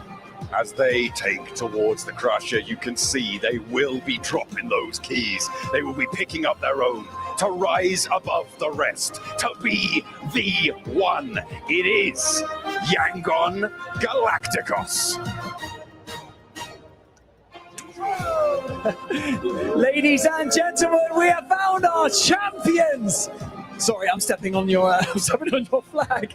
The team, they persevered, they climbed the mountain, they survived the gauntlet that was Smash Sunday.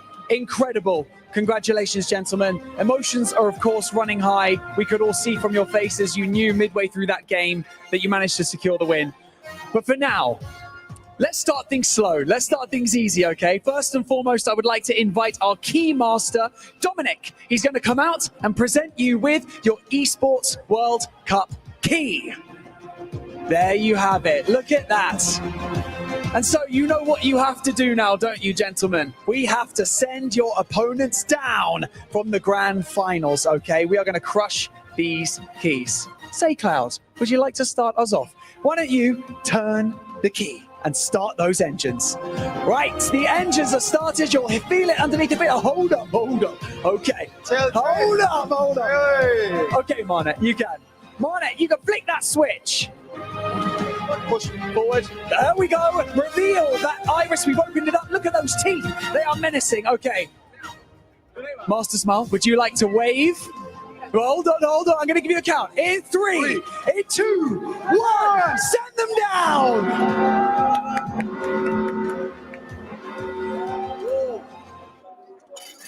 All those keys destroyed in the Crusher. Your enemies have been defeated. 15 teams' keys have been sent down into the depths. And now that your key is the only one that is left intact, I would like you to take your PMWC trophy key and place that into the center of the trophy and go and claim your prize. Walk that golden road, cement your legacy. Yangon Galacticos as our champions of PMWC. Congratulations.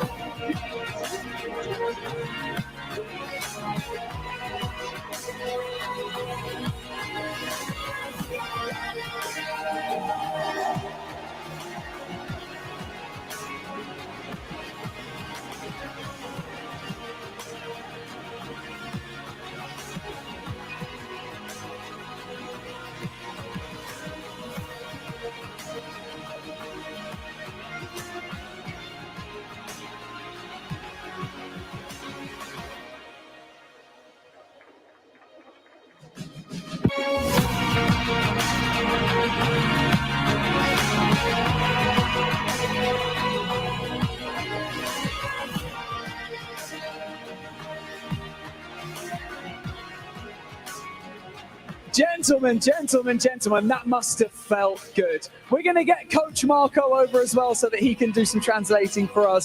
But wow, what a day. There's a lot of emotions that you guys are feeling right now.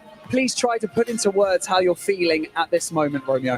အခုဘယ်လိုခံစားရလဲကျွန်တော်အရန်စိတ်လှုပ်ရှားပါဘောเนาะဘာလို့လဲဆိုတော့ကျွန်တော်တို့အရန်စိတ်ပူရတဲ့ရှေ့ပွဲတွေနည်းနည်းအမားလေးဖြစ်သွားတယ်ဒါပေမဲ့ကျွန်တော်နောက်ဆုံးပွဲမှာကျွန်တော်လုံနိုင်တယ်ဆိုတာအကုန်လုံးကိုယုံကြည်တယ်ဘာလို့ဆိုတော့ကျွန်တော်တို့ကတာနေရဲအဲ့တော့ကျွန်တော်တို့အမားမခံဘူးတစ်ဖက်တင်းမှာပဲကျွန်တော်တို့စောင့်နေအဲ့နဲ့ပဲကျွန်တော်တို့နောက်ဆုံးထိကျွန်တော်တို့စောင့်နေပြီးတော့ကျွန်တော်ချန်ပီယံကြီးကိုယူခဲ့တာပါ Yes, what Romeo say is, of course we are nervous. We are top of the league, you know.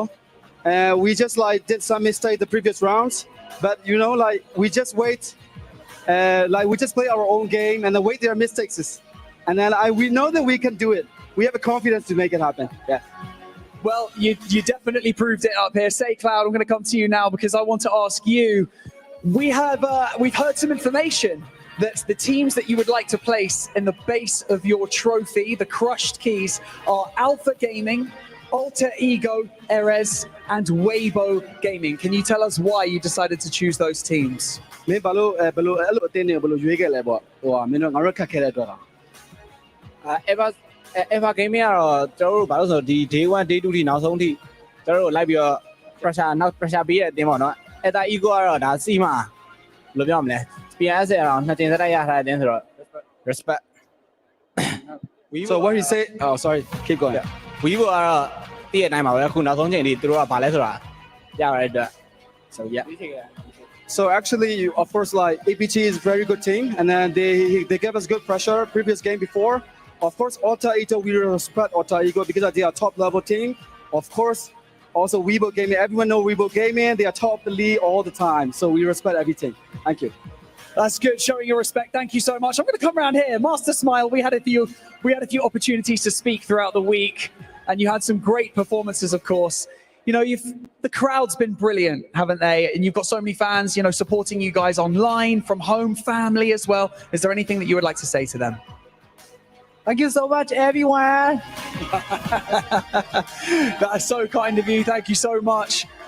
Would you like to say anything as well, Marnet? I feel like I'm leaving you out. What would you like to say? အခုလို champion ရသွားတဲ့အတွက်ကျွန်တော်ရန်လဲပျော်တယ်ရန်လဲစိတ်လို့ရတယ်ကျွန်တော်ဒီညီကိုရင်းနဲ့ champion ရတဲ့အတွက်ရန်ပြီးဂုဏ်ယူတယ်ပြီးတော့ကျွန်တော်တို့အားပေးနေတဲ့ fan တွေကိုလည်းအကျန်းကျေးဇူးတင်တယ်နောက်ပြီးတော့မောင်ပြီးကြရောနောက်လည်းဆက်ပြီးအားပေးကြပါအောင်လို့အားလုံးပြောချင်ပါတယ်ကျွန်တော်ညီမနိုင်ငံကိုစောင့်နိုင်တဲ့အတွက်ရန်ကိုဂုဏ်ယူပါတယ် So what he's saying is like, of course, yes, he nervous, but he very happy at the same time.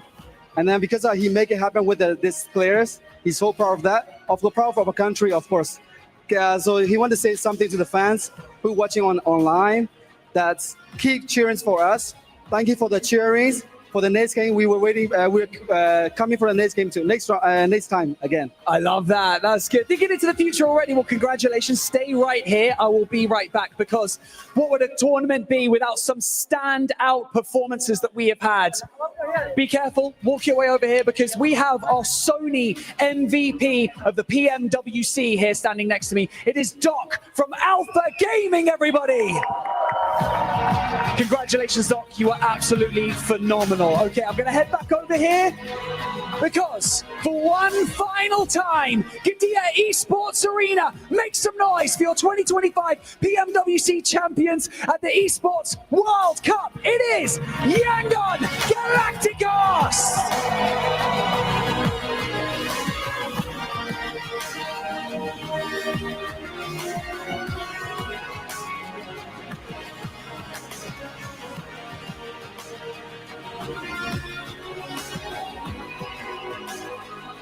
A dream come true, written in gold. Yangon Galacticos becomes the champions of PMWC 2025. What a moment for those four boys here, being able to conquer adversity, launch themselves into the stratosphere as Yangon Galacticos is your champions. Joining me here to talk about everything that has gone down, Seven, Nepturo, Maxman. Seven, this is their moment, a moment that they will remember for a lifetime. A moment that nobody expected them to be here. This is a team that qualified through PUBG Mobile Challenger South Asia Cup. For them to be able to go that route and not really have that much global experience. Only 3 of their players had PMGC experience in PMWI, and that was back in 2023. What an amazing performance, Neptura. Fantastic coming in from them. It's so nice to see some fresh faces in here, faces we've not seen in a while, coming in onto the international stage and absolutely dominating. Taking down giants here at PMWC, outliving Alpha 7, taking down Weibo Gaming, Alpha Gaming at the very end here, at this very last match. Truly just making a statement that anyone can dominate in PUBG Mobile Esports, and here Myanmar is the one to take it home. It's a true underdog story, and you don't get them often in esports, which is so exciting for me to watch, for us to witness, for everybody at home to see as this team can rise to the occasion. And as you say, Max, the fact that anybody can do it, if they persevere, if they're able to put it on the ground, get win after win against all of these teams. And here is your confirmation here. Number 1, 157 points at the very end 7. They take PMWC. They take it, and the eliminations were there. The placement points were there. This team definitely deserved this championship, but we got to give some credit to Weibo Gaming. Nobody was expecting them to be in second place. Today on the final day, Max, they decided to show up, and boy, did they with the second place finish. Weibo Gaming, I am begging you, keep this roster. You have so much potential. If you can re-qualify to PMGC with this team, and you just play the way you did today in your next tournament, from the get-go, I really believe this squad could be taking home so many trophies. Winning Hong Kong, coming into today, I was thinking it's only ever going to be a 2-horse race, Neptura, and yet Weibo comes along, gets back-to-back chicken dinners, and then continues to make it happen as well. The meteoric rise we saw from Weibo today gave me chills. Absolutely. Same here. I mean, it's so nice to see. Even when they weren't winning, they were getting those second places. They were getting those top 5 performances with a decent amount of elims as well, right? So I wholeheartedly echo what you were saying, Max. Keep this roster, keep it together, re-qualify, and we're going to see. This is definitely not the last we've seen of them. How about APG? We got to give this team some credit too. As much as I've been hating on what happened today, amazing performance, especially in the finals. It came down crumbling at the end. And once again, guess who's the one getting that Sony MVP award? No. That's right, Doc. Doc, he just keeps doing it, man. He just keeps being MVP after MVP, and the team just can't win a bloody trophy. It's just not happening. Look at this guy. Wow. 31 eliminations on his lonesome here in these grand finals over the course of 18 matches. Doc is truly a legend, and the only thing that could really get over the fact of being an MVP would be possibly winning a tournament, but that has not happened today. But at least now the hopes are open, Max, that we could possibly get one player just winning all the global MVPs for the year. If this team is able to qualify for PMGC, even if they don't win the championship, we know one thing's for sure, Doc will be contending for that MVP award. I'm actually very excited about one cool thing. East was talked about to possibly be joining the squad, replacing Reefers. There might be a sub, and Baron becoming an actually a content creator. If that happens, this squad might be that might just be the one extra change they need to go and win one of these international events. No, I agree. I think it's going to be interesting to see how that roster evolves. I really hope that they don't kind of split up or disintegrate completely for me, because I still really like them. We've been very frustrated with them over the last couple of weeks, like very frustrated.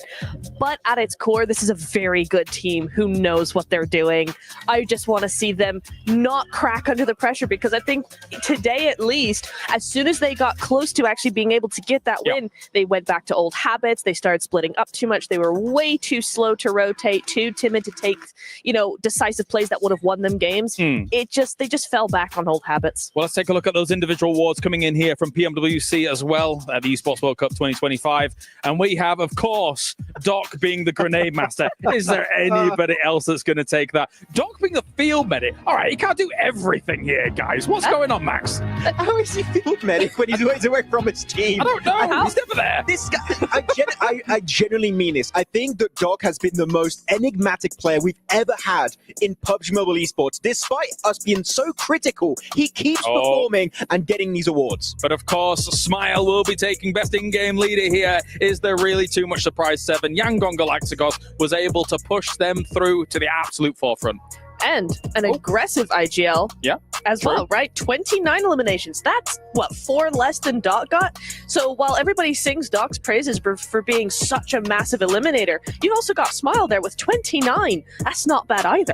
I got to harp down on the point that I made for Yangon Galacticos. The way that this team played here on their first global event, especially for Smile, in 2 years, and being able to become one of these amazing players, being able to win an award as well, that is just so impressive, and I'm hoping that they kind of continue on with the performance that they had. They show us adaptability, and when we talk about championship teams, that is one thing we always bring up. You gotta be able to adapt to what the lobby is giving you, and you gotta take advantage to what it gives you.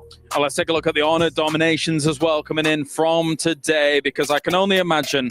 Oh yeah, of course. Actually, this is, I think, across the entirety of the grand finals here. So Doc with 6 triple elims here. Ketch for Fireflux. We saw him early on in the grand finals, Neptura being able to position himself, and he kept on going.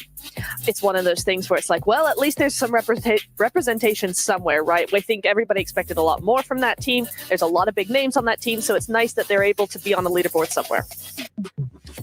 Well, we've still got to talk, though, a little bit more about our champions here for PMWC as Yangon Galacticos. You can see every single win, every single emotion etched on these players' faces, Max. Just fantastic stuff for them. And we heard it during the interview. They said, we'll be back. They've got a taste of glory, a taste of success at PMWC. Now they know what to expect next time as this roster. If they make it into PMGC, the sky might just be the limit. The emotion, all of this adventure through PMCL to make it to this point, a true underdog story that actually found its culmination here on this last day. Underdogs, absolute challengers these players are. They were able to qualify through that at Challengers Cup. It sends a widespread message to anybody that wants to become a professional player for PUBG Mobile Esports. If you ever dreamed about it, now is the chance. We just had a team being able to win it, and I can't wait to see what the rest of the year is going to be like. Absolutely. I mean, imagine having this win under your belt, going back to your regional tournaments, being able to once again potentially qualify for PMGC now and going, we can do this. We've already done it at PMWC. We can do it again. What a feeling that must be.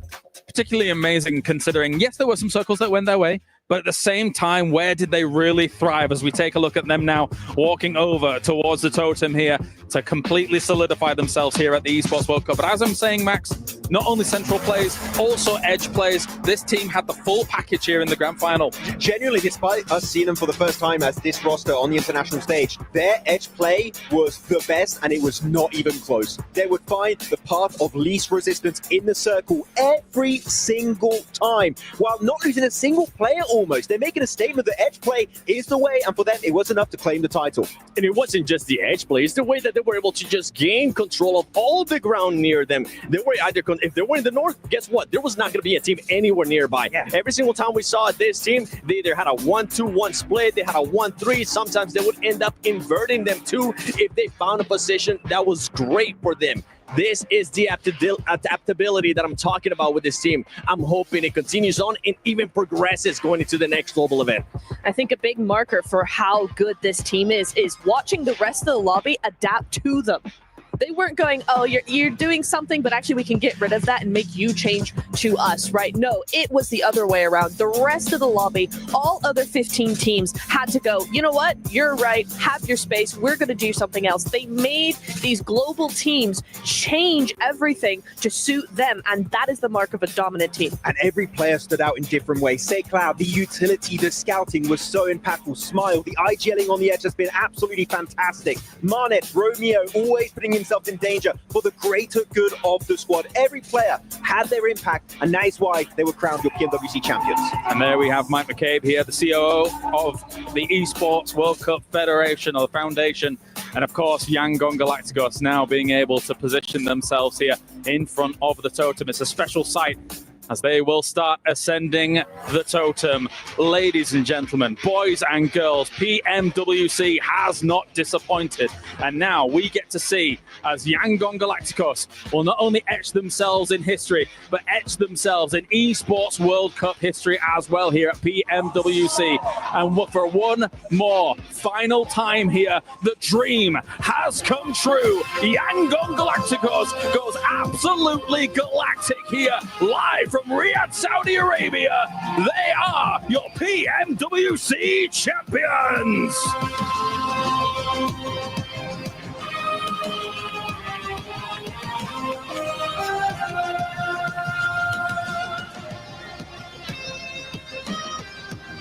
Magnificent scenes here from them, of course, to be able to put themselves in the history books. 7, what a performance. What a performance indeed. Going from group stages, we thought that this squad was just going to be a surprise team. Amazing stuff. Congratulations, your PMWC champions, Yangon Galacticos.